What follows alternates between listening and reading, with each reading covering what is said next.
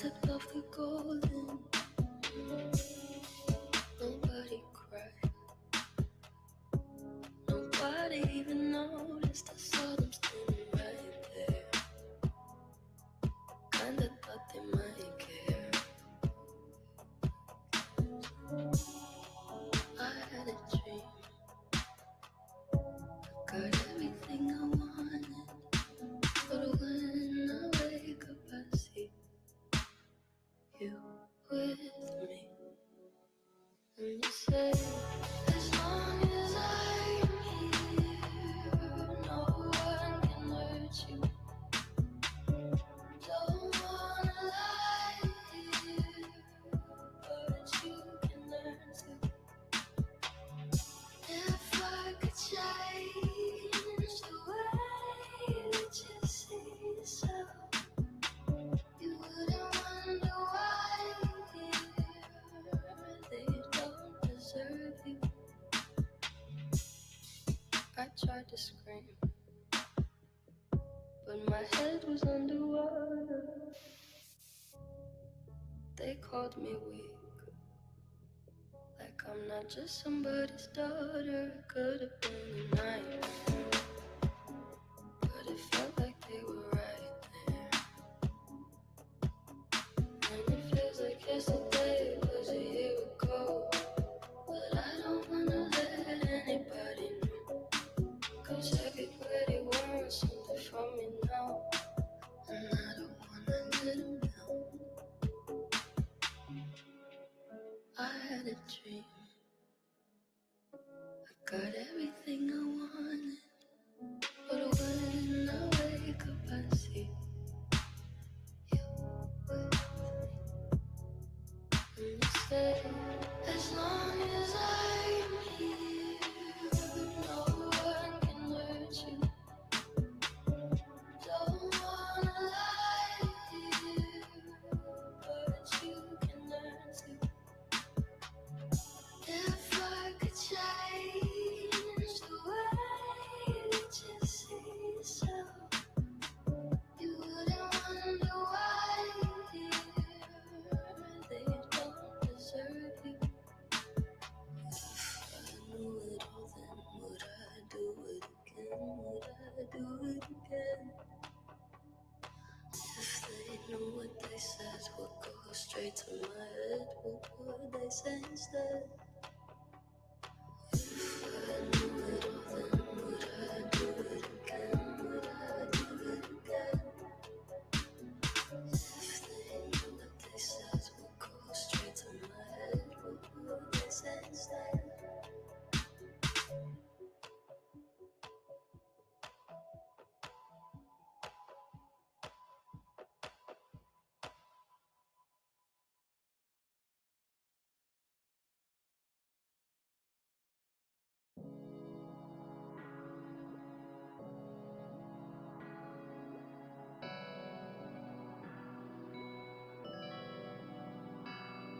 It's hard, I'm being caught, but my blood is running. What's inside of me was holding on. That's enough. It's close to yours. What's inside of me that brought myself home?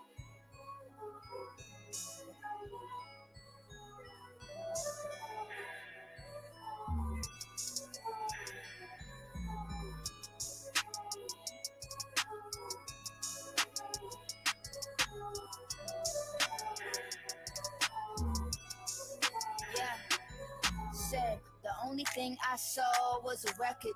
The only thing I folded under was pressure. Can I say I digress? You the aggressor. Now y'all say y'all impressed, I'm the successor. I don't need no intervention or one your lectures. What's so hard to believe? What is the message? Talented and I'm driven like you ain't never seen. And that's why God blessed me, you should respect him. You need to mind your business, help a pataki. Cause I'ma do something devilish if you at me. I might hit one for the kudu and get a back piece. You too high off that boo-boo to unpack me.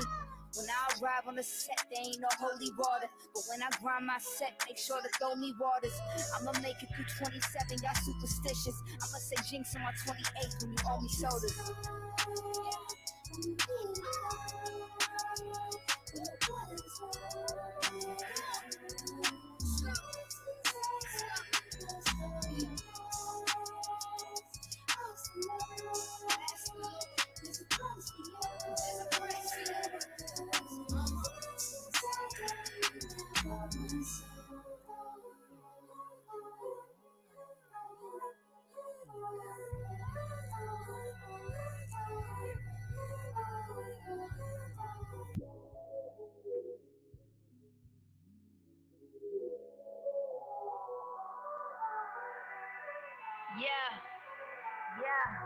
Y'all been pushing Satan this and Satan that. My fans is yelling, at least she rich. You need that pack, looking like I got some things you hate I have. And trust me, baby, God don't play with hate like that. So you gon' be real upset when he pick Cat to be the one up on them charts all over the map. And you could keep on telling yourself it's all in my tats. And you could keep on adding the numbers and doing the math. I see y'all prepping for doomsday, but that ain't San Andreas' fault and this ain't a movie. But I know y'all be living life like this is a school play. How bad is the move, babe? You choking, it's too late. I turn them to blue face. I run on a full tank. Can't nobody move, mate. Bitches crying with full face. That's animal cruelty. And I don't need to say it to him. I'ma let the paper talk. Gotta elevate the bar. The world's losing faith cause it's Amen. But man, come on. Let's go.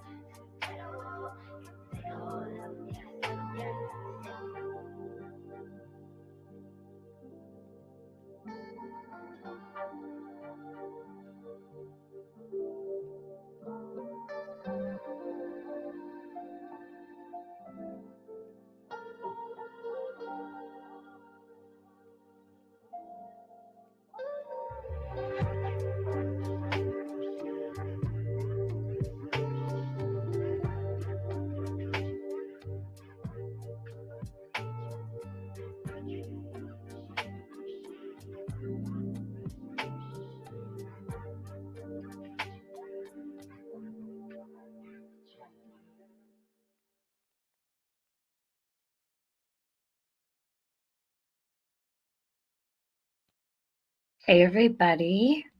All right, so I found the Twitter Spaces. True Crime with Eve has them all uploaded. I didn't know they were over there, and I have not listened to them in a really long time. You like that, TZV? I found that the other night. I like it. Good morning, Pam. So I have Michael's missing poster pinned. So all I ask is that, like, I don't know, every once in a while you share True Crime with Eve's link because that's where all of these are uploaded to. They'll probably take a couple days to listen to, but I think it's very important. So I would like to listen to them with you. I listened to the first two over the last couple evenings, and some of the stuff I didn't even remember. So there's a lot here. I think that I would like to see what other people's feedback is. But first, before I play those, Eve had sent me something in an email like a week ago. And I didn't see it until I think it was like the night before last. But when I clicked on it, I had to record it myself because it wasn't like in a YouTube link or anything. This here is very interesting. I do not remember ever hearing this, but it's a recording of Brandy talking about knocking Tyler out. So the other day when I spoke to Brandy, when she came up on the panel I was on, Benny had ask her about Tyler's black eye, right? So I did. That question is courtesy of him. So she said it was the awning, remember? That it was just producing a shadow on his face. Well, let me play this for you. I put it twice, so I looped it so you can hear. Yeah, it's crazy, Powder Pop. It's crazy. Hey, 420 growers. You know what? Hold on a sec. Let me turn this up. Years ago, one time, I socked him so goddamn hard he flipped over backwards over the couch. Tyler? Yeah. Knocked him fucking cold ass out. We were drunk. We were both fucking drunk. And I told him, if he called me a cunt one more fucking time, he's never called me that ever again. Ever again. And that's when we learned we can't drink parts that are like heavily together. What happened just now? What did I miss? I just put. He's being a baby. What did he say to you? I asked him if he wanted to come smoke, and he's like, "No, I'm just fine." I'm sitting there watching Peppa Pig, Buggy sleeping, because I'm not. Years ago, one time, I socked him so goddamn hard he flipped over backwards over the couch. Tyler? Yeah. Knocked him fucking cold ass out. We were drunk. We were both fucking drunk. And I told him, if he called me a cunt one more fucking time, he's never called me that ever again. Ever again. And that's when we learned we can't drink parts that are like heavily together. What happened just now? What did I miss? I just put.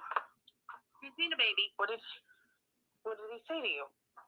I asked him if he wanted to come smoke, and he's like, "No, I'm just fine." I'm sitting there watching Peppa Pig, Buggy sleeping, because I'm not. So the girl asks her what happened, and she said that she asked Tyler if he wanted to smoke. And she flipped him over the couch and knocked him out because he didn't want to smoke with her. Oh my God. So I was listening to this and I'm like, I definitely don't remember this, right? But there's so much packed and loaded into these Twitter spaces, and there's so much there. That's why I wanted to listen to this with you guys. Better to listen with you guys than all by myself anyway. Let's see. Hey, JD. Yeah, like what? So it is shocking the way she talks. And I think it's been ignored. And I don't think that Brandy Neal is cleared of being observed as we would observe, let's say, Don or Candace. Why shall we not listen to what she says? She's the mother of a missing child, right? So are we not allowed to do that here?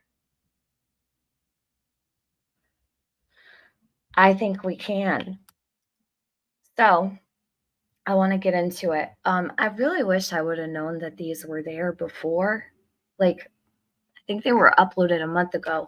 Let me give you the link to True Crime with Eve's channel. Give me just a sec. I'm going to drop it in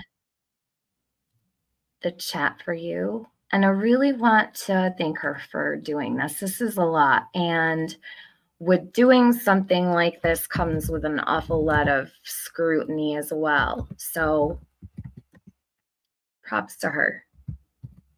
She's putting the missing first. So I suppose she doesn't need Brandy's attention, nor does she want to get close to her. Unlike other creators who, here we go, there is her link, will, I don't know, people please and whatnot. And they want Brandy to come around them or what. I've always kind of strayed away from that. So I think that's probably why I'm more able to listen to these things and not give a shit, right? So I'm gonna pull up the first Twitter space now.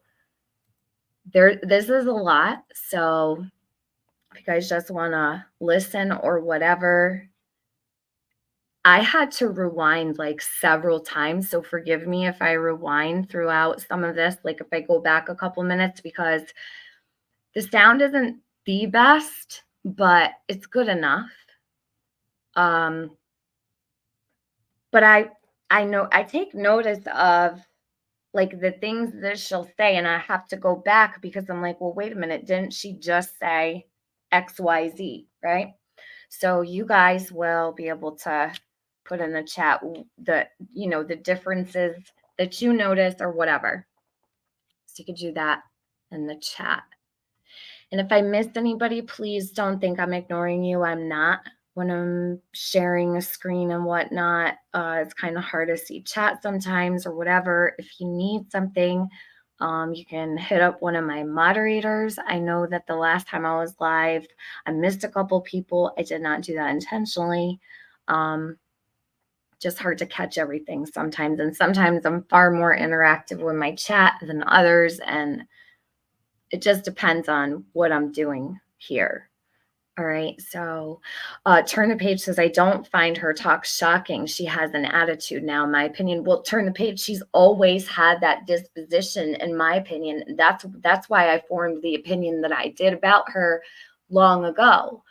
When I was listening to these, you'll see it starts right away. And it's really when Tyler is brought up. So she's fine until people start asking the tough questions, and then she gets very condescending. She's very abrupt. Like her attitude changes so quickly. I don't know if her attitude's getting worse because I don't really pay attention to her, right? There's a reason why I never covered Michael's case. This is it. I just want to go over these. I'm not like trying to get up all in the mix of Michael's case. I just want to say that because I personally cannot take her. Like I can't. She makes my blood boil. So a lot of people have been asking why it's like I'm a Wells supporter. First of all, let me say this just to preface all of this. My feelings are my feelings, right? You've all been here for a very long time. You know how I feel about certain subjects. I do believe that the Welsh children were neglected, severely neglected, and they lived in squalor. That is not a secret. But my point was the other day, and I've had to like reiterate this so many times, and I don't know quite why. I think people just want to complain and bitch about things. I'm saying we never heard Don and Candace threaten their children on phone calls with people, live streams with people. We just did not observe that. We didn't hear that. When they had the boys in the beginning, they were on many panels, they were on many phone calls. We did not hear that kind of interaction. So I'm not saying that abuse did not occur, right? That's not what I'm saying at all. But what I'm saying is the way that Brandi Neal is propped up around here in this community, like she's Mary, Mother of God, is amazing to me because this woman is out of her mind, in my opinion. I don't believe normal people would ever say the things that Brandi Neal says, and I am very critical of her. And that's just the way I feel. So, had we heard Don or Candace threaten their children, as we have heard Brandi Neal, threatening abuse and things she might do to her 2-year-old baby, then we could say that Don, Candace, and Brandi are just the same. But we can't even say that because, in my opinion, Brandi is worse as far as that goes. And now Don and Candace have been a lot of places, and I believe they've been under the influence a lot of places. I think a lot of things could have come out of their mouth many, many times, and it never did. Brandi is very comfortable to say these things to people she does not even know. So I just say take that into consideration. I'm not saying I'm a Wells supporter, but I'm certainly not going to lie on them. I was really critical of them for quite a while. And as time has gone on, I see things differently. But I can say today, 1,000 days later, that I have not heard from the Wells what I've heard from Brandi Neal. So this is just my blanket statement for those who are confused. And to those that don't get it, you never will. If you don't understand me by now, I've said this like probably 20 times in the last couple days. It is what it is. Take it or leave it. If you don't like it, I don't know what to tell you. Unsubscribe, right? It's just that easy. So this is the first one that I'm going to play. I'm going to stick the link in the chat. So this is December of 2021. And this was a Twitter space. And for those that don't know what a Twitter space is, like a call that Twitter users, well, it's not Twitter anymore, but you could jump on and listen to conversations like you would a live stream, right? And Twitter spaces, you can have like hundreds of people listening. So this here is the link, and I'll put all these in my description for you guys so you can find them later. Lizzie Shelley says, I can't even imagine laying hands on my hubs. Way too much respect to even call him names. It's mutual as he doesn't either. This is just beyond to me. Shake my head. Yeah, so also like the domestic violence hotline or whatever, you can throw it in there. It's violence, it's domestic abuse. So what makes Brandi any different than Don and Candace is my point. I think she's worse in some fashions, and that's just how I feel. Pammy says, I have drinks with my husband and we have a blast. We don't abuse. Yeah, I don't know why she'd become so angered that he didn't want to smoke with her. I don't know, Brandi. I mean, that would just mean more weed for you, right? Or if that's even what you were smoking, I'm not sure. I know she has a history of meth use, so maybe it was meth. I'm not sure. I don't know if it was weed or meth or anything else for that matter. I'm not sure what she wanted to smoke, but he didn't want to smoke with her. So I'm imagining maybe he had control of it, and what would anger someone that much? So did that mean she could not smoke at all because he didn't want to smoke? Like, I don't know, right? So weird. Good morning, Virgo Angel. How are you? Hey, No Lies. Hi, Keith. All right, so I'm going to pull this up here. Day Tripper says, I think it's only fair to ask questions. Looking forward to hearing your thoughts. I'll be in and out of chat. So I'm working. Have a good day at work, Day Tripper. Lily Eve says, I support Summer and Michael, period. They are victims, my opinion. Yeah, and you're allowed to have that opinion. And it is true. Summer and Michael are victims before anybody else is a victim. So family domestic violence is always very, very concerning. Yes, it is. This is different, definitely a different side of her I hadn't seen until you showed the truth. Well, Powder Puff, that's because many of the people here who cover Michael's case, they don't want to play these things. They keep it all out of your view, right? So I give a lot of props to those that have put these have been out for a really long time. We're just going back to it. And there's a whole bunch of people who try to bring attention to this. And there are a lot of people that feel a very specific way, like I do, and they are not heard either.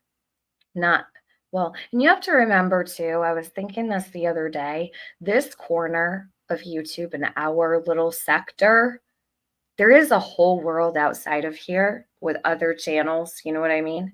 So you might not be seeing these types of conversations, right? Or when people put out content about, Brandy back in the beginning.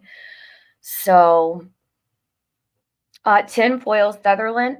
So what I'll explain to you what a fact is. Okay. Am I stating that these are facts? No, it's a fact that Brandy made these statements. So that's a fact. It's a fact that you're hearing her with your own ears. So it's a fact that she's saying the things she's saying, right? Don't get it twisted, please, tinfoil. All right.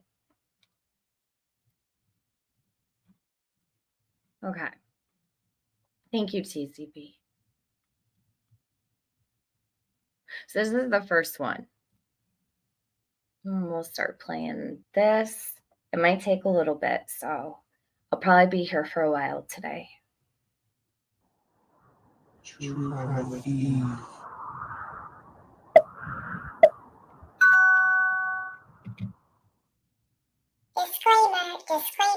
read all about it.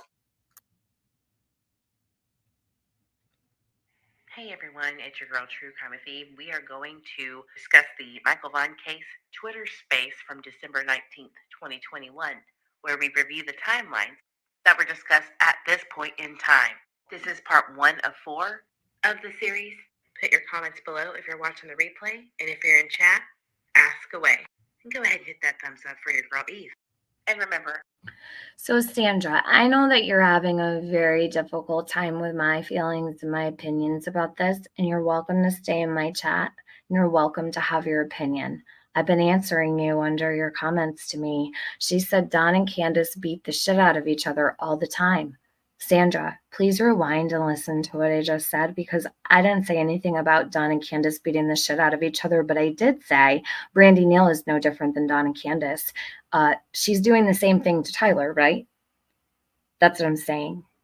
So whether or not Don and Candace beat the shit out of each other all the time, we still have never heard them threaten their children on a live stream or on a Twitter space or on a phone call or a recording anywhere. And that's just the simple facts about it. And until that changes or someone gives me proof otherwise, I cannot sit here and say they ever have, nor will I. And I really hope that if you can't accept my opinions, that you would just refrain. Okay? Because I'm not going to get distracted and I'm going to do this, right?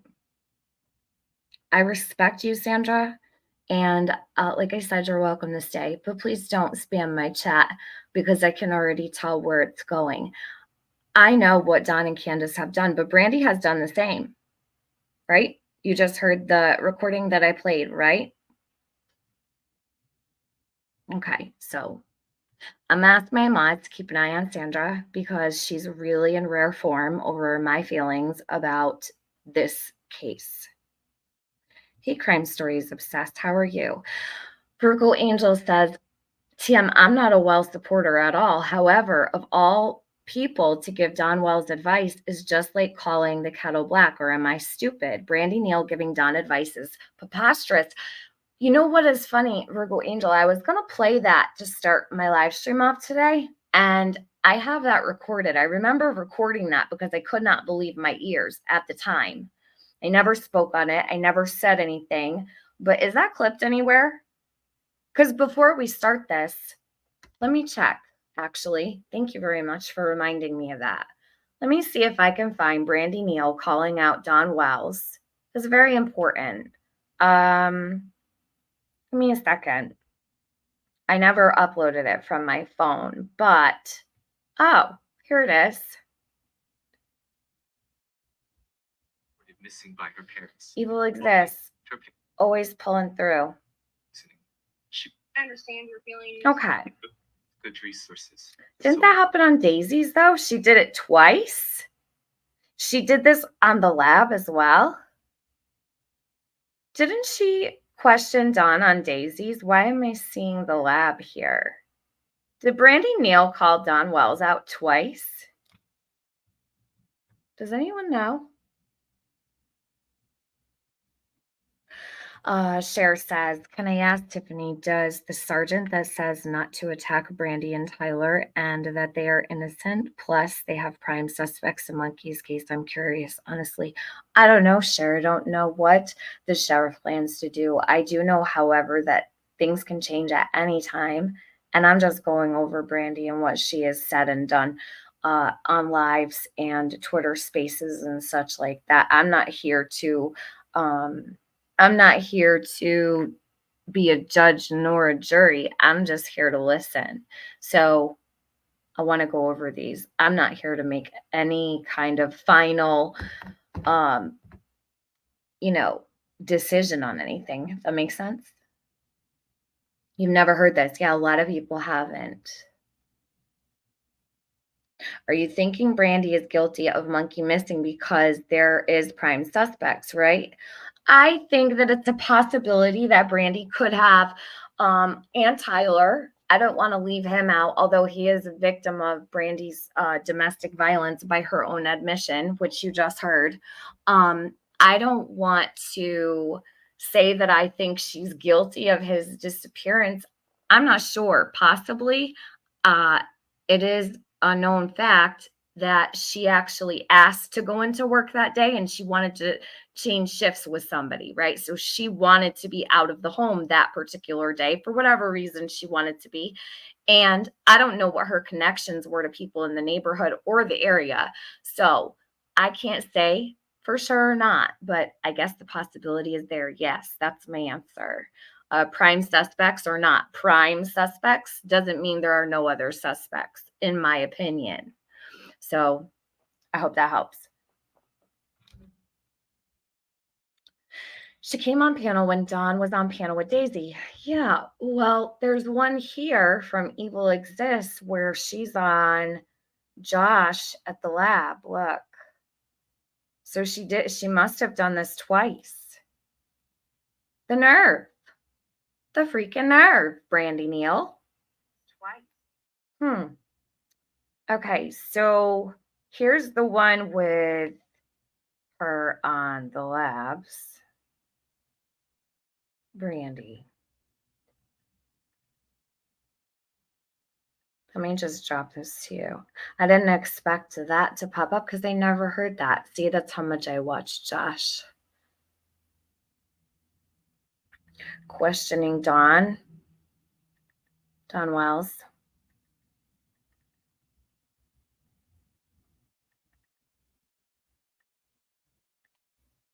I know this, I don't have a popular opinion, but I'm not here to be popular.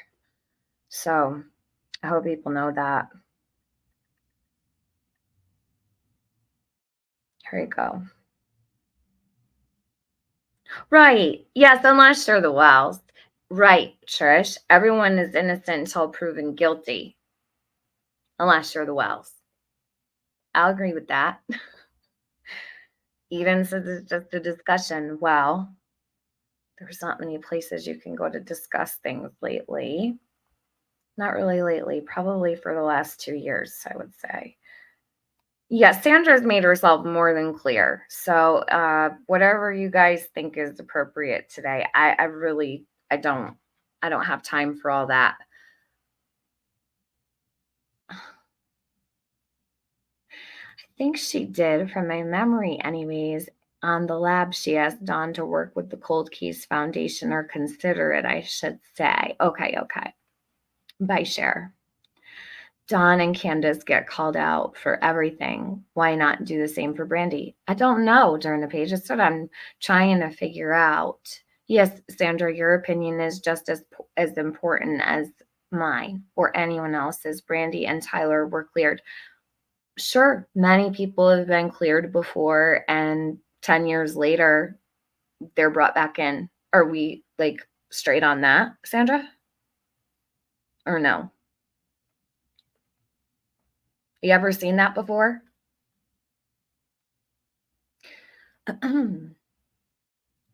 Crime Stories obsesses. I have to be honest, I can't decide who or what might have happened to Michael. It's a weird one, but people don't just vanish, right? The Wells are still suspects, 100% fact. Correct, Sandra. I agree with you. All right. Let Sandra hang out as long as she's respectful. She can sit in here and scream about Don and Candace all day. That's fine. We did a lot of that in the beginning, and that's what I'm not here to do that today. I'll probably compare Brandy a lot to them. So hang in there, Sandra. This might be a tough one for you.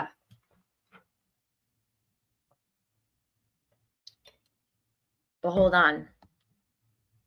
Because I want to see if I can find that one. Scout, that's a good question. Are they really cleared? I don't know. I'm not sure.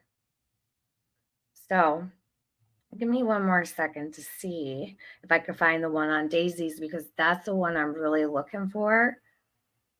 I'm imagining if Evil Exists did that one, she may have.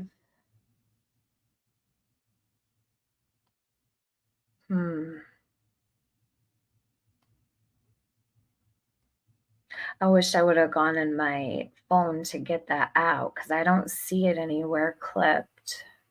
If anybody comes across it, let me know. Send it to me. Yeah, she pleads with Don Wells to let CCF help, but I'm looking for the one where she questions him. Like she grills him on Daisy's. Hold on. This might be it. Nope. Everybody wanted to get this one with the lab. I wonder why. Why isn't Daisy's here? All right, we'll figure it out. I'll upload it later on.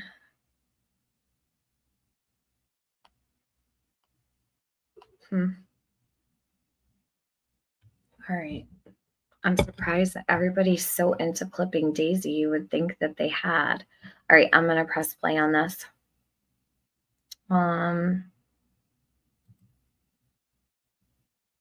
So this was December 19th, 2021. Proven will be noted. Papers and stuff that say 7:30 for law enforcement being dispatched. That's not when the actual 911 call came in. Well, I said bye because you wrote bye to me, Cher. Didn't you write bye up here? Hold on. I'll go back because this shouldn't be that far. I thought you were saying bye. Thank you for answering. Bye. Didn't you say bye? Oh, you corrected it, by the way. Okay, I didn't see that. I thought you said bye. That's what I was saying bye to you. Okay, no, that's all good. Sure, you can stay. I wasn't saying bye like dismissing you. I thought you wrote bye in the chat to me. All right.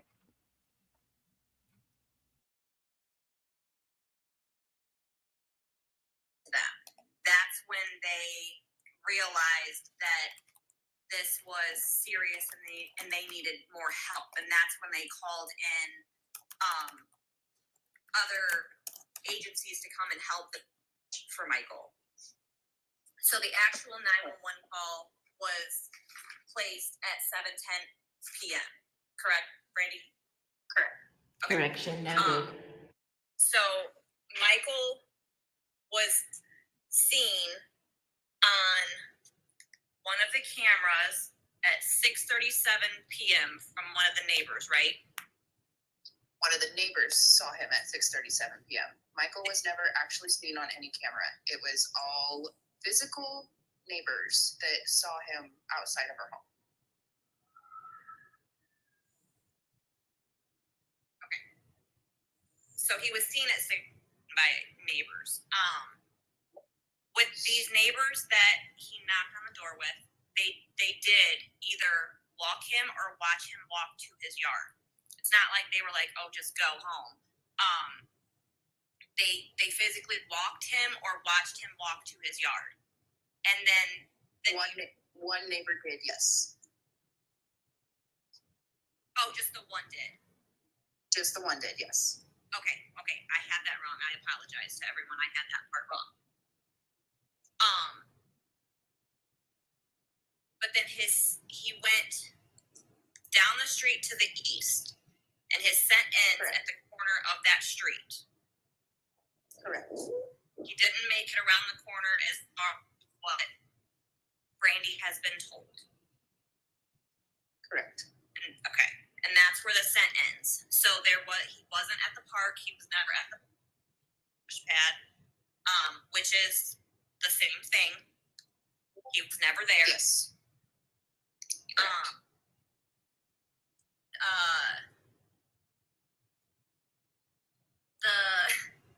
The pizza man.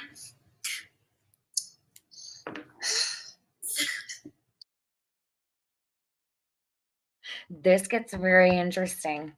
The story of the pizza man. Okay, so she thinks it's funny. She laughs about it, which I take notice of. But listen to that.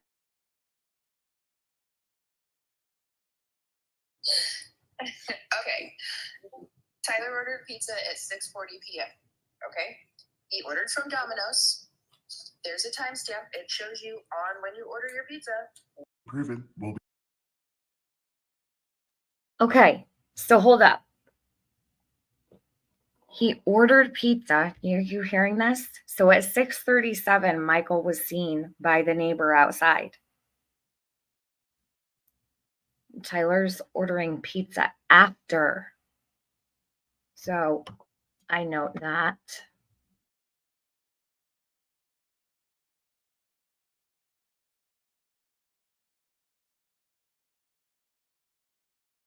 Correct. Okay. And that's where the scent ends. So he wasn't at the park. He was never at the push pad, which is the same thing. He was never there. Yes.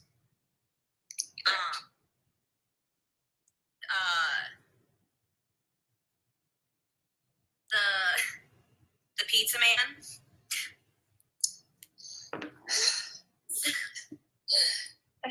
Okay. Tyler ordered pizza at 6:40 p.m. Okay? He ordered from Domino's. There's a timestamp. It shows you on when you order your pizza what time you placed your order. He paid over the phone. So she doesn't like answering about this. I wouldn't either if my kid was outside roaming around at 5 years old and my husband was ordering a pizza 2 minutes later, right? So that's the way I feel about it. But you see how she gets very bothered here? So I note that.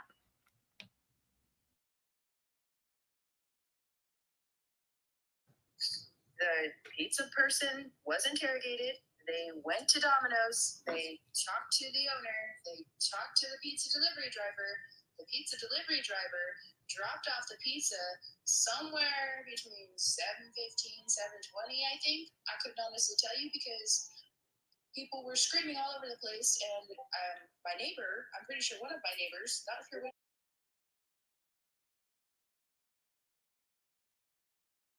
She doesn't know what time the pizza arrived, which is so strange to me. I would probably know exactly when a pizza arrived and not when I placed the call.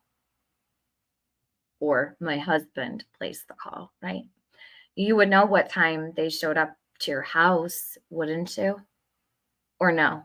What do you guys think? Yes, demeanor change, like hella demeanor change. That's what I noticed too, peace, bugs, and understanding. So how do you guys feel about that? Her not knowing about you know, she doesn't have she is a smartass. Isn't she, Linda Lou Who? Like, it's unbelievable. Like, whoa. So what do you guys think about her saying, I don't have the exact time the pizza came? Why not? Your son went missing. You don't know what time the pizza came, but you know exactly what time it was ordered. That's so interesting. That's so interesting. Knowing exactly what time the order was placed, but not knowing what time the pizza got there. Wouldn't that be important? Yeah, there's an app for Domino's. It tells you when your driver's on the way. All that stuff is logged. I'm sure law enforcement has all of that though, right? And she's cleared and they're cleared. Everything's all on the up and up. Yes, Brandy is doing all the talking, but she wasn't even there. Make that make sense. It's almost as if while you're listening to her, you think she was there, right? You'll almost confuse the facts for it being her, not even Tyler. It's you have to like set yourself straight. Very defensive, I agree. And that all started with the pizza delivery man. So you guys are very observant. That's why I like you. I've had the timestamps for everything that happened the day. If it was me, I would as well, Eden. I think she absolutely knows, but she doesn't want to say for whatever reason, and who knows what that is. That's just my opinion. This is all my opinion. Absolutely, I would know, says Powder Puff. Let's see, Lily Eve ordering pizza, smoking, then notices he's gone. Why wasn't Michael being supervised properly? My opinion. Yes, I would like to know the same. So dad is ordering pizza while Michael is out roaming the neighborhood and neighbors are bringing him back, or a neighbor is bringing him back to his yard. What was actually going on with this family that neighbors had to bring the child home? I've had to bring people's children home also before. I had a neighbor who used to let her 2 little girls play in the oil and dirt from underneath the car in the driveway at like 7 in the morning. I've seen the craziest things. So it gives me an idea of the type of parenting that was possibly going on in Fruitland. Because I have actually seen a little girl of the age of 3 running down the road in her diaper before. So it kind of reminds me of that. Okay. Which one? Put the pizza in-house on the counter, and that's where it sat for 4 days. So yes, the pizza delivery boy has been looked into. So the pizza box sat there, but she doesn't know what time it was delivered, right? Is everybody hearing this?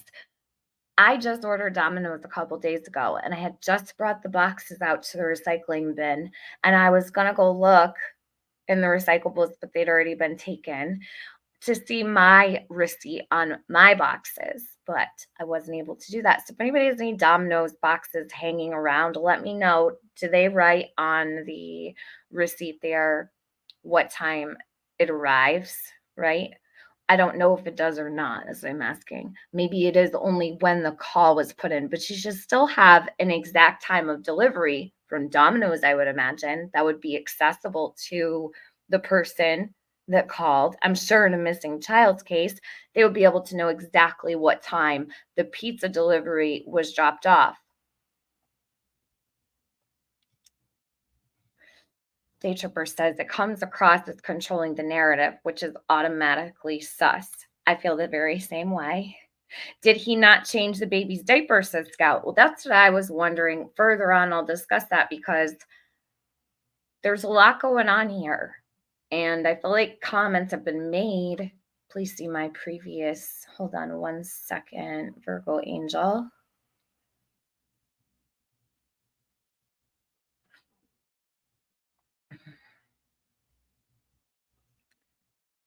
Oh, yes, that was, are you talking about the live with Daisy to never align Michael with Summer because of accusations? To be fair, I think she said as long as he was not that he couldn't be mentioned in conjunction with Summer. I don't remember that, but I do remember she did not want accusations of SA put on Michael, which I agree with. So I'll agree with Brandy there. No child should ever have those types of accusations placed on them or the label itself. I actually helped Brandy with that when she came in here many, many moons ago, when Mallory was doing what Mallory was doing. So there was a lot of outrage over that. I remember that very well. But during that, I believe was when, so Virgo says, I believe Daisy got belittled and harassed for that because she stuck up for Don, and Brandy told her never to share Michael's picture or talk about him again. So Daisy privated it. Okay. I remember that as well. And I find it to be alarming that any mother of a missing child would tell someone not to share their son's picture, especially with the eyes that Daisy has on her chats, especially at that time. Daisy's chat was like rocking and rolling, right? Why would you tell somebody to keep your son from the public eye? That bothered me. No matter how you might feel about a creator or whatever, Daisy was actually getting a lot of traction for Michael, and I saw it with my own eyes. Now, in our community, Michael was not covered like Summer was. You think that the parent of a missing child would be thankful for that attention, but apparently not here in this situation. Let me see.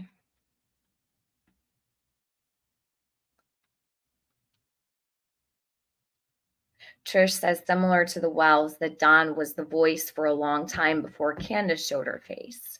Well, when Candace showed up, she didn't show up with a black eye, though. Right, Trish?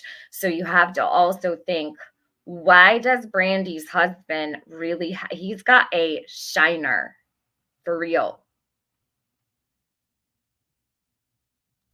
Lily Eve, I personally think the diaper story is so that it looks like they were tending to another child, right? That Tyler was tending to another child, so it would be acceptable that Michael went missing during that time. Because if you're tending to a baby, it's going to be a lot more accepted that your child got out and went missing. But you're right. He could have brought Michael with him. I don't believe the diaper story, but that's just me. No lies. Yeah, many people will put like, I have little alarms on my doors and on my windows when my son was little. They have little tiny batteries in them. They were super cheap at Walmart. I put them everywhere, and they would beep like super, super loud. And I had a latch on my front door that I put. He never tried to get it. He wasn't a child that tried to get out, but I still did those things to make sure that if I wasn't within earshot, like, or right there, like say I was in the bathroom or say I was washing dishes and had my back turned, I'd know if the door opened or I'd know if a window opened also. So I'm not saying everybody has to do that, but there are ways to secure your children in your home and know that they're not getting out of the house without you knowing or noticing. Isn't it ironic? Don always tells the story, but he also was allegedly not home. Just saying, says Angie Carter. Angie, you're not welcome here. Thank you. You'll never be welcome here in my chat. Ever. Like ever, ever. There are certain people here that aren't accepted here. Don't think you can come back around here, Angie Carter. Ever. Cher says, Tiffany, you're aware the law took dogs to the suspects and they hit in the yard. The law believes the monkey's remains were there and moved. Does that at all affect your thinking about Brandy? Curious. No, it does not, because I don't know who put that there, right? I don't know the ongoings of that neighborhood. Anybody could do anything. It doesn't mean that it was absolutely the Wandras. It doesn't mean, not to me anyway. So no, Cher, that's why I feel this way. It doesn't hold any bearing on my thoughts about Brandi Neal, because I don't know what her relationships were with those people either. I mean, it's basically her backyard over there, so I can't say it does affect my opinion. No, it doesn't. There was no evidence that Michael was in that yard, says Nevermore. Well, where are the actual facts of this case? See, that happens in Summer's case also, where people start saying people are cleared completely when they're not. That it's absolutely Michael's remains that were sniffed out by the dogs. Where is proof that it was actually Michael's DNA, right? Or his actual scent? Because as far as I know, it stopped at the corner, right? Can someone provide me a news article where it says that the dogs absolutely hit on Michael's scent in the Wanderer's yard? I'll be happy to read it. I don't see that I've ever seen that before.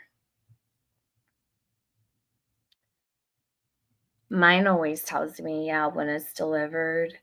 The app tells us when it's cooking, when it's boxed, when it's on the road, and when it's delivered. If they look online anyways, right?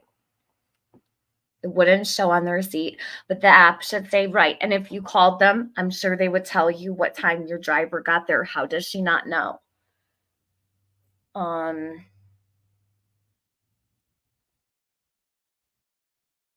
She private live. I have it. I'll upload it later. Maybe I should reach out to Daisy, but listen, I think Daisy should put the live back up. But that's, Daisy's decision, of course. I don't know where she lands on that spectrum of events with Brandy, but I don't think that should be hidden. Brandy Neal is propping herself up in that conversation with Don Wells, in my opinion, to make herself look like the better mother, parent of a missing child. And that's how I felt the second I heard her doing it. It really bothered me a lot. So Tigress says, I've never believed them. I don't think mom did anything, just covering. Think dad lost his cool. Yikes. They say all the same effing thing. They just walked away. They believe, so Cher says, the law said that they believe his remains were there or the dog wouldn't have hit at all and they wouldn't tear the entire yard up. Cher, I don't necessarily agree with that. Just differing opinions.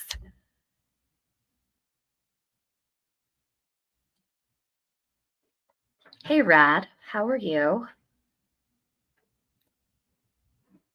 It is said in articles that they didn't find anything on Michael.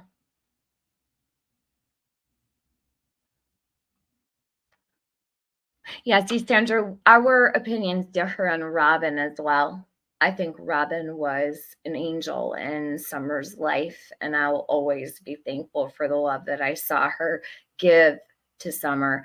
So, and Summer's love in return to Robin. So we have a lot of differing opinions on cases. And that's okay, or should be okay. Tigress says she threatened to burn the police station, go to their wives. I have that, Tigress. I was listening to that the other day, actually. It is outrageous. Well, I'm glad I'm not alone here in my feeling.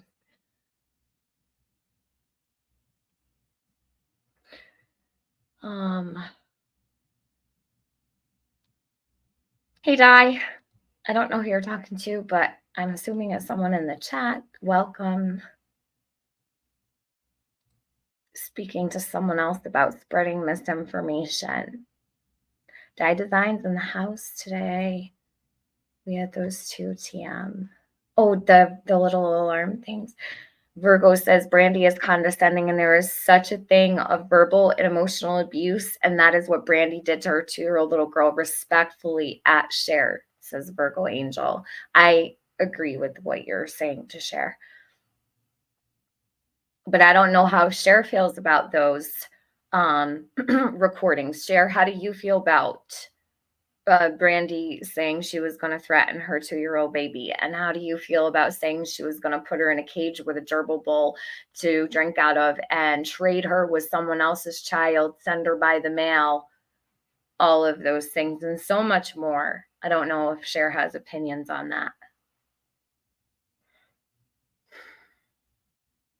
Cher says, I totally disagree. I'll just make that known. Just because I'm in a chat doesn't mean I agree with what's being said. So the people running around already starting shit is wild. LOL. Knew they would, though.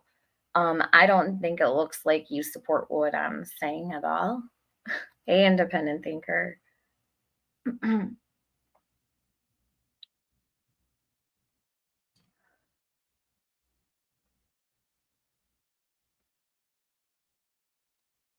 Yes, that reminder will probably be needed. And here's Sunshine Girl. Okay, so Cher says, I'll admit that made me cringe, can't lie. Okay, so you do have feelings about that. Yeah.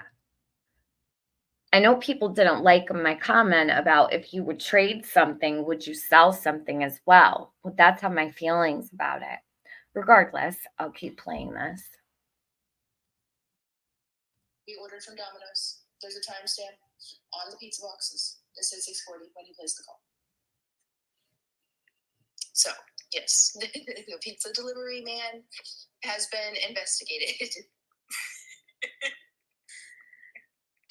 As far as car dealerships and them looking for the Honda Pilot.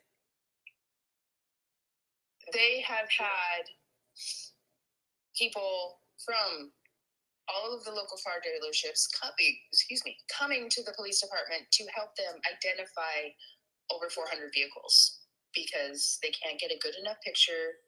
So here, pay very close attention to how she's asked a specific question. She's asked about the Honda Pilot. She turns this into talks about billboards, anything, you name it, but she always remembers to bring it back to the Pilot, right? It takes quite a while, though. She's all over the place, going in different directions. She's not specifically talking about this Honda Pilot. She's going in other directions. I didn't like this. Thank you. Sunshine Girl just shared True Crime with Eve's channel. That's where I'm playing from. I asked her if I could play these. She said anybody can play these. So anyone who wants to play these on their own channel, if you have one, if you might want to do something like this or put out clips that you think are important or whatever, just credit her. Make sure you give her the credit for that, obviously. It's just very important to give credit where credit is due. She's done a lot for Michael. So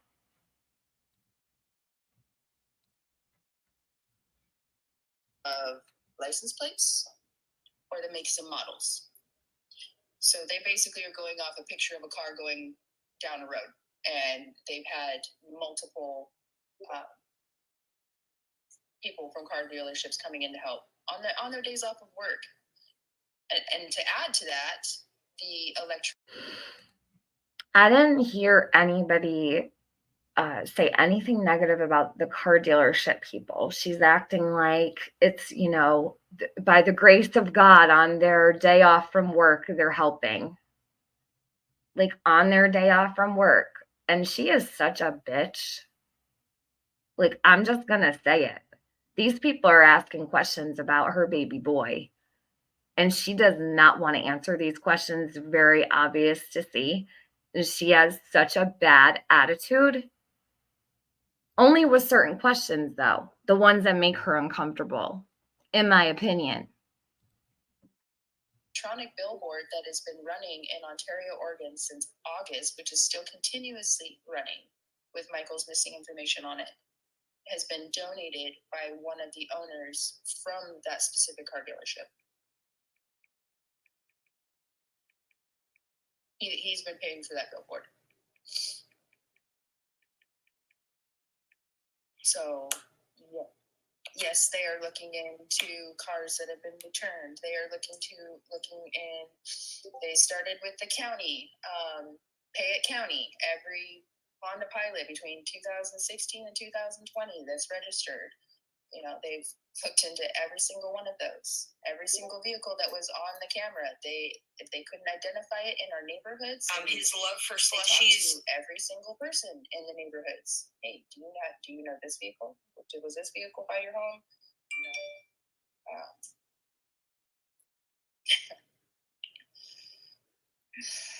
yeah.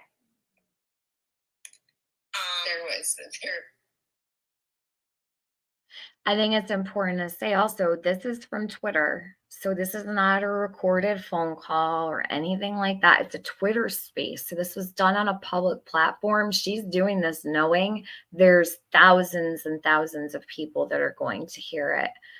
She's not even on a private call. No one's recording her in private or anything like that. This all happened. I know someone had asked, where did this, or who's she talking to? There's a whole bunch of people that come up and ask questions and everything, and she answered. She is very condescending. I think Eve actually says that in here somewhere. You'll hear, she doesn't say much, but yes, this was public on Twitter. They did Twitter space for summer as well. Brian Enton did a Twitter space with, I think Jennifer Coffendoffer was there. I recorded that somewhere. I have it. So yeah, it was public, very public. You were appalled by how she spoke to her baby. Yes, I was too. Yeah, it's Just Like Alive here on YouTube. Cher, please respect my mods. Trish isn't trying to do anything. You respect my mods, please, as I would respect yours. I know people will probably get like a little heated over this, but if you see one of my mods with a wrench, please don't disrespect them. Nice try, though, you said. Watch it. Share. Thanks.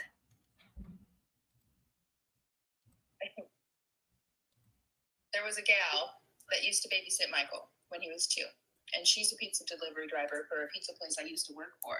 So at the time, around 8 p.m., when the search was going on for Michael, she delivered to a pizza into Cornwall Way. And they found her car. They found her. She lives in Payette. I know this young lady. I've known her for many years. They went, beat on her door, and asked to search her house. Of course, you know, she said, "Here, yeah, go right on ahead. You know, I used to babysit him, right?" But they're figuring out where every single one of those cars were and that Honda Pilot is the only one they have yet to been able to identify. Which is why I had said something to the people that had the timelines where they were asking for the Blue Avenger and then the Jogger, because they both came forward, correct? Correct. Well, funny thing about the Blue Avenger, they actually didn't come forward. Fruitland PD finally hunted them down and found out it was a teenager, and just kind of, well, I figured if you wanted to talk to me, you'd come talk to me. All right, so let me just address this in the chat. It has nothing to do really with this at all. So I went to find what Trish said to you, Cher, right? So Trish is talking about, I suppose if that friend was recording, they had suspicions, in my opinion. And then below it, she says, exactly, Eden. So Eden says, this is how this just went in the chat. Every single friend the Wells ever thought they had recorded them. No one said a word. And then she said down here, exactly, Eden, even you, Cher. So it is fact that you did record Don and Candace without them knowing at times, right? I don't think she was going at you. I think she was making a observation. So I don't even think she was trying to be unkind to you. I think she was just speaking on fact. Cher said, I'll definitely correct what they're saying when they're saying something on me. LOL, what? Your mod went at me. I don't think she went at you. That's not a, for real.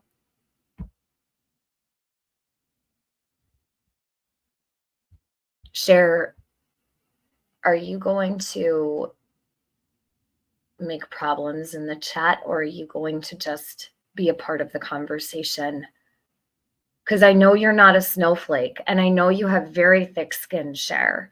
You can't tell me that that bothered you.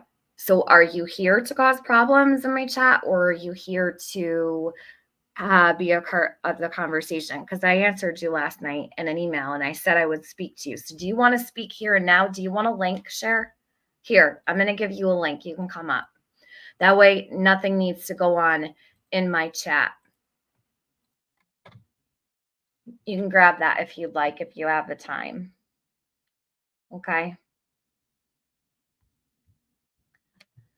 Ugh.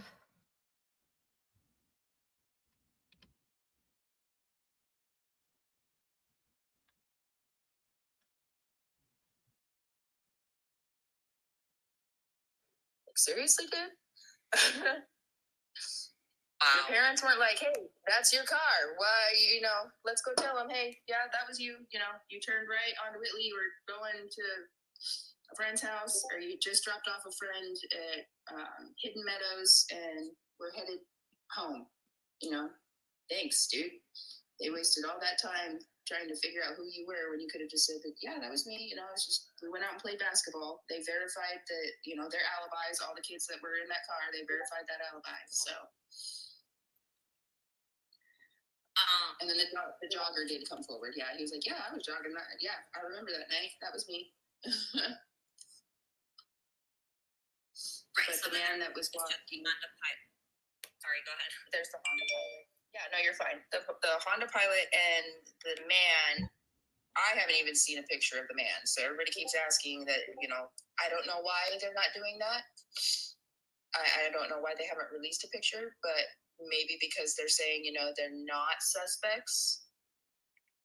I'm not sure why that all is.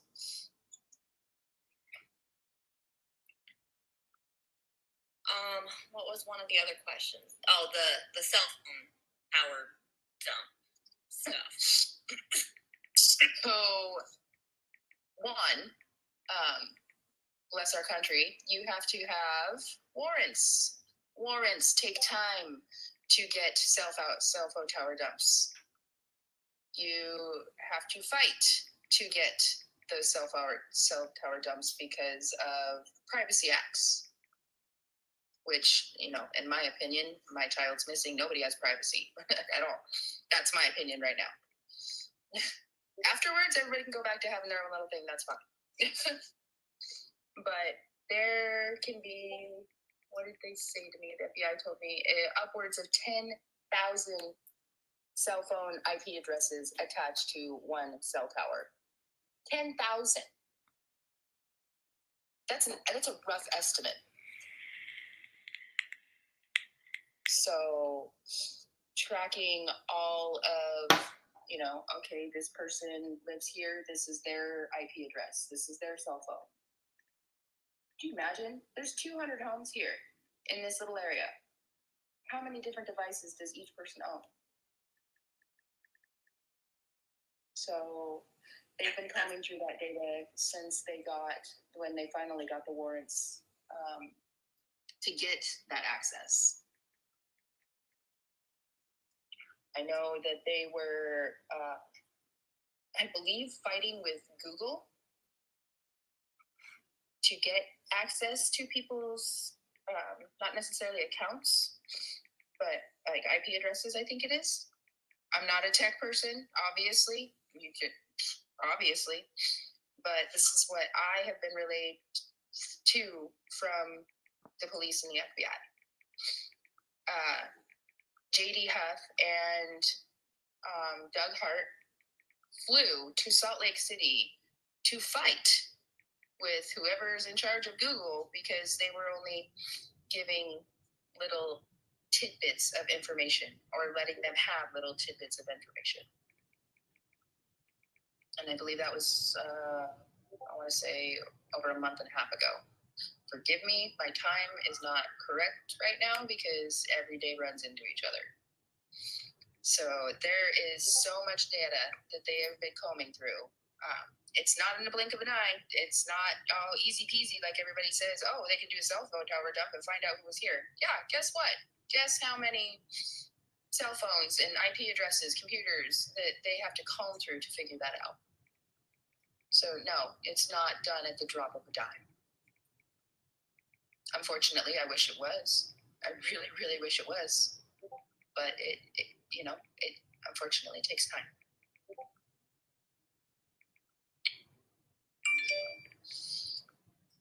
We have more questions that are floating about. I've seen quite a bit today. That was kind of interesting to me. That's what I was just going to say. Is there anything else you want to address before I open it up to people asking questions, respectfully knowing that this is an open investigation still? Right. And I will do my best to answer anybody's questions. I will do my best. And like you said, it is an ongoing investigation, and there are things that I cannot discuss. And there's things that I don't even know because they're not technically sharing some of that information with us just because the ups and downs, the highs and the lows, it's just so much. Like, do you think they have told us about every single one of those tips? Of course not, Brandy. Why would they tell you everything? Do you think they don't look at you too? They do. All the time. How do people not know that? No, she is not happy her words are being brought up again. That's why I'm here. Truly, it's the only reason. I'm being honest about that. If she hadn't have ever talked to me in that chat, I probably would have never said a word. I'm kind of glad it happened that way, honestly.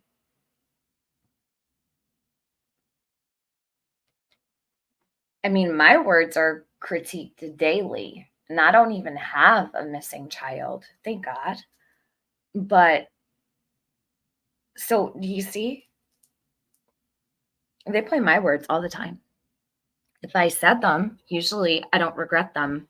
I'm usually the one to say, I said it, right? So I meant it, and I still stand by it today. However, I don't see or hear Brandy saying anywhere, yes, that's what I said. And I actually see the contrary at times. So yeah, she does not want anybody hearing these. She doesn't want them to be brought back up again. It bothers her when people draw attention to it. And that's why I feel so strongly about playing these. Yeah, people need to hear them. They've never heard these. These have been kept from everybody with the help of many. Just over here, though, in this community of creators that wants to get close to missing persons cases, this is what happens. They hide the things from you so that the missing child's parent will go, on their panel, will talk to them on the phone if they cover it in a way that that parent likes. I'm not that creator, though. Never will be.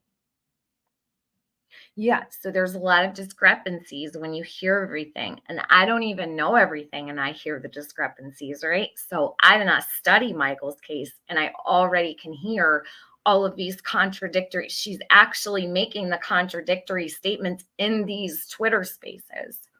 So, I mean, it's a lot. I don't know why people haven't played these more. It's been over 500 tips. Do you think they come and knock on our door with every single lead and tip that they're given?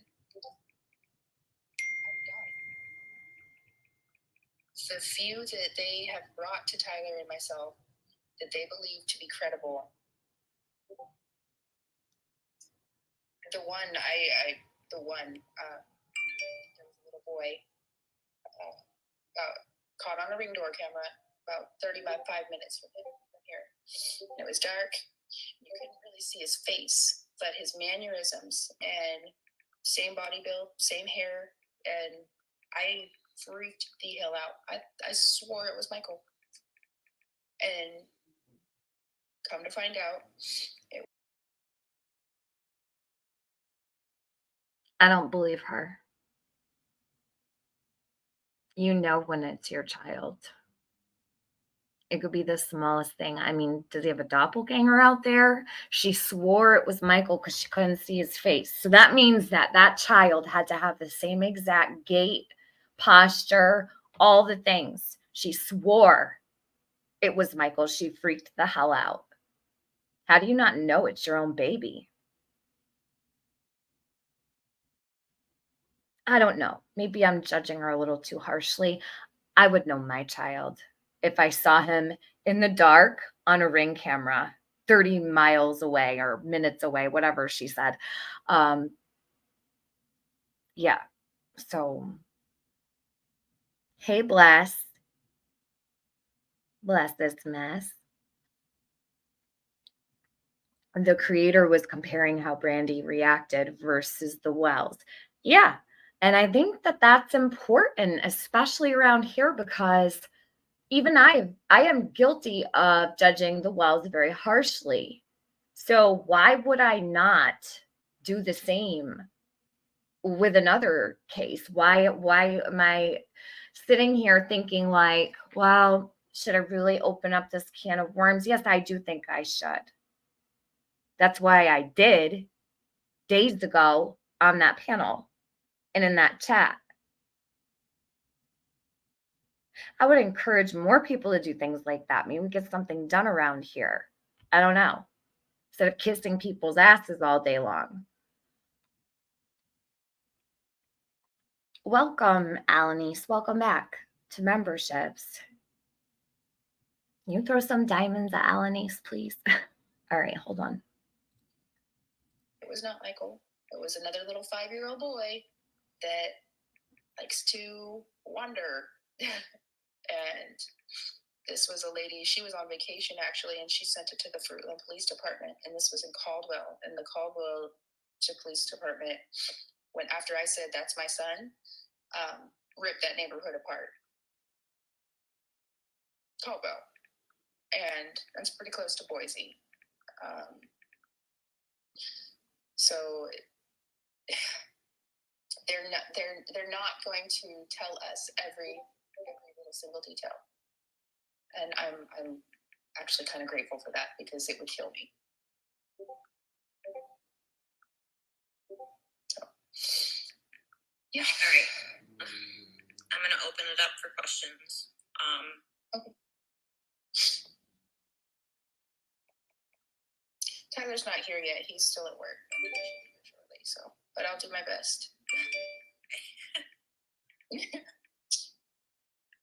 Hi, Lori. Go ahead.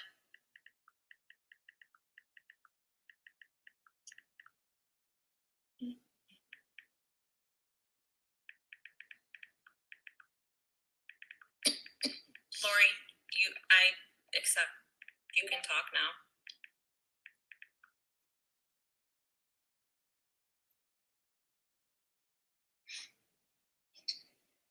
Hello? Hello? Can you hear me?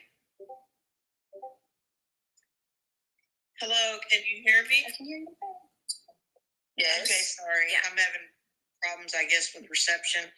I've done quite a bit of research, and I don't know. You said they've been researching all of your area and everything. So the question I'm asking is, have they researched all of your neighbors, all the people with the names tied with the sex offenders? And because I've done quite a bit of research, and I won't go into everything that I found out, but I've gone into a lot of research that ties in to two of the sex offenders that were in a very close location, and then those names, and just on and on when I've tied it in. and there's a lot of funny business going on, which makes me think it's a drug ring, sex trafficking ring, and I don't want to go into too much either, because I'm fearful, but there's a lot of stuff that just seems really funny to me.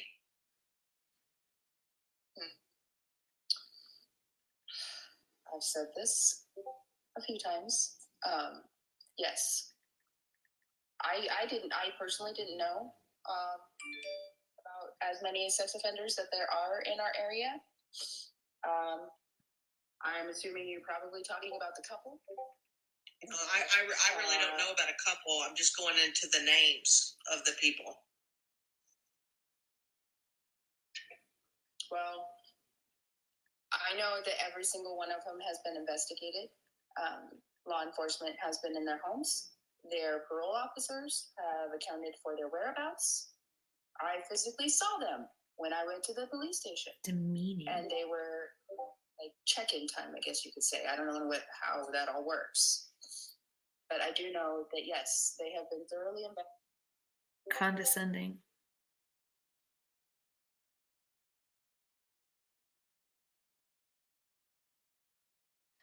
True Crime with Eve. I was thinking when I was listening to this, damn, she held out for so long on commenting on how condescending Brandy is, right? It took you what? How long? Let's see how long it took you. 18 minutes. You did good. You did real good. Oh my gosh. And I'm glad and happy to play these, truly. We've been dropping the links for them. So people are actually hearing them, and I'm gonna try to play them all. So not today, in one day I will not get them all done, but oh, it wasn't you? I thought it was you. I said the same thing the second she started talking about Tyler. All right, so it wasn't you that recorded it. All right. Thank you for that. I thought it was when I heard the voice. I thought it was you. I was like, damn, I'd have probably said something already by now. Hey, Carl, how are you? He says either she's making things up like sightings to pin false hope because she knows he's gone because of her actions, or it's a disgraceful script. In my opinion, it's a true crime cult in the USA, and it's evil. It is kind of cultish. The community itself is very cultish, right? People act very culty. In fact, it's weird. So it's a difficult kind of place to be, but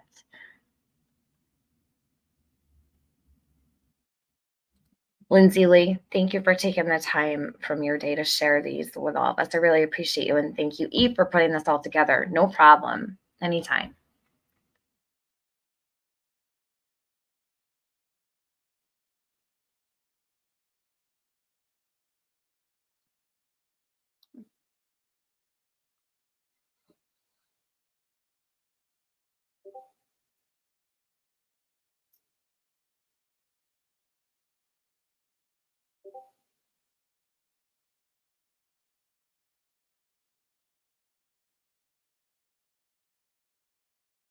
And on. And I have a lot of information I've looked into. I called the Fruitland Police Department a week ago. They've not called me back.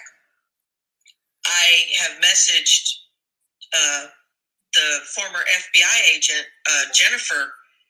She messaged me once, but I haven't heard back from her since. But I have a lot of information that I've looked into. So did you call or did you email? Because if you emailed the Michael,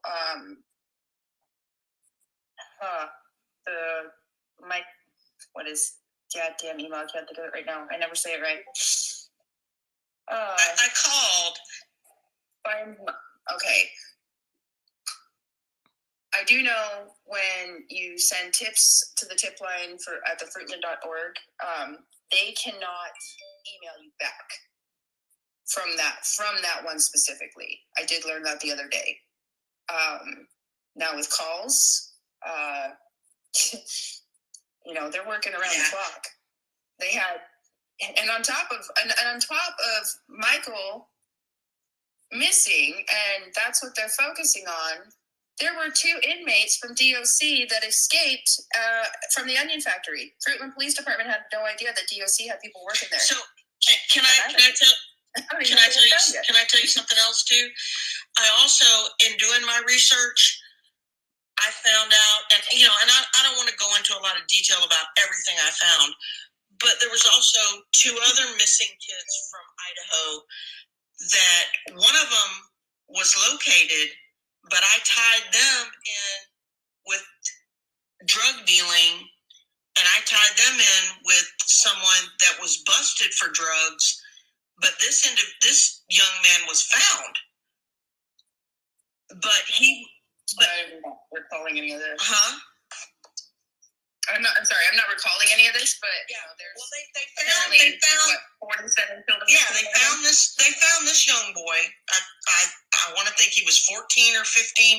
They found him, but his relatives were tied in with a name that was also tied in with these other people. So, but then there's another one that's also tied in with these people. There's a lot of research I've been doing, but they were tied in. So they were all tied together. So I just think that has to do with. I want to step in for a drug second. ring. Respectfully, Brandy has asked not to know about the tips. It's hard for her to understand, or not understand, but it's hard for her to listen to them. So when we find information like this, that's why I want you to listen very closely to this statement. This speaks volumes to me. Now, she was just talking about tips, right? She was just talking about tips. In multiple circumstances within the last 20 minutes, Brandy is discussing tips, but now they don't want anybody discussing anything that has ever come through as a tip, could be a tip, no discussion of any tips. Only Brandy can discuss the tips she would like to discuss, it seems to me. And listening to this, I'm not sure, but this part right here. What mother of a missing child would not want to know about tips? I'd put myself above law enforcement any day of the week when it came to my missing child. I'm just saying. I would feel that I had a right to that information just as well as they would. But that's just me as a mom, right? And whether it be true or not, that's how I would feel. So if I had a chance to receive information about my missing child, I certainly would not shun that from coming my way. But that's just me. So I differ with Brandy there very greatly. I'm going to back that up though, so you can hear it in its full form. Hold on. she is asking. So I just think that has to do with. I want to step in for a drug ring. Respectfully, Brandy has asked not to know about the tips. It's hard for her to understand, or not understand, but it's hard for her to listen to them. So when we find information like this, that's why she has asked for it to go to the tip line and not to her, because it's hard for her to listen. Yeah. Okay. Yeah. Just please, any information that you and the research. I thank you for doing that research and everything like that. Maybe there's something in there that can help. But please email it to them, and when they do think that, hey, Brandy, maybe does this stick out to you? Does this ring a bell? They'll come talk to me about it. Well, like I said, I did call the Fruitland Police Department. They have not got back with me. That was over a week ago. I messaged Jennifer. She got back with me once, and she said she wanted to know my bullet points. And I got back with her. I said, I'm not sure what bullet points are, but I said, this is what brought me to this conclusion. And then I've also talked to Crystal earlier. Okay. So that I just want to let you know, I'm trying, and I'm here in Texas. Oh, I appreciate it. I appreciate it very, very much. As far as all of that goes, email it to the Fruitland Police Department. I know a lot of people are complaining, well, they haven't, gotten back to me, or they, I don't even know if they followed up on it. They follow up on every single one. Every single one. Hi, baby. How was work? Yeah. I'm trying to get a fire going. I'm not as good as you. All right. Well, thank you, Brandy. I appreciate it. Yeah, you will. Yeah, you want to stoke it? Go ahead, you got your hand up. No, you want to go get some more? Brandy, Yes. first of all, I want to say that, as everyone always tells you, and is right to tell you, that you are an incredible, amazing, strong mom. Thank you. Going through what you are going through right now, I wouldn't even be, how do I say this? I couldn't. I guess that's the best thing to say. I couldn't. I'm a mom of 5. Put your hands full. Yes. I have 4 girls and a boy. Oh my goodness. Bless your heart. My son just turned 5. Oh. So I'm right there with you. Not right there with you, unfortunately. I wish you wouldn't be in the situation that you are in right now. But I'm not saying it's a question. It's more like, I know that the white car was there. I want to say last night you said it was on 8th Street. Mm-hmm. Right? The last time you saw it, or someone saw it on camera, I want to say.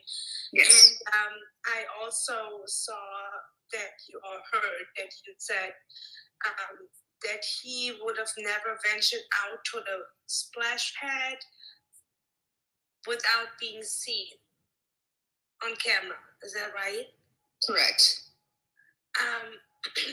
So I'm wondering, how far do you think he would have even gone? Like, how, I understand, like kids at that age, especially, I don't blame him going out that door. I'm sure people, and even myself, have looked at Google Earth and saw your house, and there's one door right next to the garage, and you have mentioned multiple times he would have just gone out there because it's not as loud at the other door, and you would have not known. But my question is, like,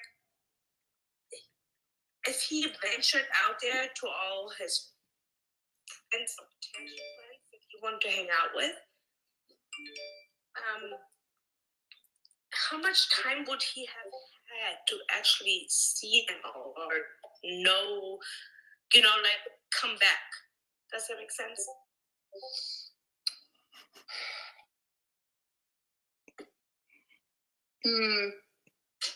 Like if it goes to spend 1 and 2 and 3, like, how many friends did he have that he would have actually knocked on the door at? So there's not a lot of older kids in there's not a lot of little kids in our neighborhood. Right.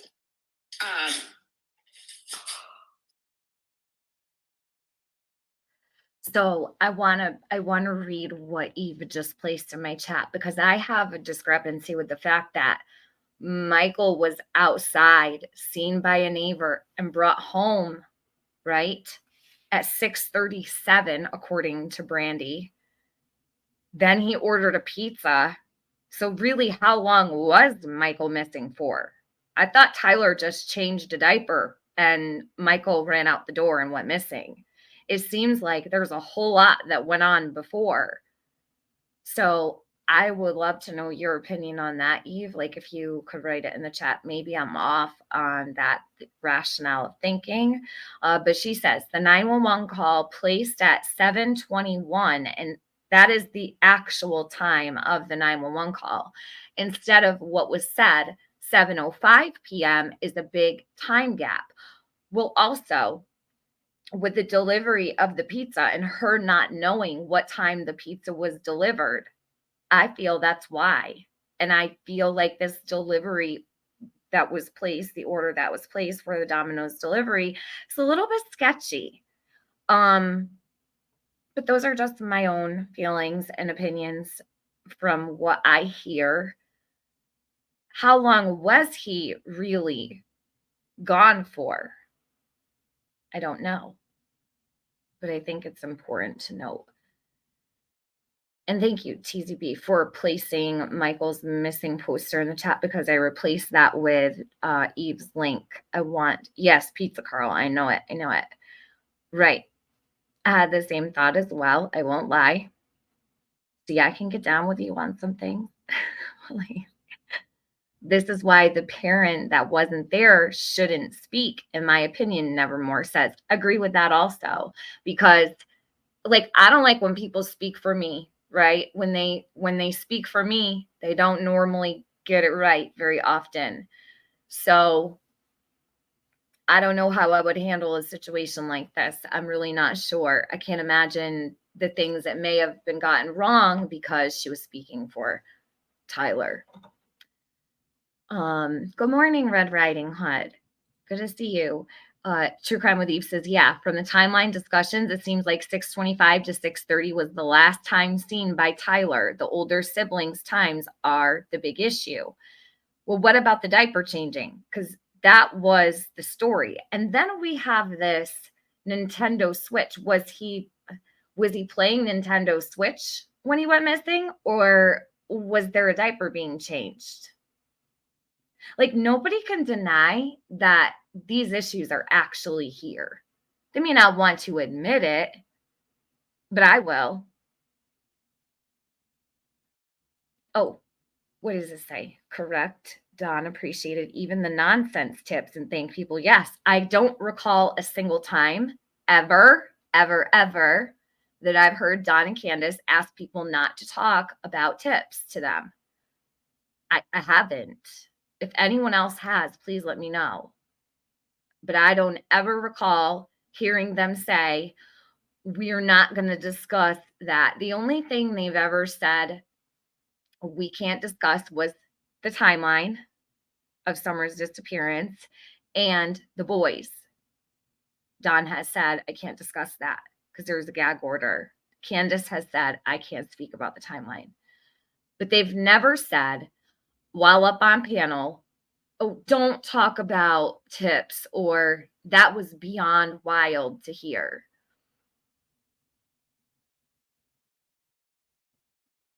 Independent Thinker says, I was beyond shocked when I heard Michael had knocked on several of the doors that day. Yes, going around to neighbors' houses, knocking on doors. He's only 5, guys. He was outside roaming for all this time. So 7:25 a.m., sister last sees Michael. The older brother only mentions 5 p.m. on a TikTok from late that night walking with a neighbor friend. Thanks, Eve. That's very important. I'll leave that there for a few minutes. He has played with. And I'm sorry, I'm going to back it up so you can hear the woman's question again and Brandy's answer, because I think it's very interesting how Brandy answers questions. She does not answer the question. She, pitter patters around all over the place, brings it back to what was asked, and she's all over the place. Both of our adjacent neighbors' kids, and they're all older. Some of the boys graduated high school before the summer started. But they, Michael's a fun, curious 5-year-old boy. He has the little kids in our neighborhood. If it goes to bed 1 and 2 and 3, how many friends did he have that he would have actually knocked on the door at? So there's not a lot of older kids there's not a lot of little kids in our neighborhood. Right.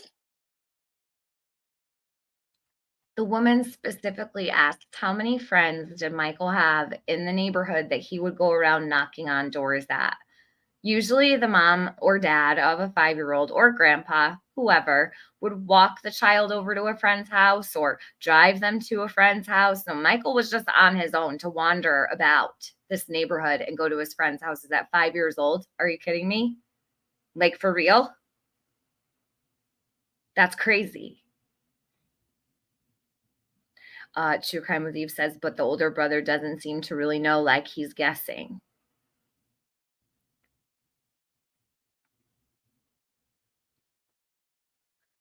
Yeah, you don't let your dogs just wander the neighborhood, right? I mean, some people do actually. Shouldn't say that. Like, dog owners that let their dogs wherever, don't care where they are, if they bite people, whatever, end up in other people's yards, and it's strange. So just like, are these free-range children who are wandering about in a mess of unorganized parents who can't keep track of them? Please don't let your kids out, people, by themselves, unattended at 5 years old. Lock the doors. Put a little baby alarm on there. They cost like $3. So if the door opens, it's like the loudest, ear-piercing noise ever. They are so cheap and so affordable.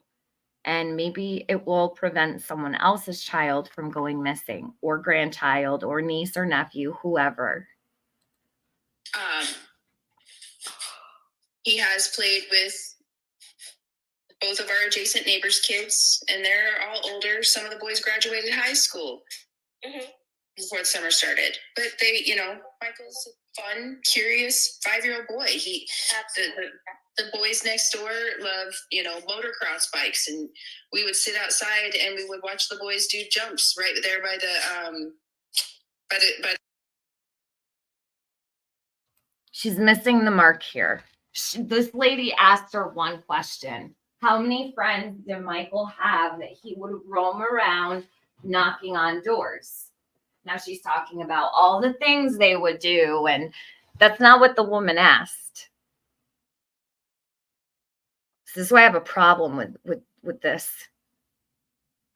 He is just a baby. 5 years old is just a baby. Lori, yeah, most people would not let their child play outside unsupervised at the age of 5. That's kinder, like that is a kinder age. Like kindergarten starts when usually kids are 4 or 5 years old.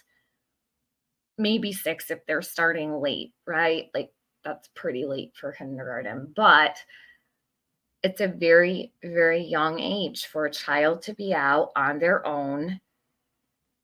And it just seems like it's okay because there were friends here, there, and everywhere. So True Crime with Eve she said that it never happens for him to knock on doors, but he was at the corner neighbor's house the night before.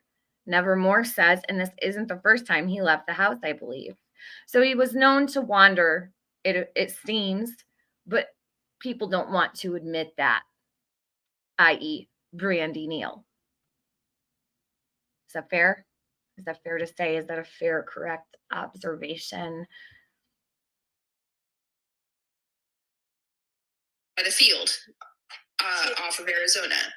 This 5-year-old boy, the boys next door love, motocross bikes, and we would sit outside and we would watch the boys do jumps right there by the field off of Arizona.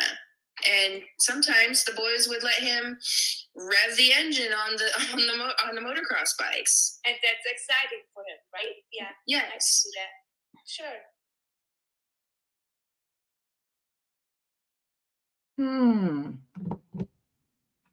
Okay. So I don't know how old these kids were that were riding motocross bikes and whatnot, but would you let your 5-year-old child get on a neighborhood kid's motocross bike while they revved the engine? For fuck's sakes. Or would a parent or adult be the one to do that? This is the normality that, like, she's making this normal for everyone. It's not. I assure you, it's not. It's not at all. So she asked me if I was Mother of the Year. Compared to you, yeah, I would say so. I would say so, Brandy. She really had the nerve to ask me that.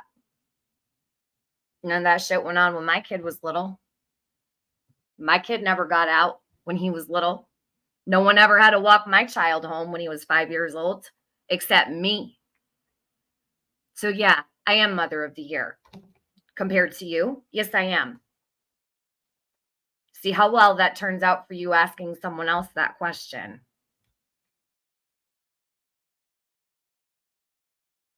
So, I mean, it's not like he went and played at all these houses all the time or anything like that. You know, we'd be outside during the summer, you see somebody over the fence and you know, my cool. Right. So they just, you know, pick him up. Oh, he can come play with us. We'll bring him back in a little bit. You know, we're going to jump on the trampoline. I'm like, oh, dear God, okay.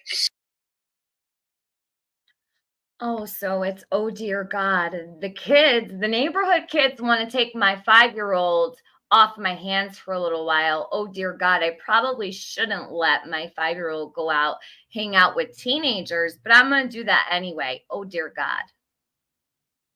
Oh dear God, yourself, ma'am.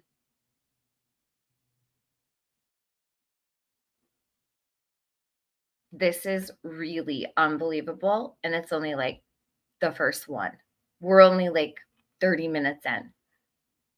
And this is painful as fuck. I'm not going to lie. This is a lot. So. Sure. So you know, his siblings were more of who he played with. And, you know, when me or Tyler are home, or we'd go to the park and he'd play with kids at the park, but never, you know, it wasn't like he was going next door every day to play at the boys' house next door every day. Okay. You know? So there were no specific kids that he always knocked on the door, and sometimes they were available and sometimes they were not. Correct. Okay. Okay, makes sense. Thank you so much, Brandy, and hang in there. Thank you. Absolutely. You're welcome. My heart is out there for you. Thank you. Nicole, go ahead. Hey, can you all hear me? Just because I'm driving. Okay. So, a couple things, and then I'll let some other people ask some questions. But, Brandy, your sister that was with you at the that initial press conference, like right when Michael disappeared, was she there whenever it happened, or did she come up? Like did you call her and she like flew out, or? So that press conference, that's the first time I've seen my baby sister in 12 years. I do talk to her on a frequent basis. She called me Tuesday night and was going to get on a plane Tuesday night. And she manages a bar, and I told her, you know what, just hold off. Let's see, you know, maybe we'll find him. You know. And it was, I think, 4:00 in the morning. And I talked to her again, and 4 or 5 o'clock in the morning. I think it was about what? Yeah, because that's when the Coast Guard. She was on the soonest flight she could get here. So she got in on Friday. She got in Friday afternoon. She flew in from Tennessee and was here with me for a week. So her at that press conference, her looking all nervous and everything like that. Yeah, we had not slept. It was the first time I've seen her in 12 years. And that's, you know, we had been together for about 18 hours. How about that? So. Well, and I wasn't going to say anything about her looking nervous. I was just curious because I've not seen her since, and I didn't know what it was there. Like, I didn't know you all didn't talk for 12 years. I mean, I've not looked into it that far. I just. No, they live far away. All my family lives Midwest and in the South, you know, and. Yeah. So one of the other things, like in looking, you said there's like 200 houses, and I guess they maybe like that 2 miles that they were like initially focusing on. And looking at like property records and stuff, the house that you guys live in, is that Tyler's dad's house? Correct. Does he live there? Yes. Okay, so was he there whenever, like, did he have any additional kind of things that he might have noticed? Was he there when Michael left? No. He had gone out that afternoon. He went to go get a haircut and get a shave, and then he went to his favorite watering hole and had dinner and drinks with, he's retired. He just retired 2 years ago. And visiting with some friends, and, came home. He pulled up to the same thing I pulled up to. He had no idea what was going on. Okay. If you gotta get rid of me, Crystal, you can. I'll request it here in a minute. Okay, nah problem. Danielle. Hey, Mama, me again. Okay, so I'm going by a couple of things.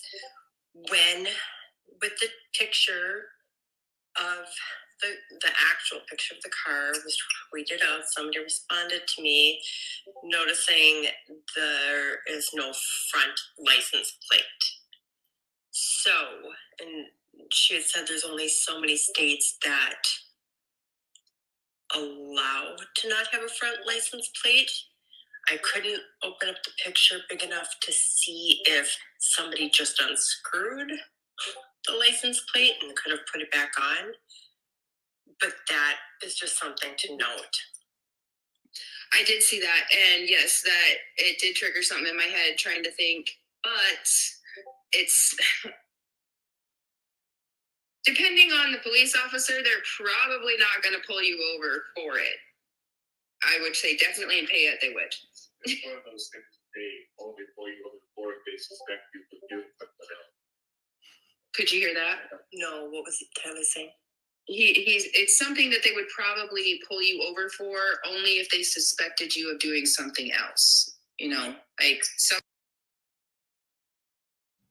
All right, so I don't live in Idaho, but here where I live, we have to have 2 license plates, one on the front and the back. And they do not need to suspect you of anything to write you a ticket for it. You got to get it fixed in 7 days or something like that, I think. And then after, if you don't do that, then they do what they do or whatever.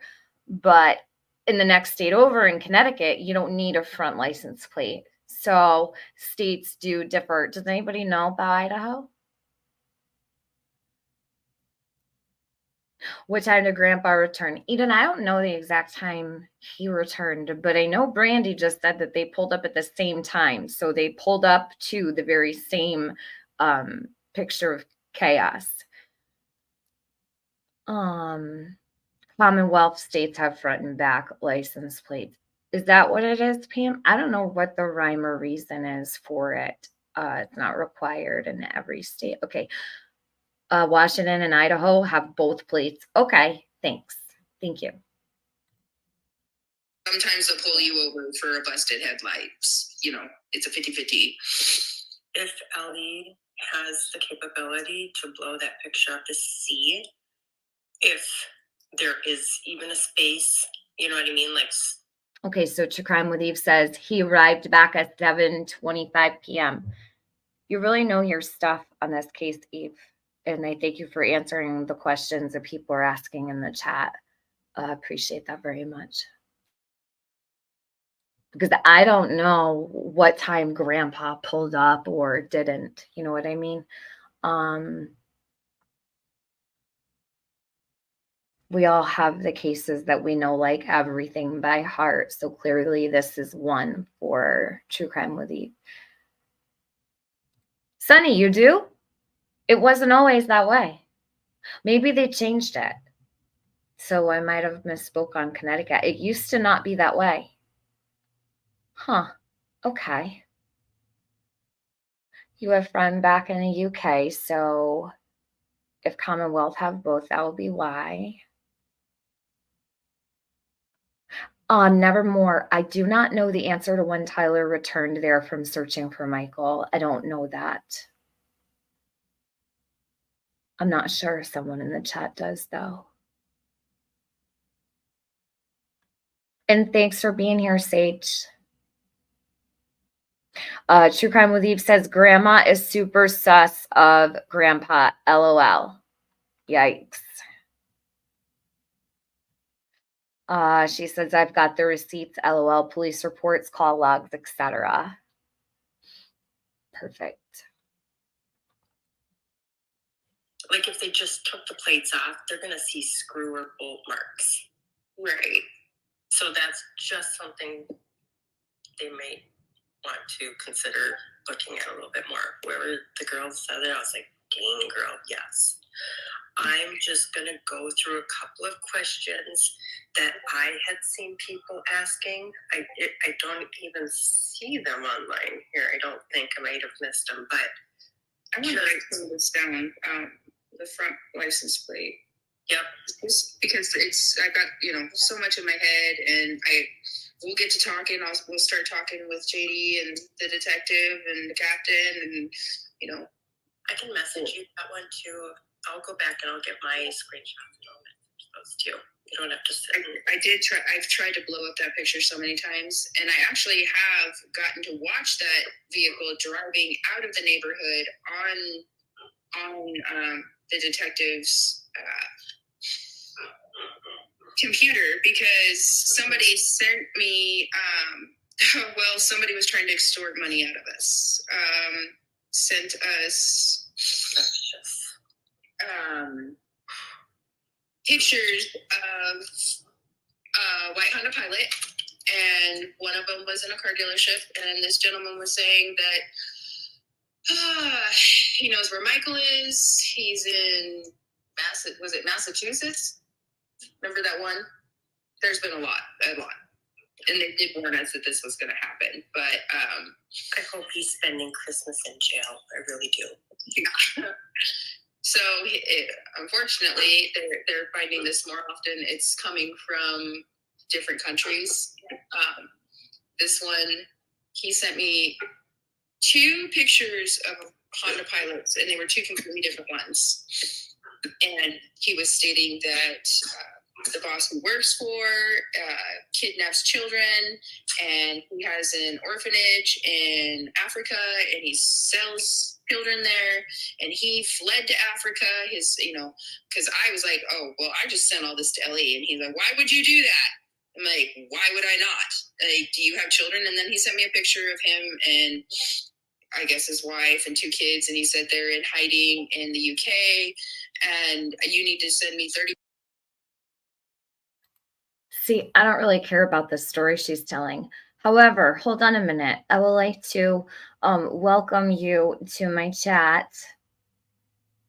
What did they say? Let me find it. How come it doesn't show up on my StreamYard? Well, anyhow, they said, I hope Brandy strikes your disgusting, crazy arse for harassment and bullying your vile. I don't believe in bullying or harassing anybody. I think that I'm doing something that's important here. And if Brandy wants to strike my channel, I mean, why would she want to do that? These are her words. Her own words are being played and shared. And I'm replaying them for you with a dash of my opinion here and there. Who would there be to strike?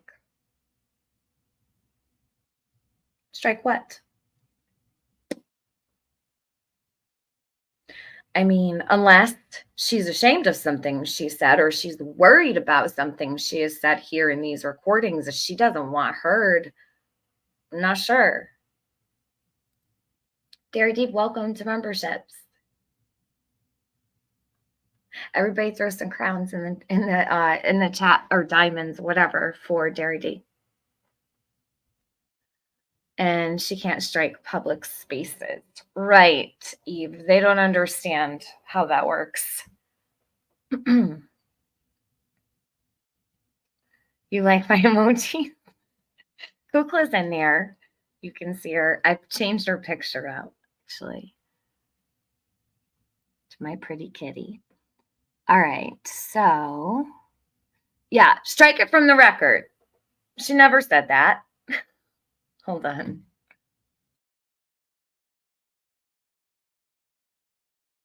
$500 so I can protect my family. And I'm like, dude, how could you do that? You just put my family in danger. And I'm like, you would do anything if that was your child. And I will tell it, Ellie, they'll protect you. Yeah. Like, seriously, if that's the case. And so they, yeah. But we went through, she took both pictures that he sent me of the vehicle, and we looked at the headlights, and she's like, do you remember what time it went through? Or because she was trying to pull it up, because they've 400 vehicles. They've looked over at over 400 vehicles. Mm-hmm. And I'll never forget that timestamp, 6:47, because that is like embedded in Tyler's and I's head. That is the time, like opportune time from Michael was last. I'll never forget that timestamp, 6:47, because that is like embedded. You must have forgotten it within the last, 37 minutes, because at the beginning of this Twitter space recording, you said 6:37. Now it's 6:47. Am I the first to have noticed that?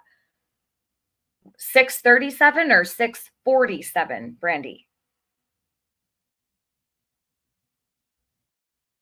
Just asking, not attacking. In Tyler's and I's head, that is the time, like opportune time from Michael was last seen. That's 10 minutes. Mm-hmm. That vehicle was leaving 10 minutes after the last time Michael was seen by our house. So if I know FBI is involved, somebody's got to be able to send that clip to it. They've got.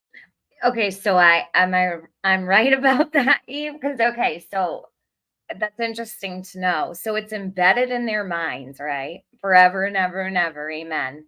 But within 37 minutes, she forgot. Yikes. So Brandy doesn't know the actual time that he was brought back by the neighbor. It's either 6:37 or 6:47. And she says it's embedded in her mind forever and ever, but she just fucked it up here within 30 minutes. That's crazy. That's crazy. Yeah, I know why she would want this down. It makes perfect sense. But we're going to do it anyway. To have something to blow that up better to see, because that could be a really good lead. Right. I know that's what they're trying to do. They've been trying to follow that lead and, get people's help, somebody to step forward and say, hey, oh, yeah, that was my vehicle, or hey, that was my cousin's vehicle or something. But nobody in this area has said anything. So is the video of it in Fruitland's hands or ISP, or? I'm sure they all have it. Okay. I know Fruitland. I know for a fact that Fruitland PD has it. Okay. If you need help with that one, if that doesn't, get back to us, let us know. We can put pressure for that. Someone actually, very, very kind, loving person, sent me some blown up pictures and actually sent them to Ellie. And they came over to our house that day and said, because I asked if they received that email.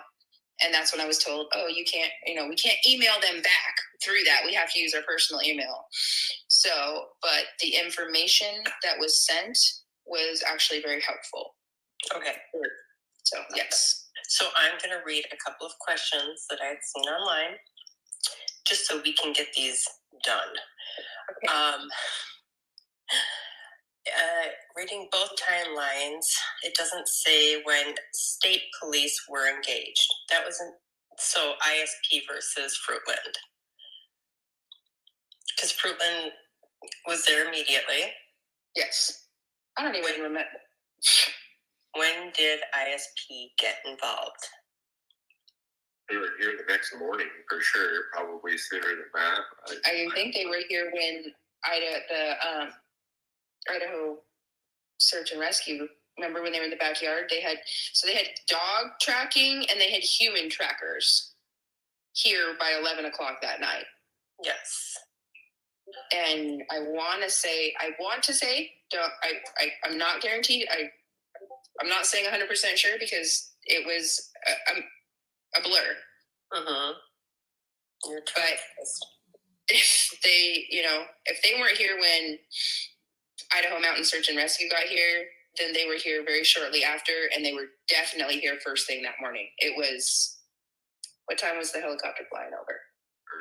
Early. Yeah, because Kira had practice, 7 a.m. So I want to say 5, 6 a.m. The sun was up. Okay. How long have you and Tyler lived there? 3 years. Okay. All right. There's any of these I want to save so that you don't have to keep repeating yourself. Okay. That's the only ones I wanted to do, just so you're not getting hounded. Oh, thank you. You're welcome, darling.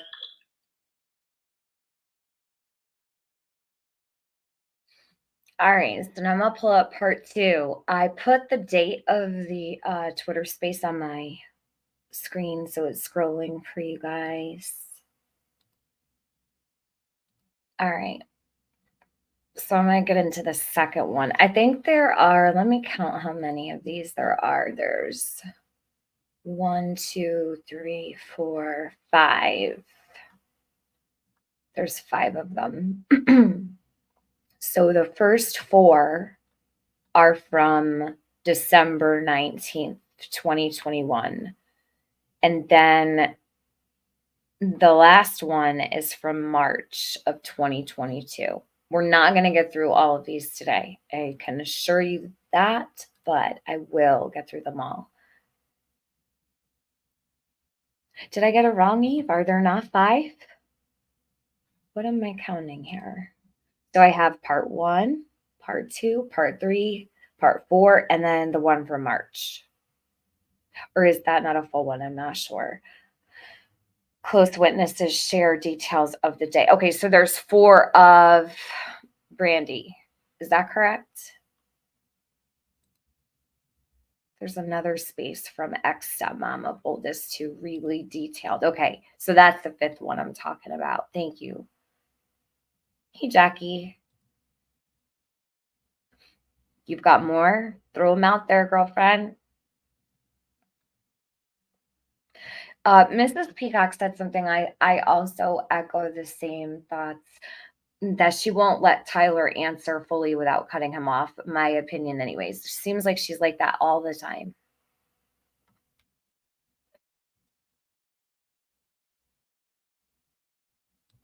I think that's been pretty silent. Yeah, as of late, yes, but not really, because it's not been that very long, but maybe it seems longer. All right, so here we're going to start this one. Out for you to do your own observing. Correct information that has been proven will be noted. Cole, you got your hand up. Go ahead. Thank you. So, more questions.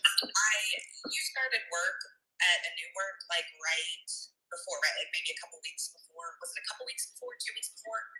8 days. 8. Oh, that's shorter than I thought. Like, so in terms of work, like I know at one point it might have been News Nation where we were talking about it, and you had a kind of different feeling about what might have happened. Did anything weird happen, like at work that first week that you were there? Where was anybody being weird? Did you have any confrontations with anybody? No. I started that new job. I fell in love with it, and I mean, and there was a person that kind of seemed suspicious. His what are they, like just the way he would act and stuff. And it started before I even started my new job. He was coming in almost every day at the pizza place. He has been thoroughly investigated. His home was searched. Just because he started coming into my new job, and I think even my boss, it was probably about a week after Michael had gone missing, and he had come in asking for me, and she's like, well, who are you? And then he took off like a crazy person. But apparently Fayette Police Department knows this guy. He's got a little, I don't know, no, see, they've had run-ins with him before. He has some mental disabilities.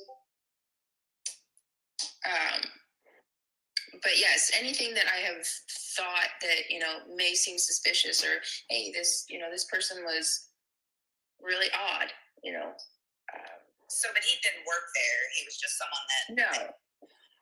Yeah. And I like where I live, it's unavoidable. Like there is one grocery store. Like if I was there and I ran into someone, like it wouldn't necessarily be intentional, but like it sounds, I don't know, kind of weird. What was his name? Oh, I don't even know his name actually. Oh. Yeah. Okay. They pulled the cameras from the store and figured out who he was and knew who he was. That was Payette Police Department. Fruitland and Payette worked together on that one. Okay, I see. And my other thing is, let's see. Like timeline wise, I'm just trying to wrap my head around it, since I guess this is the first I'm hearing about like the 637, the 647 specifically. So 637 is when the neighbor saw him, like with their eyes. Their eyes. Okay. Told him that the kids weren't home and that they couldn't play, or he needed to go home. Watched him walk in front of our mailbox, in front of our house, in front of our yard, and then left to the store. So was there a few neighbors that saw him? Like, did he knock on multiple doors? I thought I heard that. Yes, he did. After that, or was that the last person that he stopped at? After that. Okay, so between 637 and 647, when that Honda Pilot was on that ring camera, he was knocking on doors still. Correct. And then when did Tyler call you? 7:04, yeah. And then at 7:10, who called 911? Tyler? Yes. All right. So I want to make sure I correct the time, because this is old, right? And this is what Brandy's saying, 7:04, but it was actually 7:21. So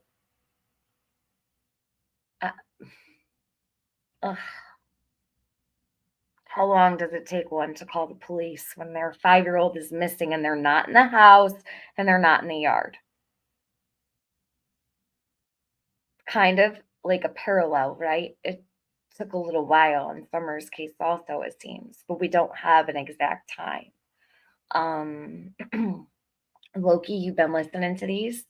Good, I'm so glad. Yes, it varies. So that's interesting. She has said, I don't want to get it wrong. Hasn't she said, oh shit, was it 7:10 at first? Now she's saying 7:04, and Tyler says 7:05. No, 7:05 he calls Brandy. I want to keep it just straight. I don't want to fuck it up. There's all the 7:05, 7:10, 7:04, 7:21. So 7:05, Tyler calls Brandy, but he calls her at least 15 minutes before the police are called. How long does it take to find a 5-year-old child in your house and in your backyard? Is what I want to know.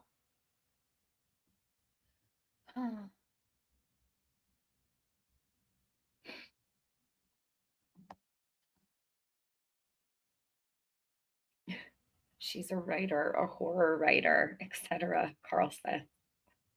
Mommy Mars says, I'd freak out immediately and know important details like that. Oh, you talk about Karen. I actually like Karen McDonough. I don't want to be too hard on her, Carl. I don't understand that dynamic, but let's see. Jane Marie says, question, the police were called at 7:21 p.m. She showed up at 7:25 and all the police were there. Did they get there in 4 minutes? I'm genuinely confused, for real. I don't know how close they were or how nearby they were to the area. Like sometimes the police can show up very quickly. Other times it could take, sometimes 20 minutes places. So he says they stay on the phone until 7:16 p.m., 11 minutes. Okay, so, and it still took him 5 more minutes to call the police after getting off the phone with Brandy. That's a problem for me. I don't know if it is for anybody else. Only because I feel like that's a whole lot of time to look for a 5-year-old. They're either there in the yard or they're not. Or in your house or they're not. How long does it take to look? And to yell around? And to run up and down the street even? And to knock on doors and all the things? What were they talking about for 11 whole minutes? That's strange. To me, anyhow. It all depends on what's the truth, though. Weird. I didn't know if it was another one of those, like, because me as a mom, I don't know. I honestly don't know. I mean, I was home when what happened to me happened, but I feel like I would be calling 911. So I wanted to be clear that he was the one that called, because when did he realize that he wasn't in the house? After I thoroughly searched the house. What is it? I turned the house upside down. I figured that's kind of what I'm trying to figure out, is like how many minutes between like realizing. What do you have to flip upside down to find a 5-year-old child?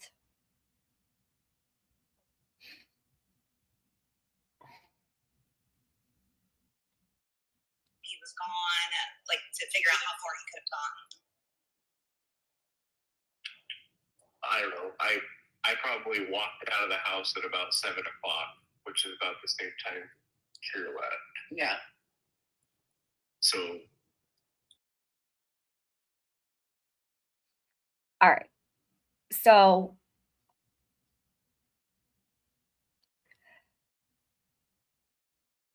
What time did he order the pizza again? 7:40? I don't know. Domino's is pretty quick. Wouldn't it kind of like run into, don't you think that with Michael last being seen at 6:37 or 6:47? Well, shit, that sucks because we've got 6:37, which is before the pizza is ordered. And then we have 6:47, which is right after the pizza would have been called in, right? Hey, Carlos. How you doing? So, yeah, turn the house upside down, right? Sounds familiar. So, that bothers me. This pizza thing bothers me because you've got just like 3-4 minutes before, Michael is allegedly last seen by a neighbor. The neighbor is bringing Michael home. Then the pizza's ordered like literally 3 minutes after. And then we've got 7 minutes after that he could have been outside also.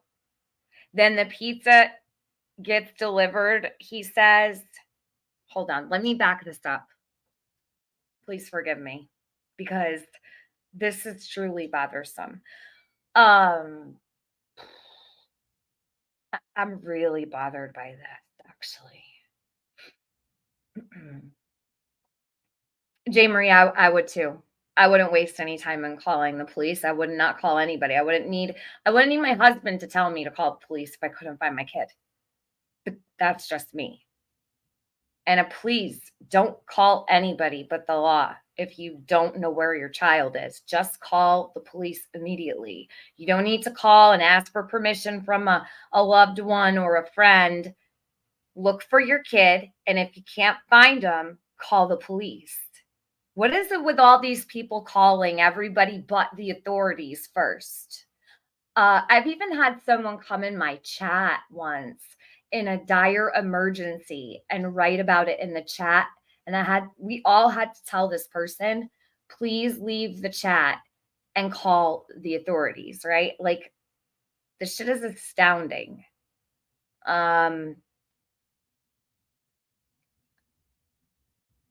Shorty, the grandpa thing is really getting under your skin. I know there's so much getting under my skin, so there's got to be for you guys.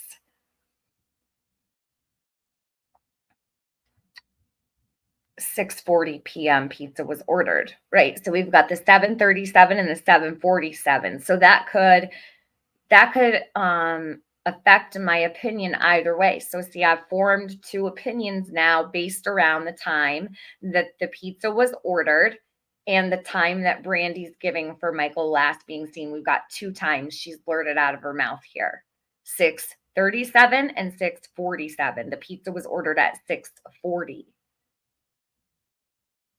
And I turned the house up. Realized that he wasn't in the house on 911, so I wanted to be clear that he was the one that called, because when did he realize that he wasn't in the house?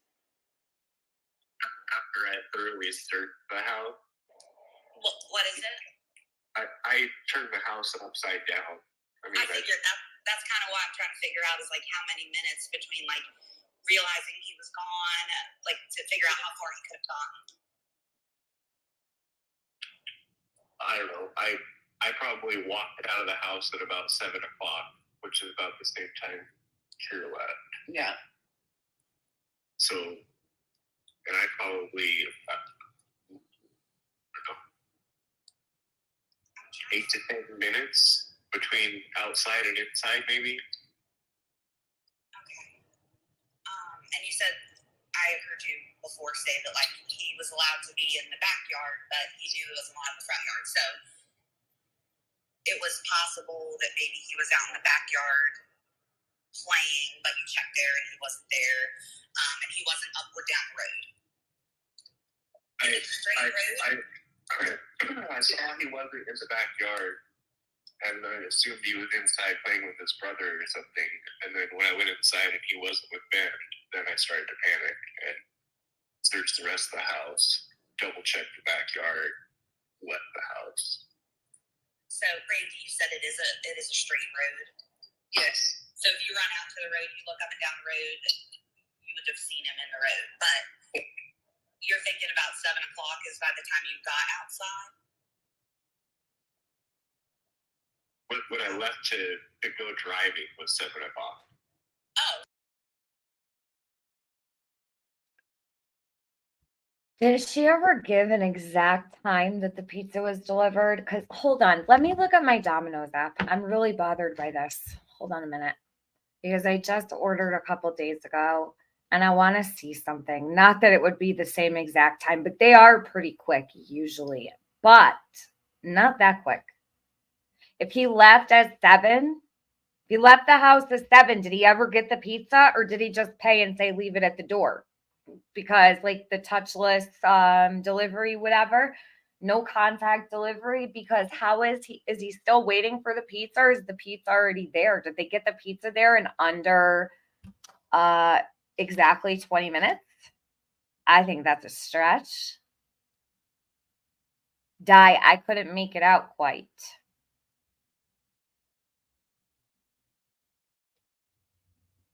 I'm really wondering about this. I don't think the pizza deal works out well for their story. It's just my opinion, though. I don't know if anybody else has that opinion, but I do. The fact she changed it from 7:21 to 7:10 shows she knows it's sus. Well, I mean, and now we know it really was 7:21.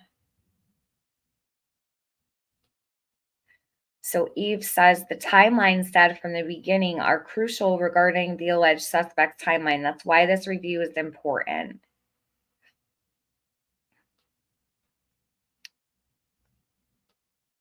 "7:15 p.m. was when it was delivered. The detective showed her on the screen his movements. Blew my mind."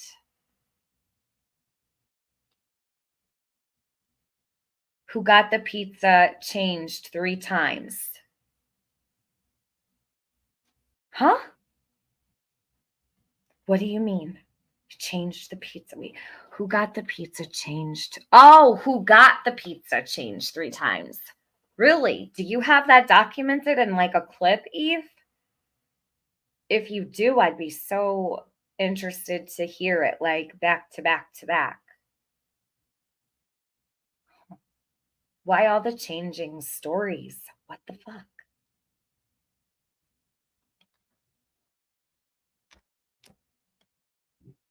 Huh. She also said that he ordered it online on a recording. Wow. Christy, 20 minutes. I don't see you getting a delivery that fast, even if you live next door. Christy, it's been pretty close. I know sometimes or maybe it seems like it's, oh, I was looking at my Domino's. Hold on a minute. Let me see, because he just ordered it, I don't know, within the last week. I actually love Domino's. Don't ask me why. It's like the shittiest pizza ever, but it tastes good. Hold on. Oh shit, I deleted the app so I could make more room in my phone. Either way, they have gotten pizza here pretty quick before. I don't know if it's been under 20 minutes, possibly, but that's interesting. Very interesting. I would say it'd be closer to like 30 minutes from Domino's. Domino's seems to have it very quick. Other places could take freaking over an hour and a half. It depends on how busy they are. Like around here, the nicer places that you'll order from will take a pretty long time. Domino's is pretty quick.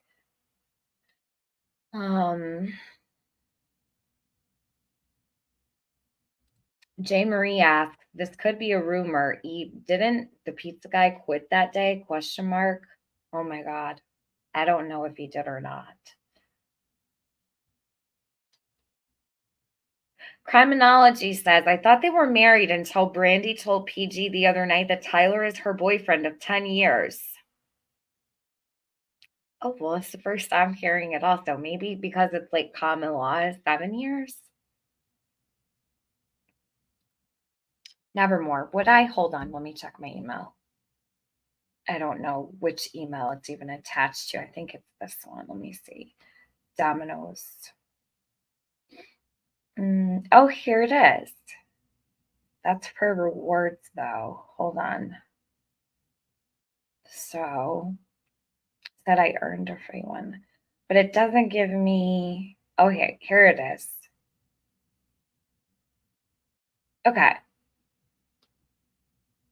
Interesting. All right, so when I look at my receipt,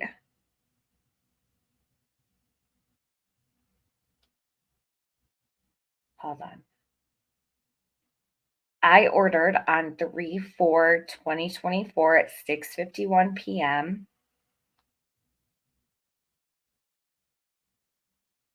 The delivery time says approximately 30 to 40 minutes. It does not say on here.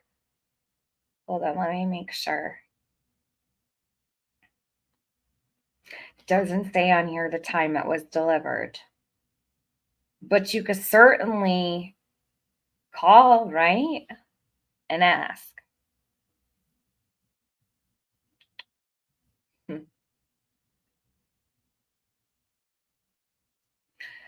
Let me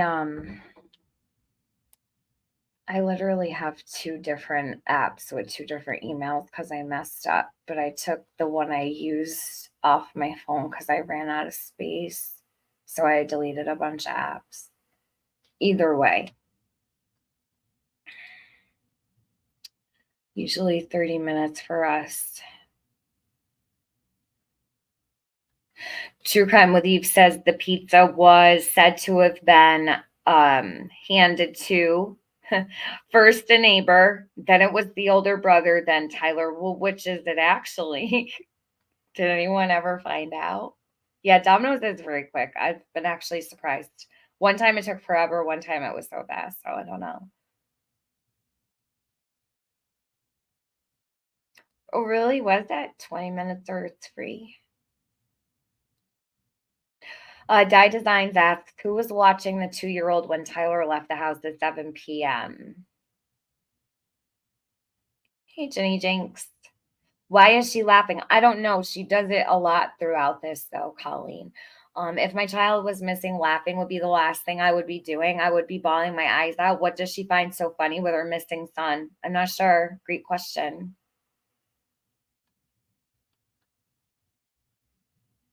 She would never provide that receipt, says Eve, and that's her opinion. She never will, probably either. She's not even giving the receipt up. And that's when her attitude started immediately at the beginning of the call. So the second it came up, she got so defensive. And she knows everything, but she doesn't know the time it was delivered. Okay.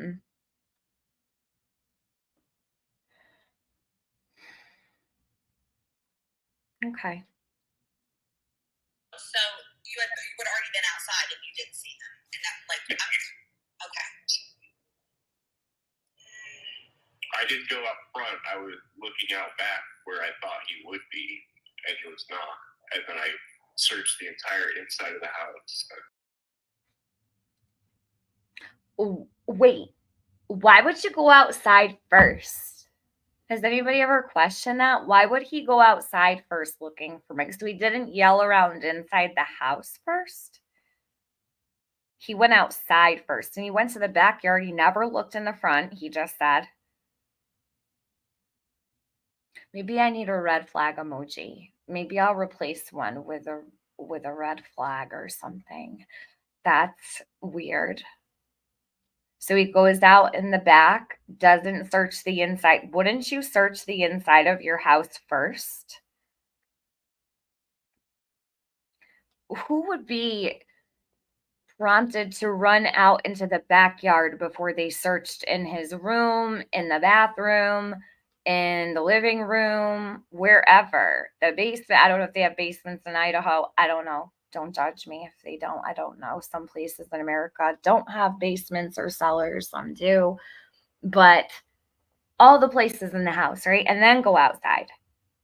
Or maybe if you were near to a door, you'd look out there and yell or whatever. But why would you go directly outside to search before searching in the house? Shit, at least Candace kept it in the house first, Brandy. Yikes.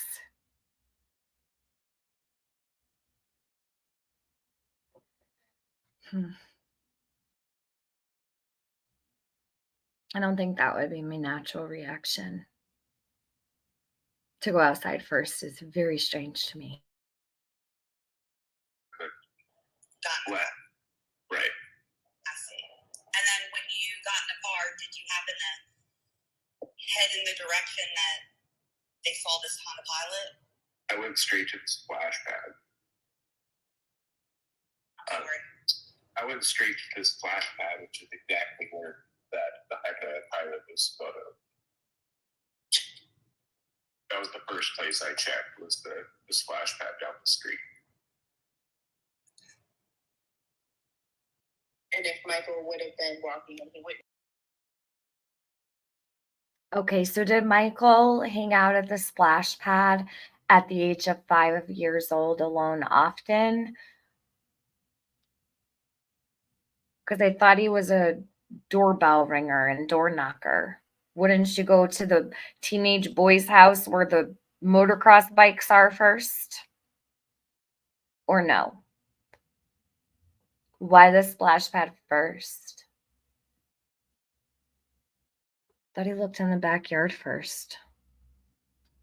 Oh no, maybe it's just the way people talk, but it's kind of confusing.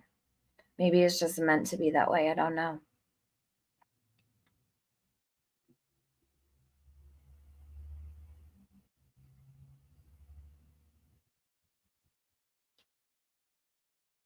Criminology says Brandy sighs a lot while she's talking. Sebastian Mon does it too. I'm not a behavioral analyst, but it's something I've noticed. Yeah, criminology, I agree with you about Brandy laughs a lot as well. In inappropriate times.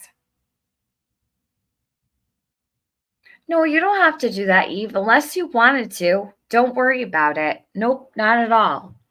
I'm sure you have things to do. And if you want to, you're more than welcome to, but you don't have to. Please don't feel pressured to either.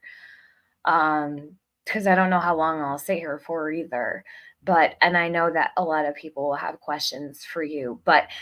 And also, if Eve can't answer questions or whatever, you guys, you could like leave them in the comment section for her after if she's not in here at any particular time. It's totally up to you, Eva. I will send you the link to your email if you'd like to. And if you don't have the time, that's totally fine too. Whatever is good for you. Here, I'll send you a link. I'm going to press play. I'm going to grab something real quick and I'm going to let this play and I will send you the link to your email just so you have it.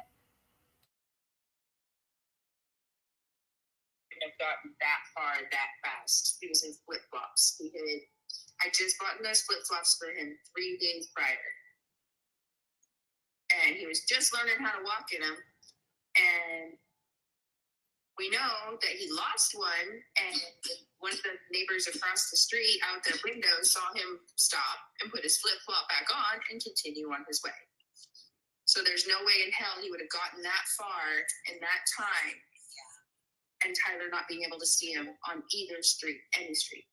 Well, I mean, so basically what we're thinking is from the neighbor that saw him at 6:37 to the time that the Honda Pilot was there at 6:47, probably, let's say by 6:50, which was before Tyler was even able to get out of the house, like in the vehicle, he would have potentially already been gone. Yes. So then I guess I'm just trying to figure out who actually physically saw him last, since he's not on camera and he did knock on other doors. Let's say 2 more doors. Was he working his way down the street towards where the Honda would have been? Like, was he going in order? I mean, 5-year-olds are smart. I have a 3-year-old that's like smarter than I am most times. Did he go from like one house to the next in a row and like head down the road that way? What? Yeah. So what Dad was telling me today is because the old couple over there, not these ones that saw him put a sandal back on. I didn't know they saw him too. They saw him. Yeah, right across the street were the ones that saw him with the sandal. The ones next to them, the old guy that can't stand up straight. Yeah, him. They saw Michael. But they saw Michael coming back this way. So he probably went and knocked on the door with the other trampoline and the swing set. They got the 2-year-old down there, right? And they're the ones that did the shirts and everything. And then came back and knocked on this door's house right here, and then went across the street 2 houses down, and that was the last place he was seen. So how many people, with what you just found out about these other people that saw him, the man that can't stand up straight, how many neighbors total saw him? 1, 2, 3, 4, 5, 6. So he knocked on 6. But today, current time, 2024, Only one, she says. Correct? Because I heard her say it myself. So we've gone from 6 neighbors physically seeing him to 1. Am I right or am I wrong? Because I'll correct it if I'm wrong.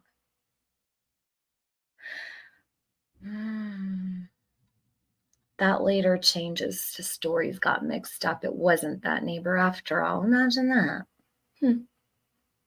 Okay. What about the other 4? Dang, Brandy. No wonder why she hangs out with the perp. Shit. Stores? No, he didn't knock on 6 doors. They've seen him, summer day, small neighborhood, people, So sick the guy. No, what you mean, I think, Brandy, is that it was a summer day and you let all the other neighbors watch your kid because you don't do a good enough job. Or Tyler doesn't do a good enough job. So during the summer, we let the kids just roam free about the neighborhood, and they're everyone else's responsibility but ours. I know people like that. I've seen them. And I have to worry about their babies because they don't. I'm just saying. It's infuriating when I see it in my own life. So you're not Mother of the Year. We know that. That's established. Nor is Tyler Father of the Year. You let the neighborhood take care of your kids. I bet they ate snacks out of everybody else's refrigerator too, right? I used to be the mom with all the snacks and all the juice boxes and all the popsicles and all the everything. We know moms like you. We do. We really do.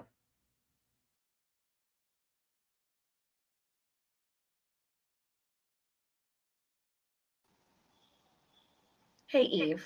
I'm getting a little heated here. Oh my gosh. Just a little bit heated. I'm like kind of feeling like I'm boiling a little bit. No, it's a lot of information, and I think it was just going to be easier to say it instead of type it. So Yeah, sure. I it know wasn't everyone's confusing. like asking you questions in the chat too. Sorry, I don't want you to be bombarded. No, ask away. All right. So Eve is here. She's willing to help if people have questions. I feel bad if you feel like you had to come up rather than be in the chat. I know how irritating that is actually. So No, not that it's it's all like good. irritating. It's just hard to keep up with, like what, but it's important. So she's here because it's important to her. Yeah, and if I drop off randomly, it's probably because the baby, but I'll put No it in worries. the chat that that's what's going on. Yeah, do what you have to do. So, all right. Did you have anything in particular that you wanted to like clear up that maybe even I might have gotten off whack a little bit or anything at all, or things in the chat that caught your eye? I think that just like going through the timeline really quickly Okay. to refresh. Let's do that. As of today, what I know. Okay. Older sister gets a text at 6:36 p.m. that a friend is going to come pick her up. She goes and tells Tyler, I'm going to be leaving soon. She then leaves at 6:50, but on her way out, Tyler asks her if she has seen Michael. She says no, but please let me know when you find him. Excuse me. Then I guess he is searching inside the house and in the backyard. He leaves when he calls Brandy, which is 7:05 p.m. per the call logs, and they stay on the phone until 7:16. And then the 911 call was at 7:21. Oh, I forgot pizza. Pizza was at 6:40. Okay. So do you find it odd he's letting the older sister leave while all of this is going on?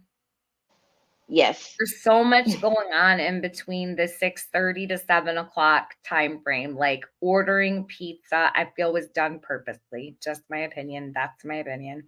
I don't trust this pizza bullshit. Then you've got the oldest child going to her friends and getting, so she got the text to go to her friends literally 1 minute before it said Michael was last seen by a neighbor. Correct? Yeah.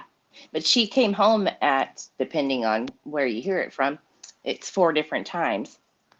But she came home, we're going to estimate anywhere between 3:45 and 4:48 from her school event or her color guard that she was involved in. She never 45 to 3. 3:45 to 4:48 because there's so many time changes with this. She was seen on CCTV footage walking in between that time through the splash pad area to go home. She never saw him when she got home in that time frame. Oh my God, I just got chills right down my spine. She never saw Michael. She says that on Purple's Live too. So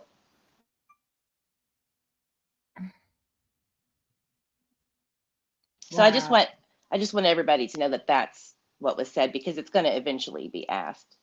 Okay. Yeah. It's not attacking anyone or hinting at anything. It's important. It's important that this little girl came home and says she never saw him. So from between 3:45 to 4:48, depending on what story you're listening to, that's when she got home from school. She was seen on CCTV walking through the splash pad area. When she got home, she never saw Michael in all the time till 7 p.m. when, they're scurrying about and everything. No one thinks that's odd. Right. And baby sister's nap time was extended out 2 hours. So from the babysitter who was watching them before, she would state that normal time was anywhere between like 1 and 2. But on this particular day, it was a late nap. So from 4 to 6. Wow. 4:30 is her nap time on that day. Okay. Older brother, we don't really know. He's never come out because he's been through too much, quote. And there's the only thing that he has ever said was on a TikTok that was leaked out. He was searching with a neighbor friend that was the same age at like midnight. And they were by themselves. And he said last seen at 5, like he didn't know, but he was assuming 5. So you think his statement is more of a guesstimate? Okay. Like maybe last seen at 5 because the neighbor chick was saying something like 3 hours. And he's like, no, last seen at 5. But knowing him, no way. We don't really know what that means, but that's just what he said. So. Okay.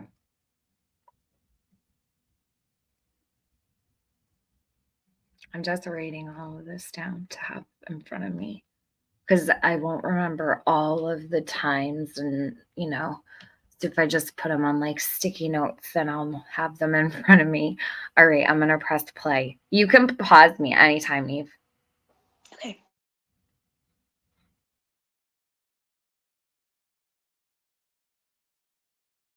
Across the street, they have chairs on their front porch. They're a retired couple. Was that 6:37 neighbor? Was that the first neighbor that saw him? Yes. So within 10 minutes, 6 people saw him. How many doors do you think he knocked on? 3.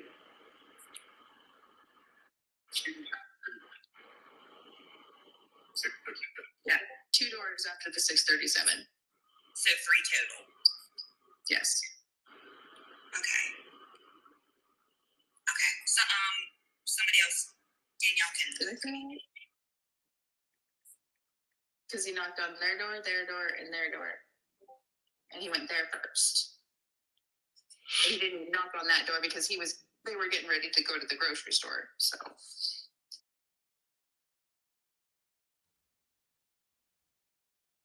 Eve's coming back. Her device is not connected. Did you just hear her say that he didn't knock on their door because they were going to the grocery store? What would that have to do? How would Michael know that those people were going to the grocery store so he didn't knock on that door? She pulls stuff out of thin air, I feel. She said, did I say that right? Do you hear that? Did she say that? I know I missed Yeah, it. go back. I was too distracted by her saying that. He didn't knock on that door because they were going to the grocery store. That makes zero sense. Like, does she even know what this sounds like? Hold on. Wow. Yes. Okay. Okay. So somebody else, Danielle can. Because he knocked on their door, and their door. And he went there first. Did you hear that? He didn't knock on that door because they were getting No. ready to go to the grocery store. Hold So. on. Me again. Okay. So somebody else, Danielle can. Right there. Oh, right there. Okay. Yeah, did I say that right? Jesus. All right. Because he knocked on their door, and their door. And he went there first. He didn't knock on that door because they were getting ready to go to the grocery store. So. Me again, Mama. God sent a question. The way I think that this would be best is if we could kind of redo what you said yesterday to explain the layout of the house with the fenced in part and everything so people have that visual. Okay, so we have a living room, we have a hallway and our bedrooms, and then there's a wall, and you have a dining room, and then there's the kitchen. So if you go left out the kitchen, you can go through the laundry room and head out into the garage, which has a door that leads to the fenced-in backyard or leads out the door right next to the garage door in front of the house. There is a front door in our living room. We really don't use that much because it's a pain in the ass, and it's just a pain in the ass.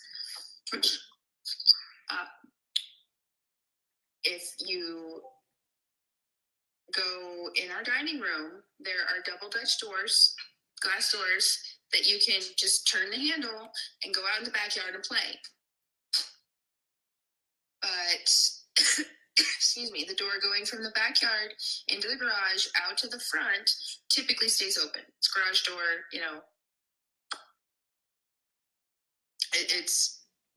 we don't really use that door. It's like a walkway. Mm-hmm. And then we have a shop behind the house. And then the backyard that's fenced in. And did I say that all right? Yep. So that would kind of describe the journey that Monkey takes. It's not just a hop out in a door and oops, I'm outside in the free world.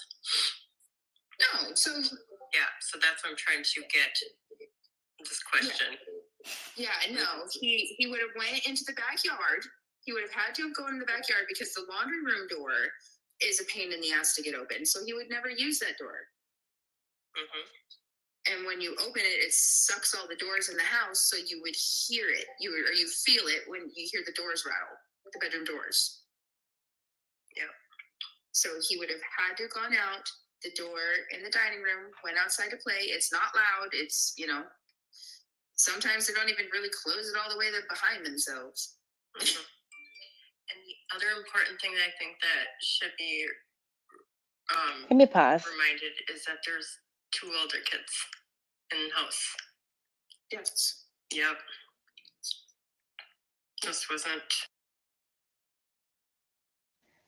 Yeah. So what she's saying is that he more than likely went through the backyard double Dutch doors, came around and went through the open back garage door and exited the front garage door. But that's where Tyler was smoking. So he would have seen him. Right. It can't be. I remember when he gave the tour. Carrie, she was there too. Didn't they both give a tour of where the garage and all that layout was? Wasn't that with Chris? Yes. August of 2022, I think they did it. Okay. Or September. So if people have not seen that, it gives a better idea because you get to see them like walking around, opening doors and going into the garage and all of that.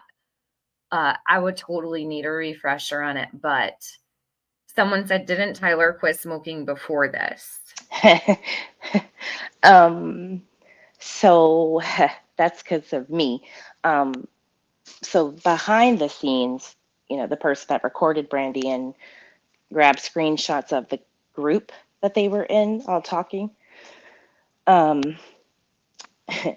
Brandy told them, I'm such a dumbass. Tyler quit smoking a year ago. So it was out because Brandy said he went to go smoke a cigarette. Then Tyler says it on the 1 year. But before that, she tells him, oops, he quit smoking a year ago. I don't know if that's true or not. Maybe she was being facetious, but at the end of the day, why would you say that, I don't know, but why would you have a story about smoking when you haven't smoked in a year? Well, it alludes to the fact of what were you smoking, right? Right. Well, I guess that's true. That could be true too. I didn't think of it that way. Yeah. And I mean, they do smoke pot. They've admitted it online, so it's possible. Okay. All right. Eve, check the back chat real quick. When you have a chance. Okay, sounds good. Dad's just changing baby and getting a pizza, and older kids doing their older kids stuff. A monkey decides to be monkey. Yep. And I have friends. I'm like, I had my two boys, and I live in a cul-de-sac. So you guys live in a city that is about the population of one of our city high schools is your whole. And I feeling in the suburbs safe in a cul-de-sac and having 4 kids, my 2 boys would run out. And it wasn't even my 2 boys. I had a neighbor's kid just pop up. Like I went and woke my daughter up for a nap, and our neighbor's son was in her crib. So this happens, is my whole point. It's, and then when you've got a community the size of a high school, I mean, so I just got these questions. I want to put that so everybody has this visual. Yeah. Yes. Okay. I'm gonna mute mine. If I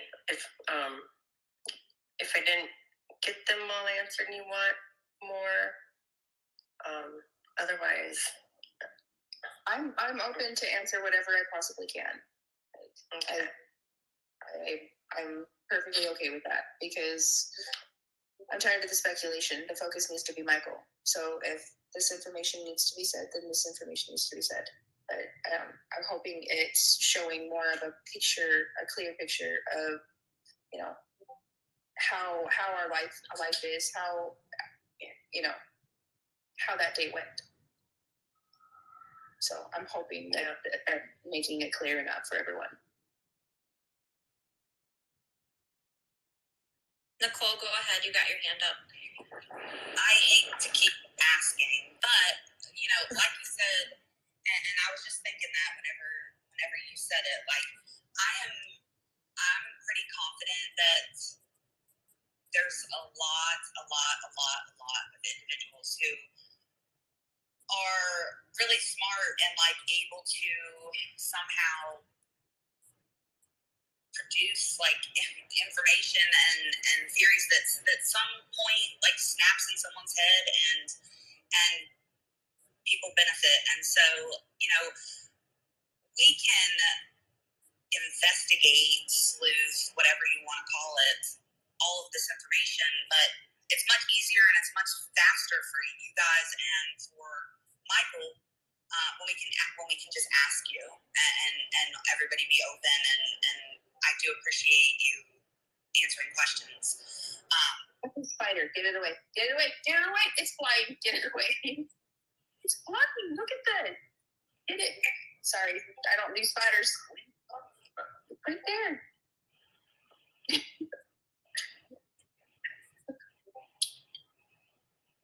Thank you.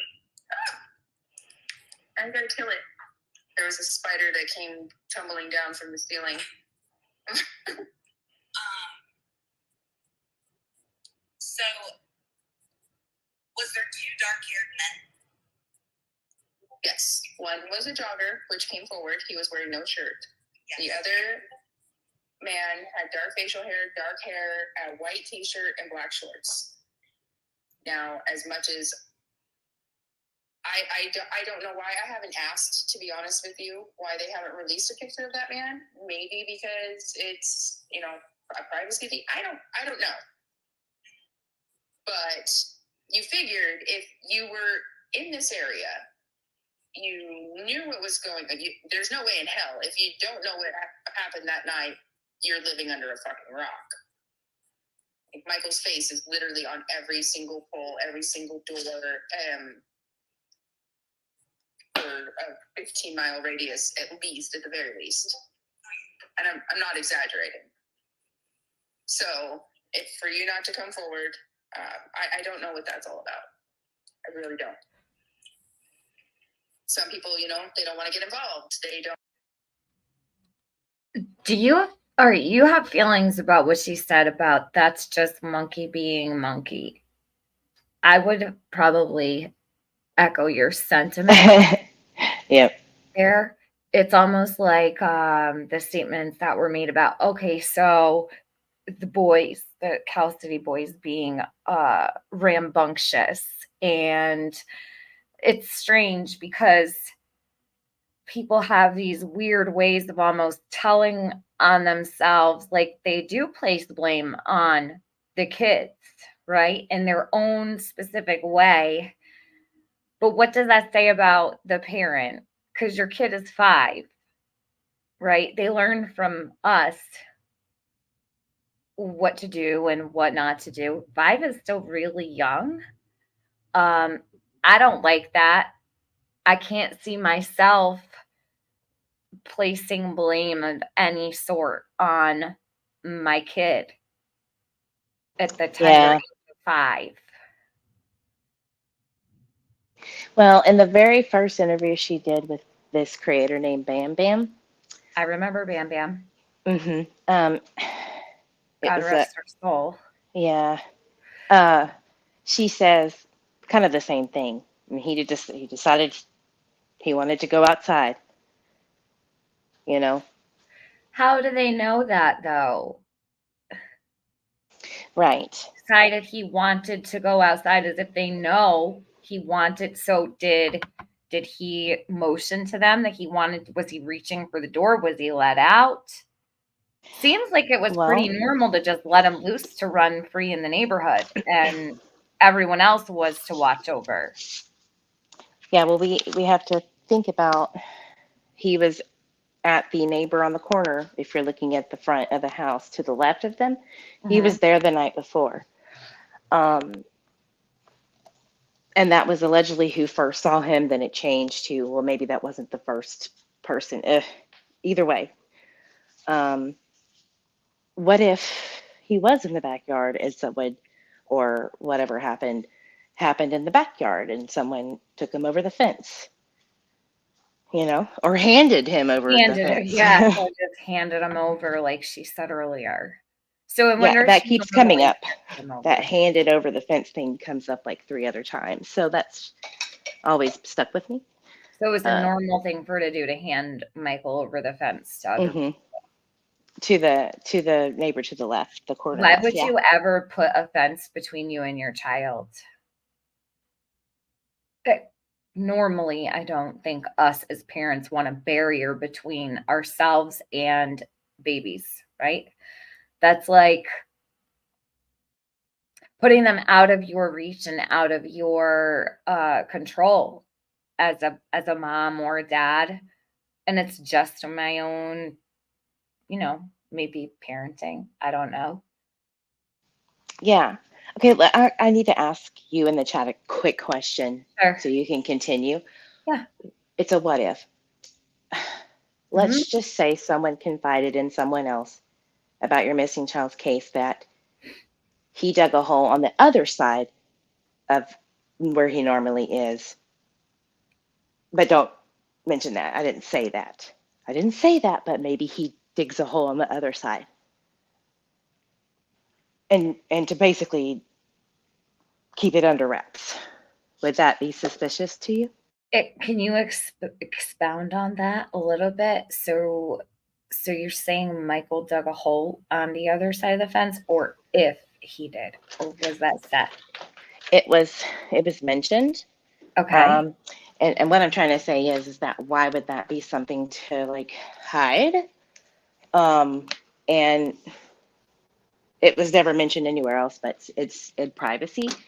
Okay. And it could be nothing, but we've never heard of him digging the hole on the other side of the backyard fence, like not over the fence, but was he by the trying to fence get line. into his yard? No, it was within his backyard, but just on the other side. Okay. That he normally plays on. So he usually plays on the left side where the shed and the toys are. Mhm. Talking about the other side in the corner Okay. of where the fence is. So I just don't. Why are these little details so hush hush, I guess? Mhm. And why are you telling people that you really don't know from Adam?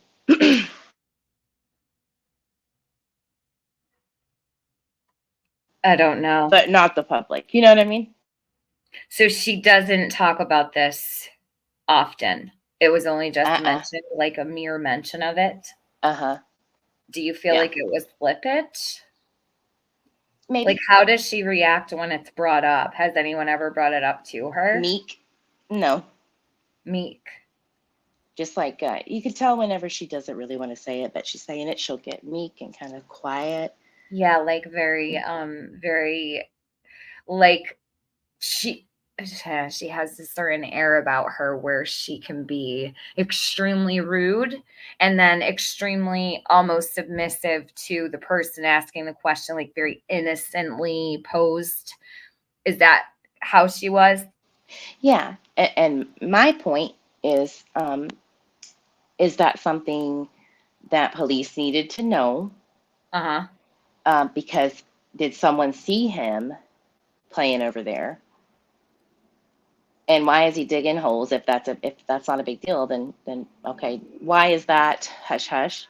Because it could possibly be something that maybe someone on the other side of the street saw and took advantage of, you know? Yeah. And if somebody on that block saw that or saw someone being weird on the other side of the street, somebody needs to, the public need to know, locals need to know that. Because tips are important. That's how you get them. Right. But it also reminds me too of the doll, right? Where the little one, now Michael's sister was digging the hole to bury the Barbie doll in. Right? Right. So I don't know why that comes up for me, but if Michael was digging a hole on the other side of the fence, or the other side of the yard by the fence, okay, yeah. so on the other side of the yard. So digging holes was a thing. Did they often bury dolls, or that was just little sister? Yeah. Yep. I don't know about what he was burying or digging a hole for, but we're digging the hole for, yeah. But there was a sand pit on the left side of the house. She's talking about the right side. She's talking about the other side. But I didn't say that, I didn't, it's just weird. I don't think you should have to be worried when bringing these things up. I know a lot of people want to make you feel guilty for saying what's on your mind, but I would urge you not to allow others to make you feel guilty for bringing up things that you think are important. People do it to me all the time. It's brilliant. Ironically, it's from the group of women I used to work with and sleuth that is the ones that are retaliating against me for it when they agreed and told me to push out things. That's the shocker for me. And so they told you to push these things out. They knew you were the one strong enough to do it, and they were not. But now that it's slapping them in the face and they don't want to look like they're wrong, I'm They are actually striking my channel. Like, this is Eve, ridiculous. this is probably because their opinions change throughout based on whatever it is that changed their opinions, or they're swaying with the masses as a whole because Brandy is not being, seen as front and center prime suspect. People get afraid Right. to speak on their opinions. Yours has not changed. I think that's something Right. to be very proud of, that your opinion has been what it is all the way through. Nothing has swayed you, and you trust your instincts. And I don't think you should ever be worried about let them strike, let them whatever. People come, people go. This has happened to me multiple times. We all grow. People grow apart. Sometimes, people land back, sometimes they don't, whatever. But what I take away from that is that they knew you were the one strong enough to say it if they were the ones asking you to say it in the first place. And I don't know who this group of women even is, but they're not worth mentioning, honestly. no, of course. But I just want to make it known, I don't even know who they are. So I would say it speaks to their character more than yours, because you're the one still here standing today that is not backing down and is not retracting your feelings about certain observations of your own. So I would say if it bothers you, keep saying it. If it means something to you, there's stuff that just has never gone away for me. Like, things that stand out to me in specific cases that it just never goes away. And it might not mean anything to anyone else, but for some reason, for me, it like nags and nags and nags at me. And maybe it's one of those things for you. Who cares what the fuck they think? If they were with you on it before, but they're not anymore, fine, great. But you're still here, you're still in that place, and you're still bothered by it. And Gma says, nah, sorry, still here too. I see That's my OG mod. She yes, has been she here for said a she's long super time. cute. She's very supportive, and I love her and appreciate her. Yeah. Absolutely. All right. So what's this with the baby shower, Eve? Oh, Lord. I'll let you know off the air. Okay. All right. No problem. All right. I'll press play again. Don't, or maybe they were doing something they weren't supposed to, but it was completely unrelated. So, there's. But you're talking about like the ring camera, right? But like, was this other man caught on the ring camera? He was, right? So this was on not the ring camera, but the CCTV, and they watched him walk through. There's cameras all around this duplex, and it's right across the street on the top of 8th. When you come in on 8th Street, and then the ring door bell camera that picks up the vehicles, the side vehicles, and see where they can turn, but then loses sight of them as they can't see them when they go left. If they go down left Whitley, but it's a dead end drive. Unless you live down there, there's no reason to be down there. Right. So those are the 2 points where they have cameras, and they watched that man walk through the park, through the splash pad, through the park, and down below to the. There's like a field, and then they say drainage system, and it's a canal. And then there's a hill, and on top of the hill, there's houses and a few businesses behind it. Can we pause? I'll walk and video all of this so everybody can see. Yeah.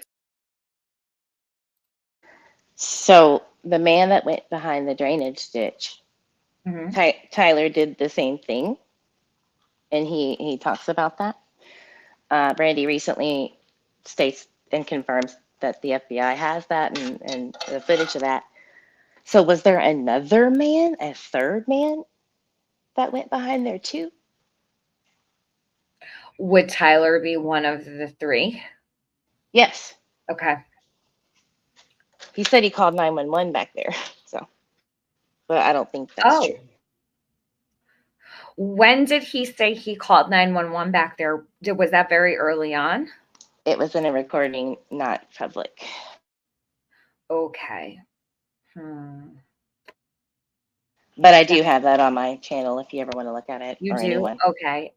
Maybe what I'll do is I'll link that in the description afterwards. I'll go look for it, or you could send it to me, either or, and I'll put that in the description when I'm done. I will try to be really thorough with the description area of this so that people can locate everything really easily. And okay.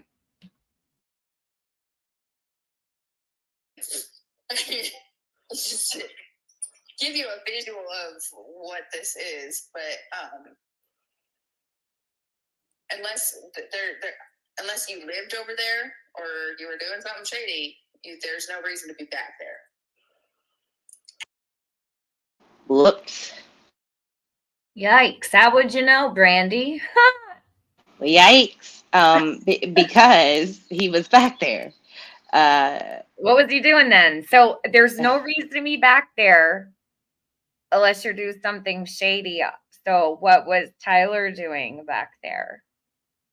See it's like these Freudian slips. That's what it is. I think it's very hard to it. I don't know how people have been able to ignore. Somebody brought something up that was pretty on point. I felt maybe other cases have made Brandy look better than other parents of missing kids. That's why people have put this, I don't know, halo on her head or whatever. I don't even know how you could look at Brandi Neal and think, I'm sorry, I've always looked at her posture, her stance, her demeanor always looks guilty to me. And that just might be a complete coincidence or a mishap, whatever you might. She's always standing with her arms crossed. Always. She's always trying to look real innocent. Like, we all know that game, right? We all know when someone tries to play the innocent role, it's kind of easy to spot. I spot that with her every single time. I also can spot when she's irritated and she's agitated and she does not hide her anger well. She doesn't hide her temper well. She doesn't hide when she's uncomfortable. And it seems to really coagulate around Tyler. She right. Anytime Right. Tyler's emotions that day get brought up, or and grandpa's too. Yeah. Okay. Carl, no, I have not seen her mustache. I have not seen that. So maybe I'm not as observant as others, but the comments crack me up sometimes. And like the people that live back there or own the property back there, like I would assume that law enforcement asked, if they had any visitors. Yep. And nobody had, right? Correct. There was a lady out there walking down the hill to the canal, and her legs were literally bleeding because of all of the goat head bushes and because people were screaming in that field. And it was, what's going on? There's a 5-year-old boy missing. We're trying to find him. His name's Michael. He answers the monkey. And she trucked up and. But he also answers to MJ, but no one can use that. Yeah, I got reamed out for that. Do you know, Eve, if MJ was very popular in the household? Because yeah, I find it interesting. She doesn't want anybody using MJ. If that was a name that he recognized, why not add that one as well? Is that the one he answered to more frequently over Monkey? Because if so, that means something to me. People around the actual family, maybe not directly, but like the ex-stepmom or the babysitter and others, they always said MJ. MJ. Okay. But Monkey it was a nickname, but not often. Now Brandy says otherwise, so I can't honestly say which one, but I'm going to tend to go towards people around them who have no reason to lie about it. Okay. So Mr. Eve writes, I don't understand as a father why he doesn't ever speak out. Well, I don't know if Eve has ever said this to you, but it doesn't seem like Brandy lets him speak ever.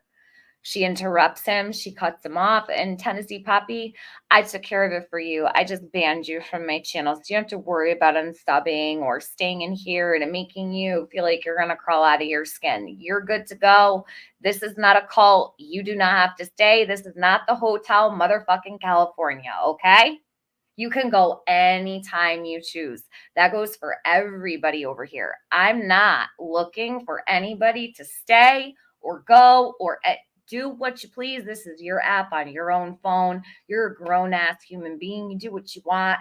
You don't need to announce your departure. This is not an airport. Have a great flight. Peace. So, Sunshine Girl says, Eve, how do Grandpa's movements correspond to Stacy Wandra's timeline? Oh, well, he states that he leaves at 3 to go get a haircut and shave and then have dinner with friends. He said 3. He left at 3. Mm-hmm. So he left at 3 for a haircut. He never went home to shower off all the hair shards or nothing?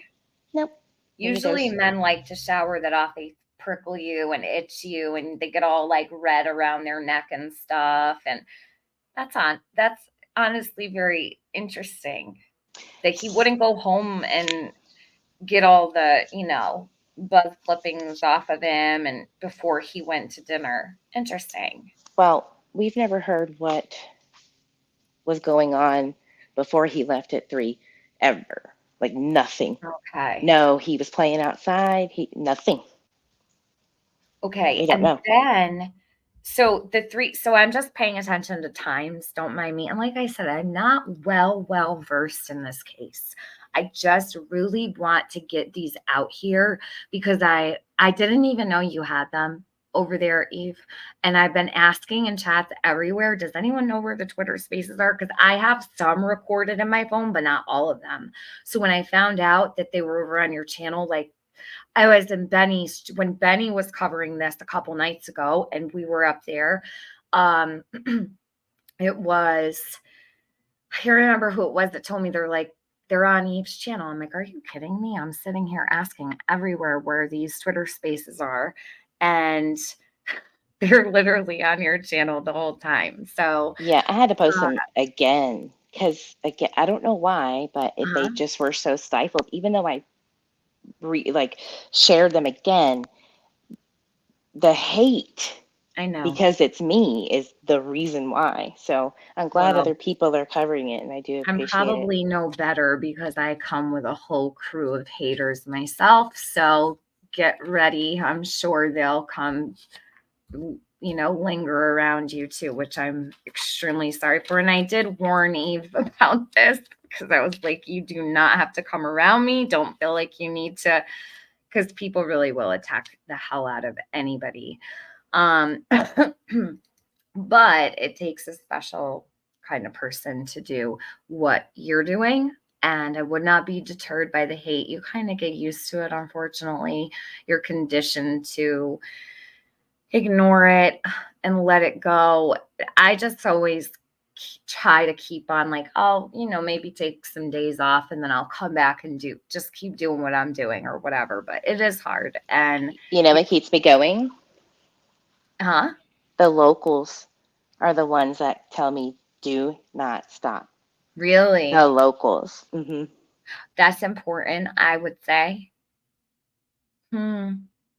Yeah, and I want to help get these out there. I want people to know where to find these. We have a lot of people who have been sheltered from these. So I'm going to do my best to help get them out. You've been here for as long as I can remember supporting me. I will support you too, especially because I have the same opinions that you do.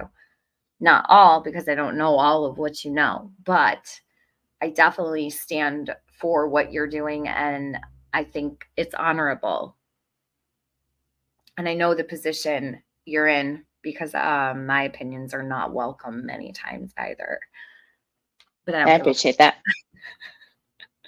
Huh? I said I appreciate that, and it's coming from a place of understanding, believe me. Yep. So I'm with you. And I know you have the support of others as well. So hopefully you'll be seeing more support. And I know Benny was a huge supporter of what you're doing as well, too, the other night. That was very much apparent. Did he find the interview we did originally? I don't know. I'm not sure. What do you remember what channel it was on of his? What year was it? Do you remember? 2022. 2022. I would say that would be his Blood Money channel, or Yeah, I think so. I have it downloaded though. I can look for it also. I know he's been busy working on what he does, so I don't think he's been home a lot during the day. So I'm not sure if he has found it or not, but I can actually I have it downloaded. Or I could look for it. You have it downloaded? Yeah. I'm sure it's still up. He doesn't delete things normally, so yeah, we could look over there for Either it. way, it's there somewhere. Do you remember what live stream what he was talking about when you was it about Michael or something else? It was just a quick map time and roundabout. Yeah. So 2022. I could look for it also. Let's see. While you're looking, they'll be likely to take on both of us. Don't worry. While you're looking to finish the question of Sunshine, so Grandpa leaves at 3. Yeah. Stacy Wandra, is all over in Ontario, and Boise comes back to Ontario to take someone to around the area of Brandy's work. Really? Yeah. I don't know who that is. He doesn't Why know. would he do that? I don't know. Okay. It was the second call. This is kind of a perfect example of why when people ask me, well, Brandy's been cleared. I don't think she's been cleared. I think they've just said that she's not a person of interest at this time. Correct me if I'm wrong, Eve. Yeah, basically they have been cooperating with us, and she also said early on that no one is going to be cleared until the case is final. And that's logical. Okay. Well, she has to be logical sometimes, right? Sorry, I probably seem like a Brandy hater. I'm not. I just have strong opinions. So that's why I say I don't know what her connections are to the Wandras. We don't know who she knows, who may know them, who might have been around. Could have been someone else that went in their yard or did. We don't know that. Why do people act like this has been decided already? It hasn't. That was, I think, the design and plan. Yeah. When you put 4 suspects out on a billboard before charges or anything, that is strategic in my opinion, and you don't do that. You just don't put 4 unless you know for a fact, and it's weird. I just say that. I agree. Okay, yeah, Nevermore says, Ellie said that they were not a focus at this point. They weren't cleared at this point are the key words. Yes, Nevermore. They passed right over those words. Sunshine Girl says, I listened to Eve's video about Stacy's timeline last night and it was eye-opening. Sunshine Girl, will you drop that in the chat with the title so that other people can click on it and then watch later if it was important to you? And Eve obviously has some very interesting information surrounding that. We'll put it right in the chat and I'll put that in the description as well later on. And I'm going to do the part 2 of this hopefully tomorrow. I think I'm able to. We're not done yet, but probably coming on a close when this one ends because I think 2 is a lot to process for people anyhow. Yeah. This is a lot, and especially if you've been really just delved right into Summer Wells' case, which a lot of people here are. They don't really go too far from Summer, so it's a lot for people to take in who are just newly really paying attention to all of Brandy's statements. I just am looking through the comments really quick to make sure I'm not missing anything. So Kiko would like to know, when did Brandy ask the coworker to switch shifts? Eve, do you know if she did that the day before? Like how soon to Michael's disappearance did she ask to pick up that shift that day? Not that people don't get me wrong. I've switched shifts with people. I think the only time I really asked to switch shifts was like holidays. Like when I worked at the hospital, a lot of the nurses would, not nurses, but CNAs would switch shifts for the holidays. So those that didn't have kids at home for Christmas morning would switch for like a New Year's, right? Or whatever. And it usually worked out pretty well. I'm not saying nobody has ever switched a shift or picked up a shift. Many people do. I think it's very coincidental in this case, and I don't believe in coincidences as well. When it comes to true crime, I tend not to. I'll say, well, it could be a coincidence, but I don't believe in coincidences around the missing. And I also find it to be extremely alarming that these children all go missing right before sunset every freaking time. Right, because it's harder to search at night. Right. Dinner time, the kids go missing. So I'm gonna speak on this on the person who said it. Sure. She was within that department, and she said that Brandy had taken what her shift would have been. So I take that as she took her shift. I don't know how or why that happened, if they contacted each other. I have no idea.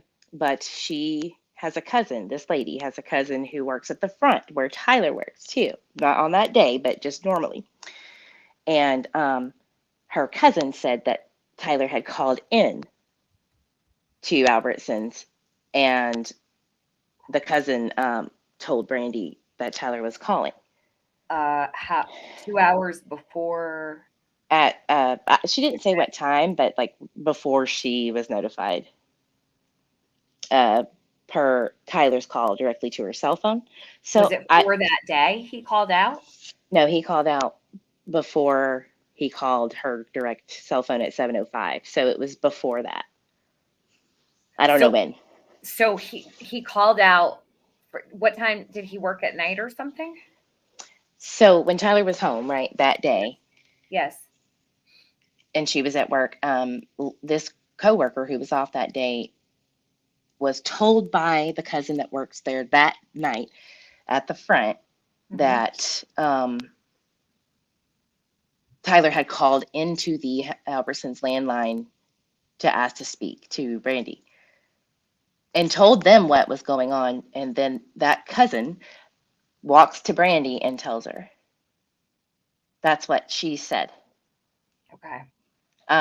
Again, she said that she took, her shift basically.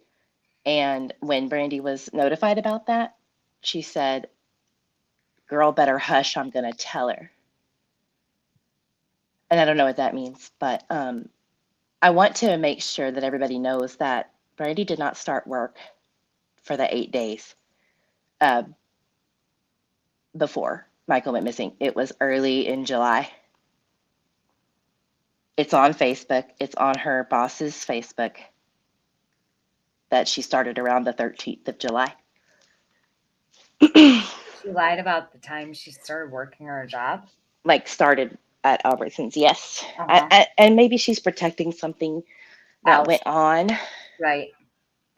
Oftentimes I'll see that too, where I might think it's something minor, but it looks so much worse. So I heavily urge against hiding stupid shit, right? It's unnecessary. Worse. Yeah.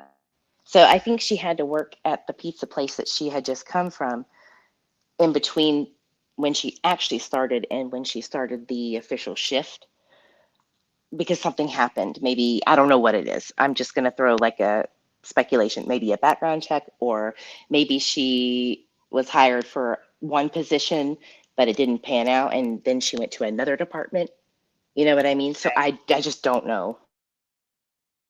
Mr. Eve said in the chat, TM, Eve has worked so many long nights just trying to provide facts of what has been said and what is provable. And I think that it's great you have his support, because not so many people would be accepting of their wife or their husband being so, into it. It takes so much time out of your life to sleuth and to dig for information and search for answers. I could be 6 hours in and the whole day could pass, and I'm just like still sitting in the same spot, haven't cooked dinner, haven't. So I think it's really sweet. He's so supportive of you. It's cute.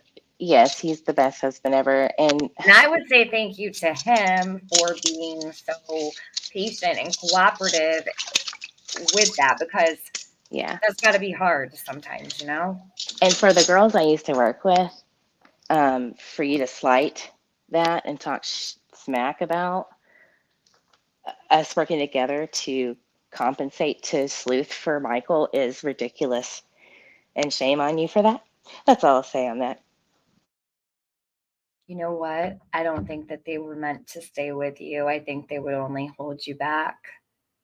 Oh, I was their pawn. I was being used to take the heat. It's all good.